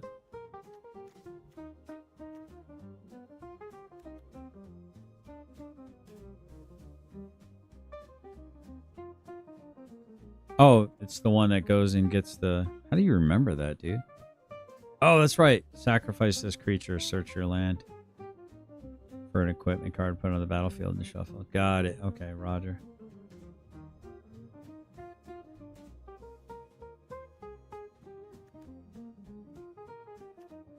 So, I mean, I know this works with the synergy of the counters and stuff, but... Enchant artifact you control. That's enchant artifact I control. I guess. I don't know if I just have like a plain old artifact. Then we got this, of course. So sacrifice it, destroy target non-land permanent. This ability costs 3 less to cast to be attacked with a spacecraft this turn. I mean, for 3 mana, I could destroy a non-land permanent. That seems pretty good.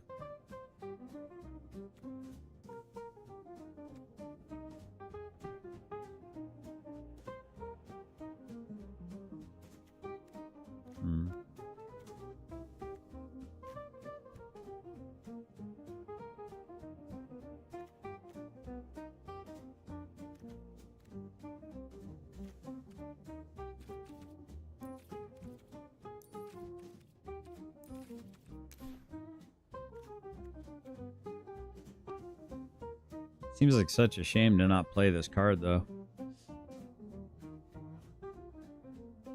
Eidetic memory, bit spotty because I smoked too much weed. Well, that's crazy. You're the second person I know that has an eidetic memory. That's crazy. I think that Rumi guy or whatever, that bald-headed Asian dude who plays, I think he's got eidetic memory. That guy, he just knows all his cards, how everything works together. Crazy. I'm really tempted to have this torpedo in here.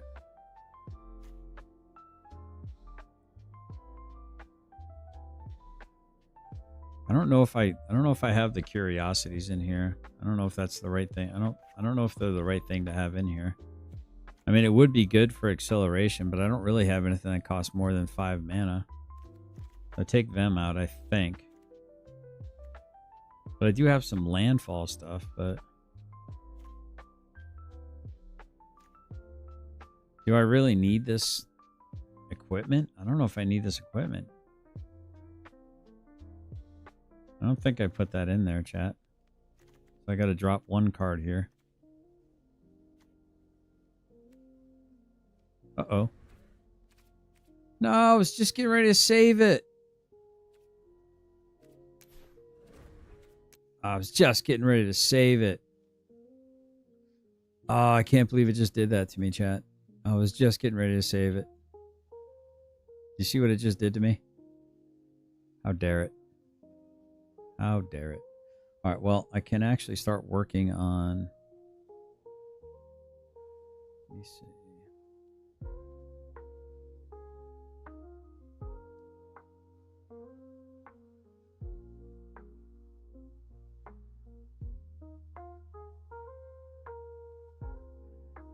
Let me see, actually. Let me see if...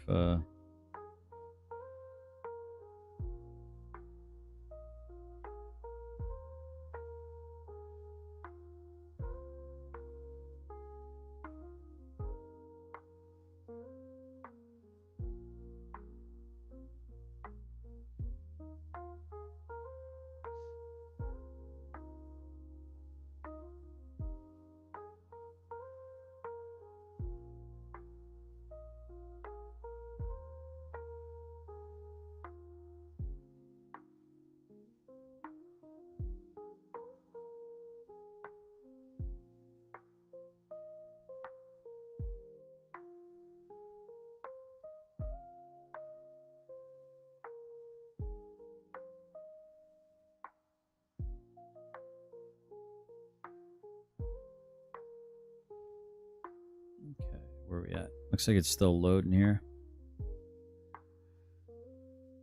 It may memorize your deck. I hope it does. They added that failsafe because of game dips.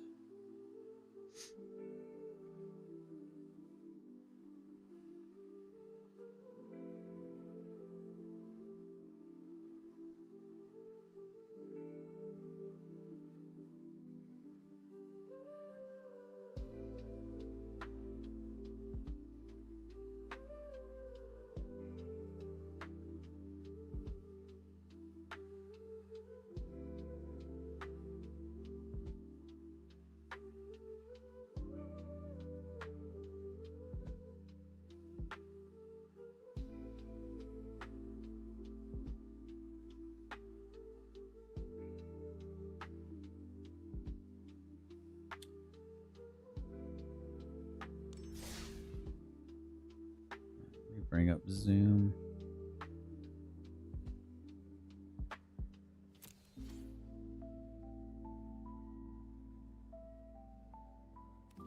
All right, here we go. Let's see.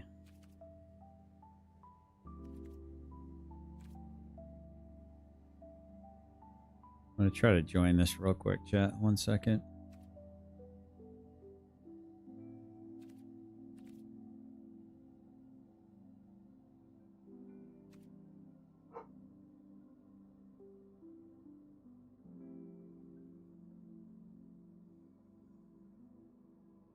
One second, guys.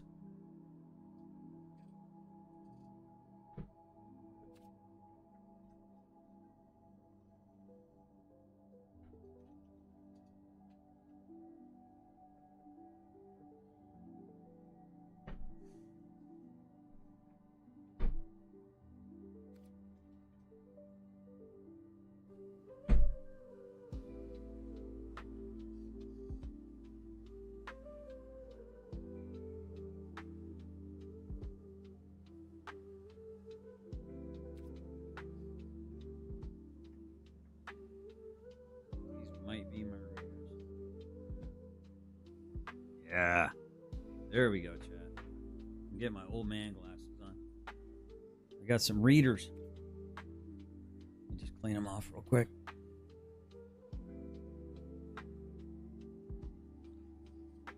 People predict. Yeah, this game's been super unstable. I've noticed that ever since they tried to start uploading stuff that has been really unstable.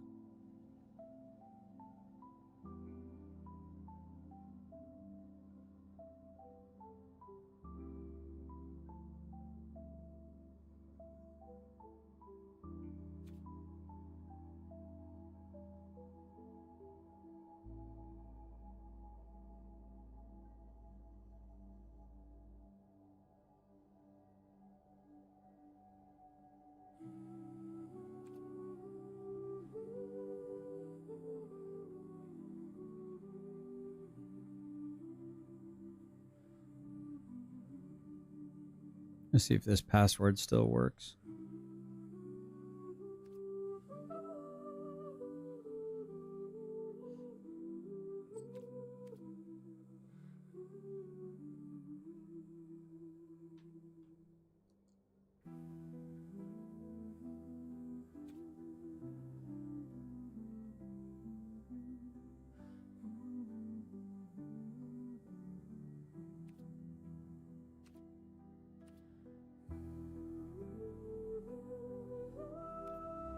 Yeah, it works, chat. We're in.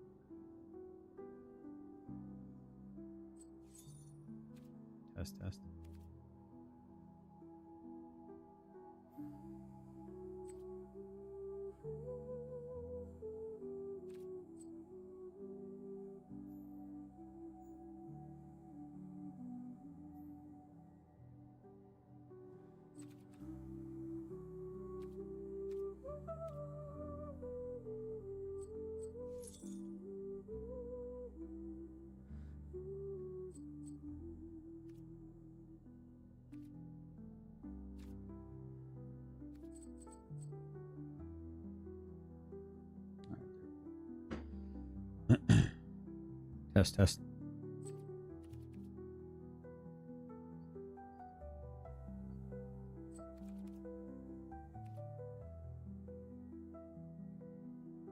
All right, I am in the Zoom meeting.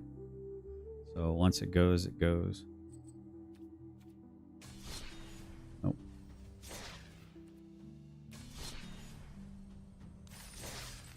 I think I'm going to have to open them all up again.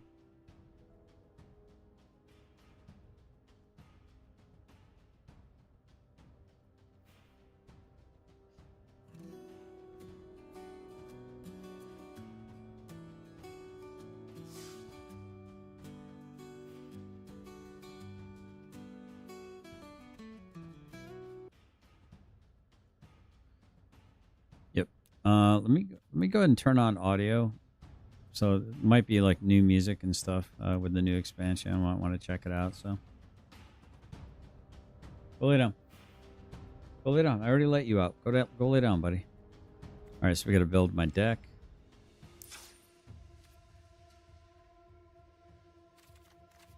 White, green, artifact.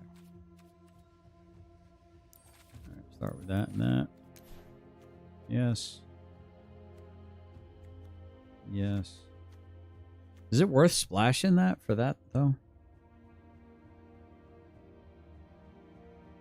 YouTube isn't premium, so I can't watch and play. I do have premium.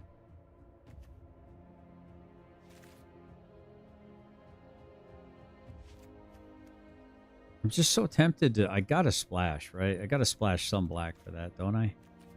Don't I? I mean... And we got a removal over here. I'm really tempted to splash. There's a vote out. I think that's a good card.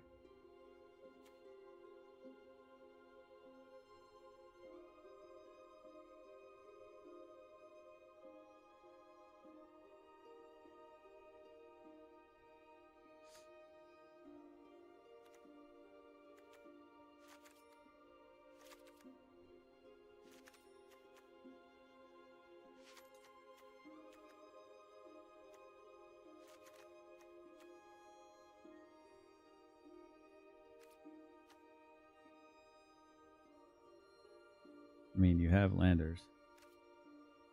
Yeah.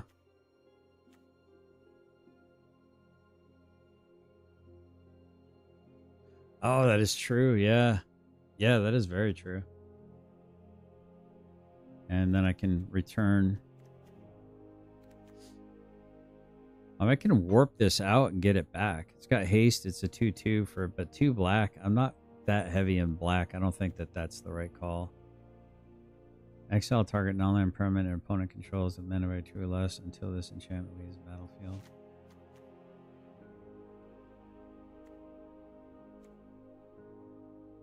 Definitely putting that in.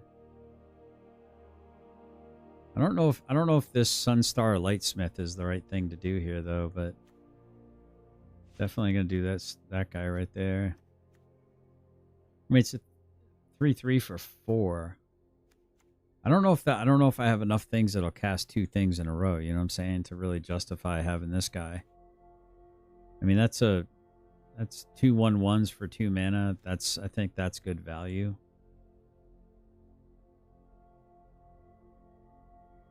I mean, this gives me synergy, replaces itself, gives something double strike. I just don't know if that's worth having that in there.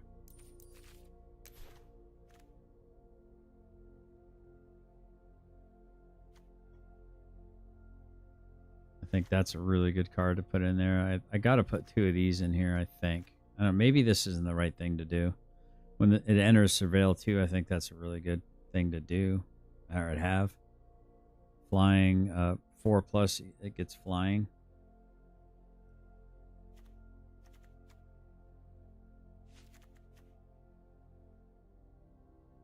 When this creature enters, create a lander. Okay. Only if you have no other draw.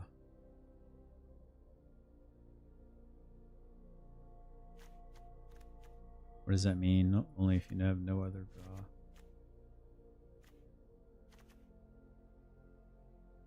Creatures you control get +2/+2 and a turn untap those creatures.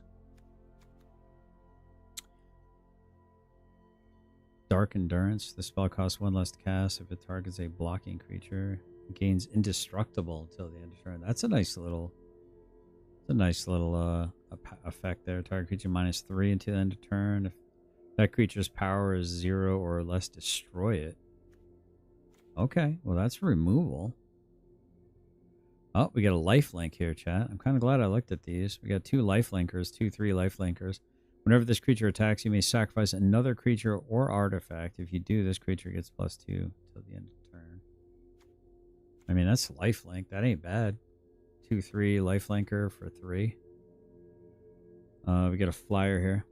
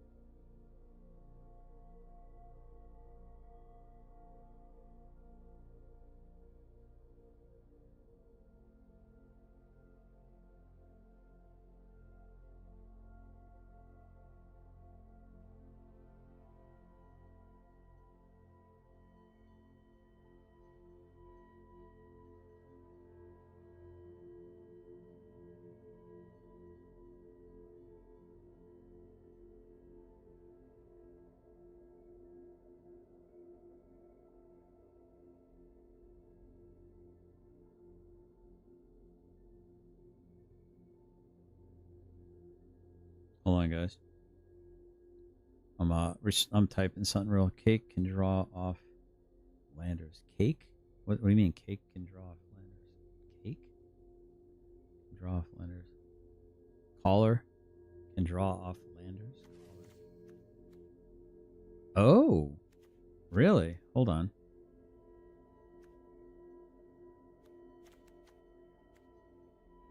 Talking about, where was it? The 3/3, right? Hold on.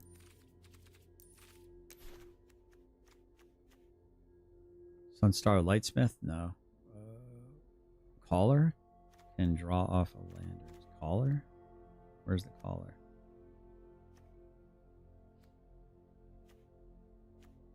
Sorry, guys, I'm a little distracted right now. I'm trying to respond. Caller.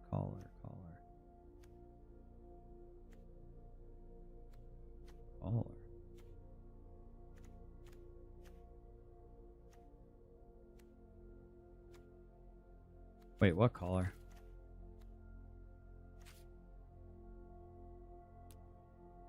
What?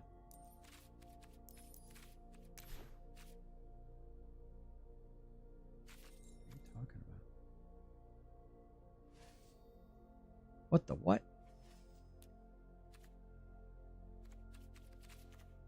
There's a removal. There's 2 damage to target attacking Blackbird. I mean, I gotta put the removal, I think, in there. So maybe 1 less swamp there. I think I go with this right now.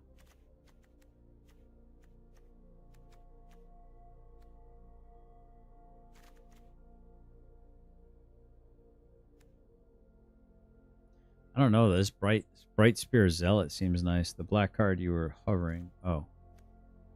I don't see anything that says caller. Oh, color. Got it.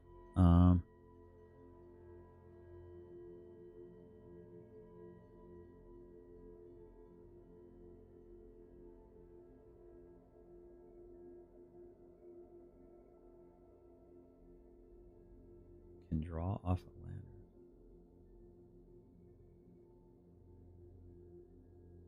Draw.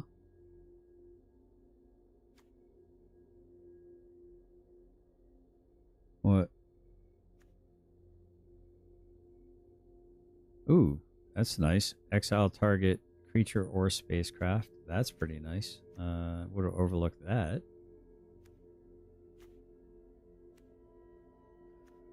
I don't know. I'm really thinking that these Peregrine Beckoners got to go in the deck. I just need some mid-range stuff, you know. I don't want to be too light in the loafers. Oh, color. This color. Whenever this creature becomes tapped, you may sacrifice another creature or artifact. If you do, draw a card. Oh, that's what you're talking about. Okay, Roger. This one is sorcery. You draw 2 cards, lose 2 life. Void. If a non-land permanent left the battlefield this turn or a spell was warped this turn, instead you draw 2 cards and each opponent loses 2 life. Huh. All right, we're at 45 here, chat.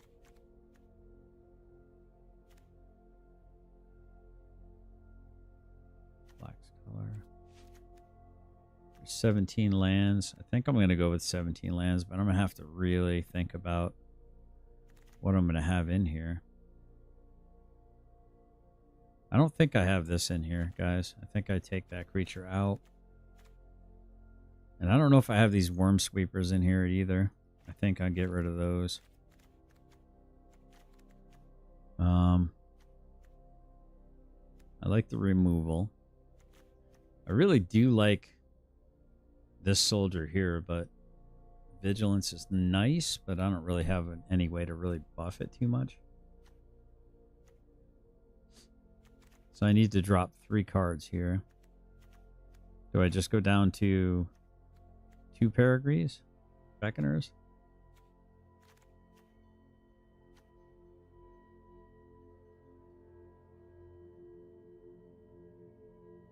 I mean, 3/3 for 3 is not horrible with an upside.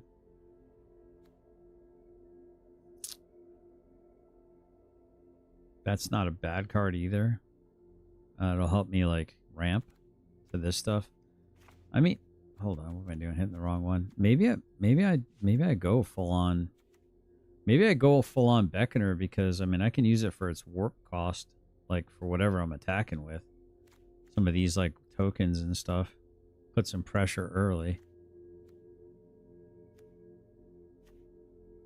I've got decent.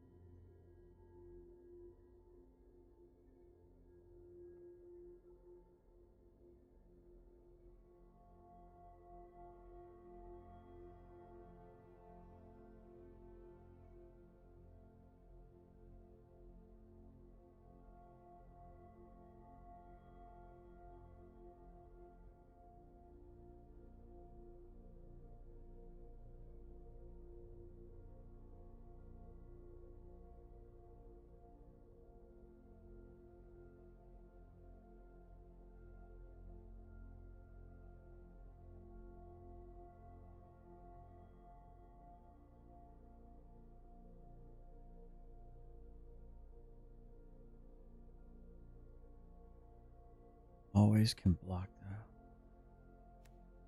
Meaning this one right here.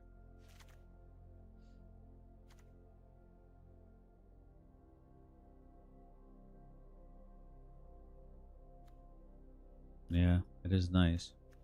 But I'm at 44 right here, so I got to figure out what goes and what stays.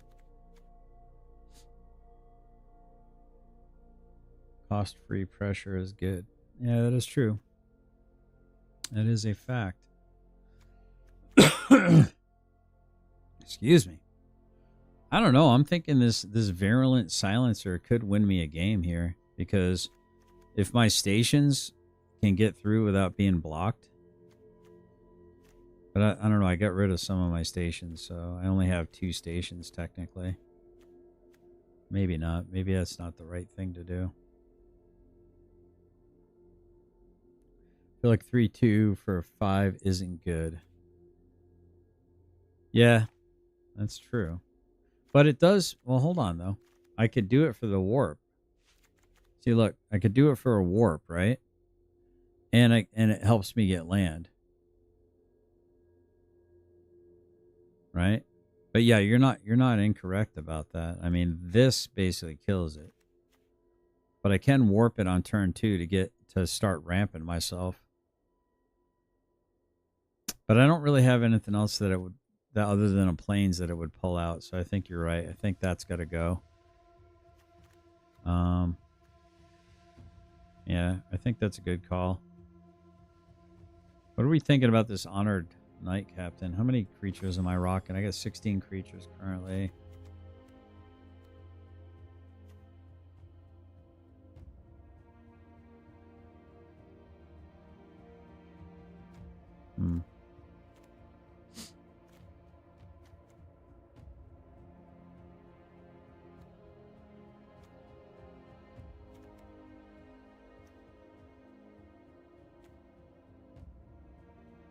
I really do like this landfall thing. I think that's gonna pay me a little bit of dividends, gonna help me stay alive a little bit. This thing can get massive pretty quick. Just absolutely out of control massive. And that's a common too. Intrepid Tenderfoot. Yeah. I'm at 17 lands. I gotta drop 3. Do I have to drop 3 or can I go with 45? Yikes. Do I go down 1 Beckoner?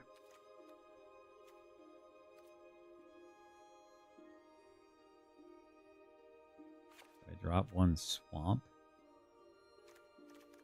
And then what? What else would I drop?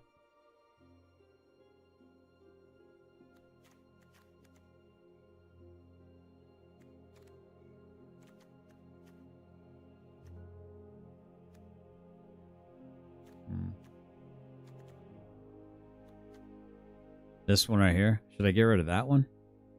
I think I should get rid of that, right? Yeah. Okay. Let's try this. All right. Let's try it, folks. We're sealed. You don't have crazy equipment to justify it. Yeah, I agree. I don't really have... just that one piece, but... I mean, I'm not going to sit... Uh-oh. Unable to submit deck. Please try again later. Come on, dude. Is this going to really do this over and over and over again?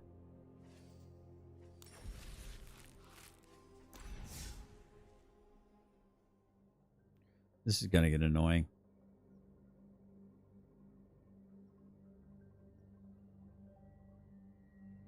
I got to get out again. Are you letting wind? A dog with a stinky butt.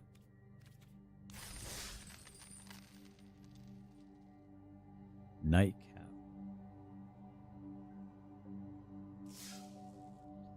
Please tell me I don't have to build this thing again.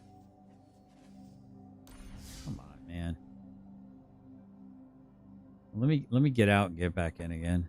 Maybe it still didn't upload it or something, or yeah, it's acting really sus. Doesn't look like there's any court going on right now. How do I minimize this?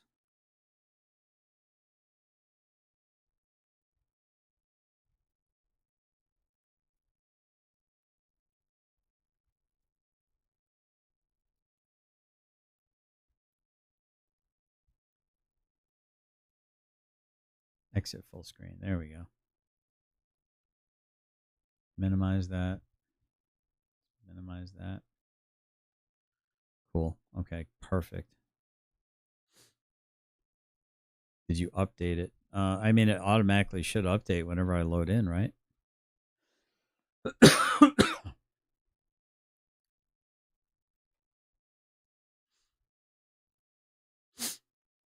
mean, it should be updating right now.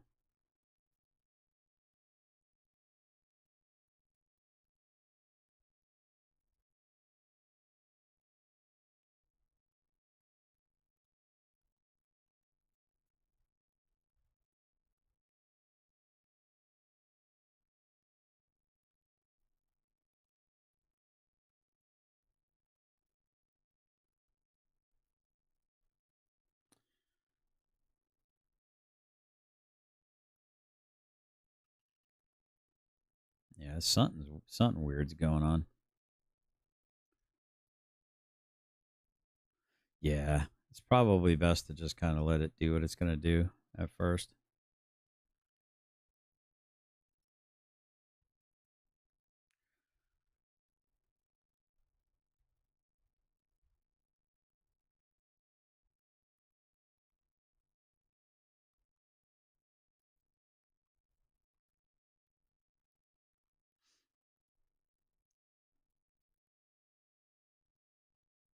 Oh, I just saw a sheriff walking, deputy sheriff, or what do you call it, bailiff, walking across the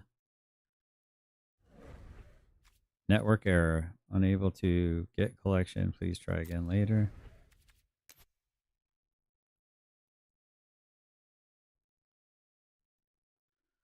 Maybe just exit out after one change before you can reboot the whole pile this time. Oh, what? Maybe just exit out after one change before you rebrew. Maybe I'll just check status here real quick, see what's going on with it. Edge of Eternity's release degraded service. We are continuing to investigate this issue. We're investigating issues around degraded service following today's Edge of Eternity's release. Some features and play modes may be disabled as we work to resolve the issue. Thank you for your patience. Okay. Fun. Good times. Hey, how? Good times never felt so good. Oh, gosh almighty. Thank you, Lord. Thank you, Jesus. Thank you, Jesus. What? What's... Oh, come on. Get up here. Oh, gosh. Okay. Easy. Dude, you're going to knock out... Stop, dude. Psycho. Like knocking my earbuds out. Crazy. Don't be licking on my face. Don't lick my microphone either. This is my German Shepherd, my all-black German Shepherd. Put your ears up. Nobody can tell you're a German Shepherd because your ears are down.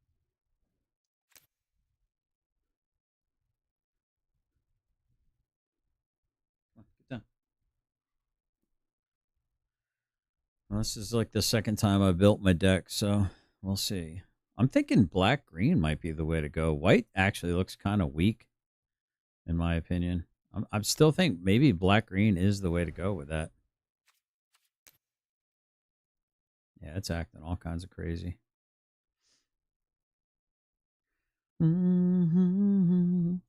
Good times never felt so good.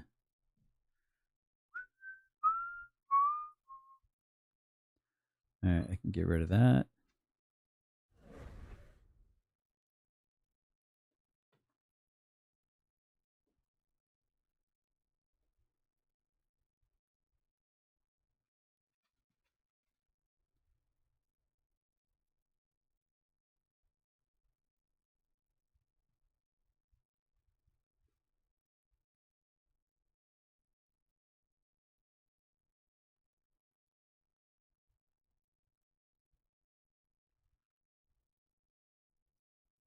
Responded to some emails.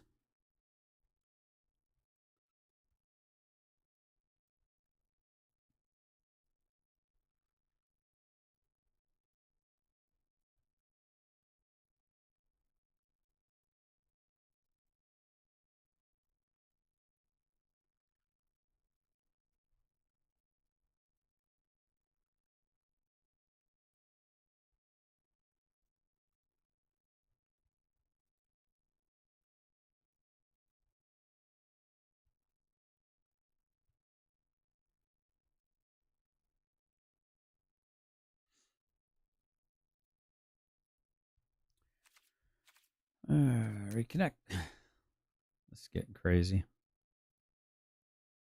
It's exciting stuff, huh?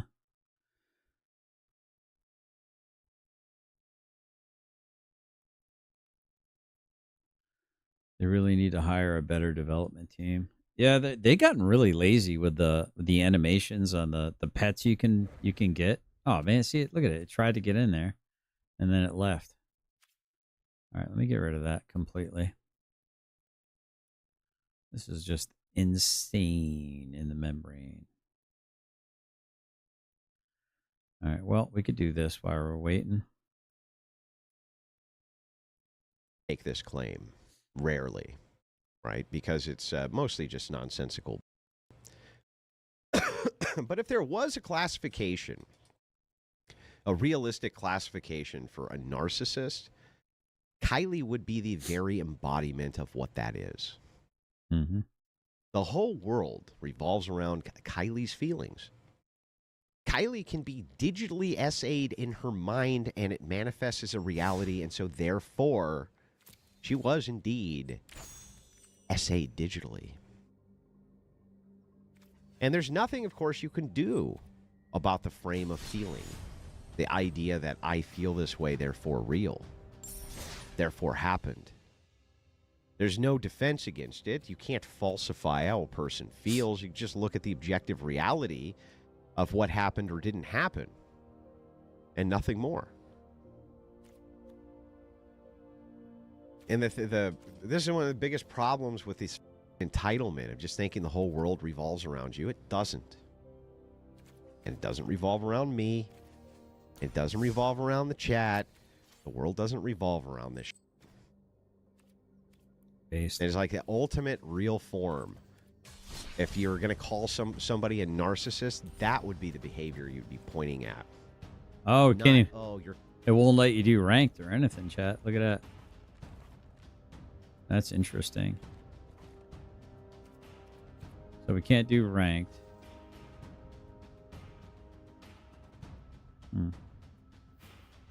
That's crazy. So I can be arrested because her mind is imagining her being degraded. Yeah.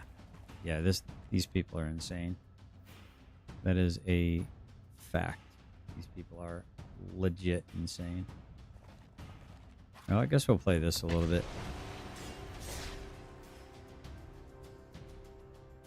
Oh, there's somebody walking around in the courtroom right now. People are starting to file into it.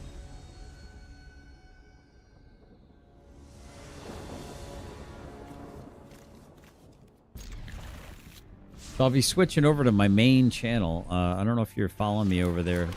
Sephora is homie. My generally specific channel. Let me share it with you real quick.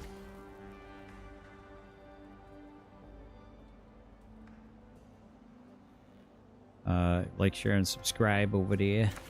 It's not too much trouble for you. Greatly appreciate it. I think we'll do this.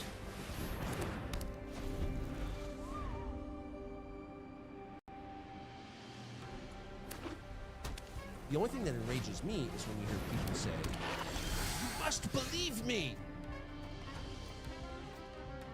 I have no obligation. Yeah, let me share it right here.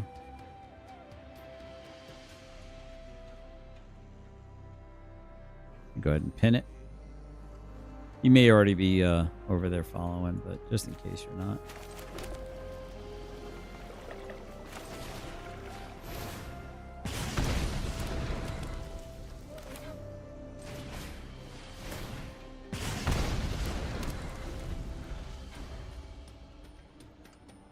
You're confident and you can argue well. The level of manipulation this woman deploys is unreal. What's even more mind-boggling is people actually believe this true. I feel completely violated by her insane for the grift, brother. Appreciate that. Brian says, "Hi, Andrew. I'm a huge fan." Well, hi, Brian. I'm a huge fan of letting you be a fan. I appreciate that. I went open to the back and just sobbed. I really tried. Right. And I am going to just point out, look, I know, like, I've seen all these cry hard women, right? They're not try hards, they're cry hards. I've seen all the cry hards on X, right? When they go after guys like Steven Crowder and they're like, "Oh my God, it makes him cry, blah, blah, blah, blah." I just want to be very clear about this. I don't give a I don't give a not even a little bit. That stuff, to me, just forms of manipulation. Yeah, that's what Sage Outcast does. He's a cry bully. I don't even want to say the guy's name anymore. I mean, I was trying to promote his channel somewhat because I think he's saying things that maybe that might be important for people to hear. But I don't know anymore, man. I think the guy's just a shitbag. Means nothing to me. Nothing. It's just you being an idiot. But I went and I cried. I don't care. I don't give a shit. Yeah, so he's kind of dead to me now. And they really have you no will get defense no more against it. It's promotion only from me. when you try to go in and defend. You try to be like, I actually screwed up there. I actually had an out to remove everything on the battlefield there. I could have wiped the battlefield. But I did not do that. I should have. I should have just wiped. I should have killed everything instantly. Waited for him to attack. Thing is, you promoting him, people will follow the degeneracy, not the logic. Yeah. I mean, promoting him to kind of, not to promote him to make him more successful as much, but, you know, if I'm using his content, least I can do is, you know, show what his channel is and stuff that's the way I look at it. You know, it's just respect to the content creator. Even if I don't like their ideology, I think you got to respect that they are content creators, you know, if that makes any sense. Use him as a cautionary. Exactly. This is what liberalism does to the brain. Any questions? Precisely. Precisely. All right, let's go ahead and attack. "Look, I really didn't do anything wrong."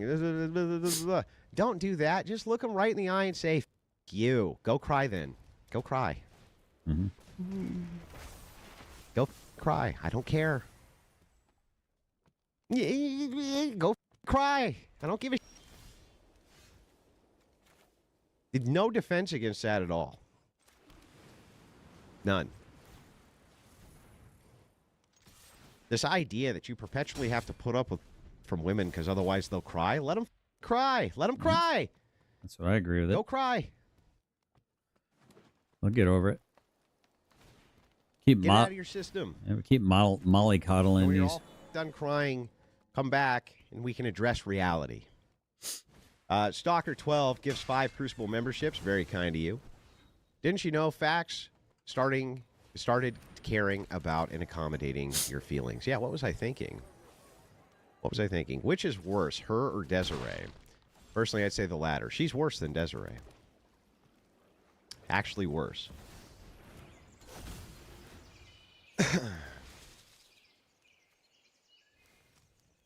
Like far worse, in fact. I felt afraid. I felt trapped. I felt disrespected. I felt assaulted. I felt traumatized. Well, I felt traumatized by her tantrums and stupidity. Exactly. Here, we'll keep that.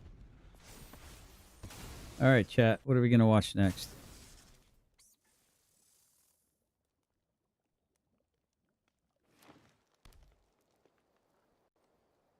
There we go. Little Jim Bob. I like Jim Bob.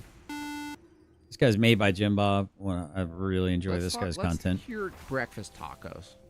Yeah, I'm gonna hear breakfast tacos is tired of the left and the right. I'm gonna challenge breakfast tacos here. A position on the spectrum of government. Hello, internet. I haven't reviewed one of breakfast tacos videos in a while. A frustrated centrist, and I need to vent. I feel like I'm wedged between 2 clown cars careening off cliffs on opposite sides. On the far right, we've got folks denying election results and banning books. On the left, we've got speech police and cancel culture mobs. And here I am in the middle, yelling, hit the brakes to both sides. I'm not some wishy-washy fence sitter. I do have strong beliefs. I voted for Kamala. Yes, I proudly voted for a black female Democrat. I thought she was Indian. I fiercely support LGBTQ plus rights and equal treatment. Equal treatment? What? Yeah, I'm screwed. I need exile. I believe in real. What the hell's a wrong gay button? right anyway? Liberal values like. How can a right be gay? Civil liberties, democracy, and decency. And because of those values, I'm equally appalled by the authoritarians of the far right and the far left. Well, I'm sorry to tell you this, breakfast tacos, but rights, a rights-based system is authoritarian. Notice how a right is a belief, and if someone, it's an unjustified belief, by the way. A right is a belief, and if people don't believe in rights, guess what? You're forcing your beliefs onto other people who don't believe in rights. So, if authoritarianism simply means, among, a variety of, attributes, so let's say on the baseball card, at least one of those attributes are using force to deploy your belief structures in basically the operating system of society. So you don't get away from authoritarianism. Nobody does. This isn't the rant of a partisan. It's the rant of someone who's just fed up with the state of political discourse in America. So buckle up, because I have a lot of frustration to get off my chest. First, let's clear something up. Centrism is not fence sitting. Being a centrist doesn't mean I'm indecisive. Yeah, it is though. Centrism is fentrism. Forget it. Or have no conviction. Ventricism. It means that I occupy a position on the spectrum of government power and liberty, one that values balance. Think of political ideology as a seesaw of ideology. The far right wants to use government to impose conservative moral rules. So does the far left. What are you talking about, dude? What kind of bullshit is this? The far left uses the government, uses force to implement all sorts of rules like DEI, like equality, like affirmative action, people getting to college based on their skin color. Facts. What are you saying, dude? While claiming to hate big government. That's true. There are these classical liberal. This is where Breakfast Tacos could probably get a little more nuanced here. Is the right wing in America historically up to this point, and still is, at least the right that's presented in the media as the right, they're classical liberals, dude. They all worship liberty above all. So you're right. They argue small government, but then they hijack the government. Someone like me, a proper right-wing lunatic, acknowledges that I want the use of government. I want the use of force to implement my ethical systems. And the far left wants to use institutions and social pressure to enforce progressive moral codes while claiming to champion freedom and justice. I say both extremes are too heavy-handed. As a centrist, I believe in limited but effective government, enough to protect rights and provide a safety net, but not rights. It's like not so much that it micromanages every aspect of our. This is like the paradox of any form of like democracy, even a limited sense of democracy, a representative republic, a constitutional republic with voting. You still have a problem here, Breakfast Tacos, because I don't know if you guys saw the debate between Planet Peterson and Andrew Wilson a couple months ago, but it was about whether or not Christians can basically. Should Christianity be in government? Well, it's such an obvious answer that it already is, and it's totally fair that it is.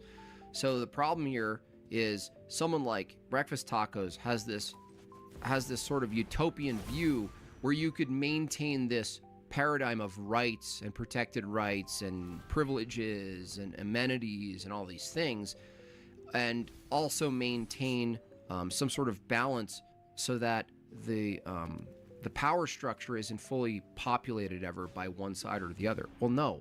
This creepy dystopian like AI stuff in the background is just so weird, man. It's really bizarre. Super, super, super weird. Super weird. The nature of the system itself is that it can be populated by the uniformity of a belief. Totally cohesive body who shares in-group preferences, outcomes, theological views, etc., can just occupy the government, and there can't be anything wrong with that from a centrist position. Lives or crushes individual freedom. Centrism, to me, is about finding equilibrium.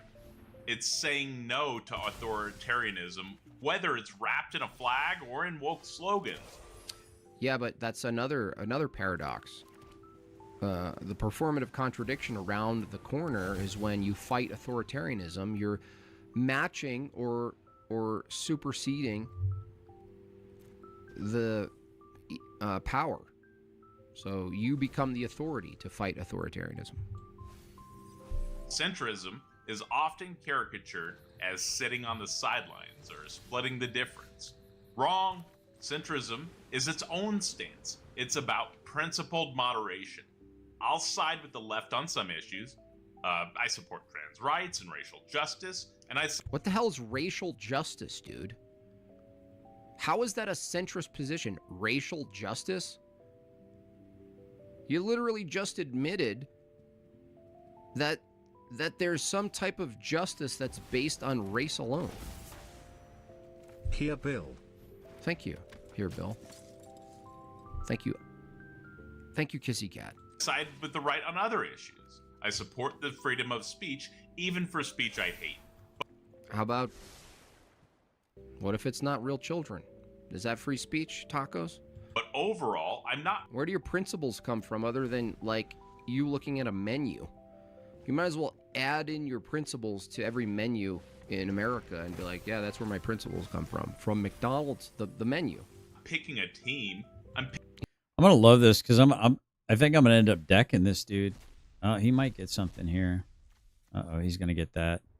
But I think I can put it. Yeah, I can put that back in. Oh, he's gonna get all that back. Oh no. Oh no. Well, what if I do this, chat? What if I do this, right? What if I do this? What if I kill that, right? Let's resolve it. You can draw your card. That's fine. I don't have a... Oh, what? What was he doing? He did something. What did he do? He did something, chat. Uh-oh. What did he do? He did the thing.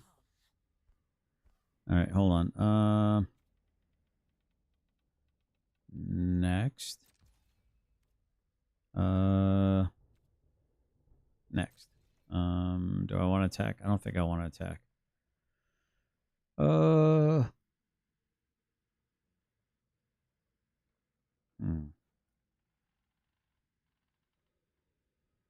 Say no attack, but I think I'm going to tap this, this, and that. Submit 3. Do I want to keep that? Yeah, sure, why not? He's just a progressive. Yeah, it is. Picking values. Yeah, you're just arbitrarily picking values, and they're ambiguous. What the hell is a gay right? What is a trans He's got right? 9 cards in his hand.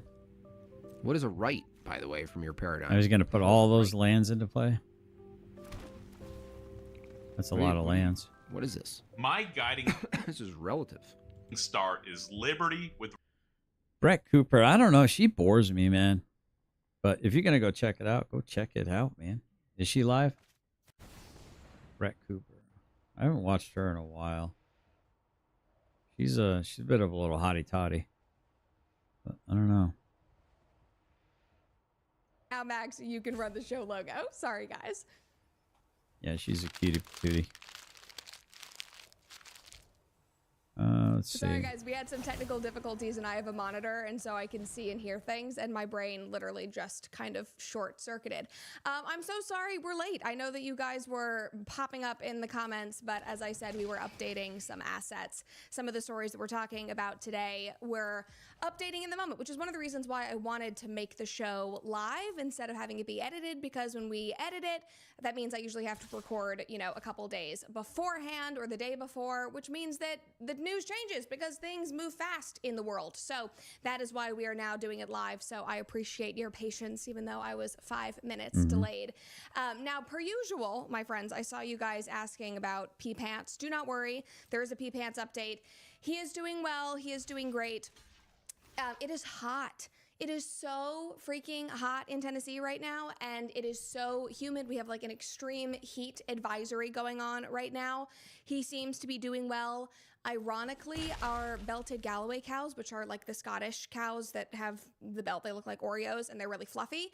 They're doing better in the heat than my mom's Jersey cows. And so they have been struggling, but we had a big run-in shed delivered into a little pasture where they are, because Alex and I didn't have cows in the pasture where P Pants and his new nurse mama are.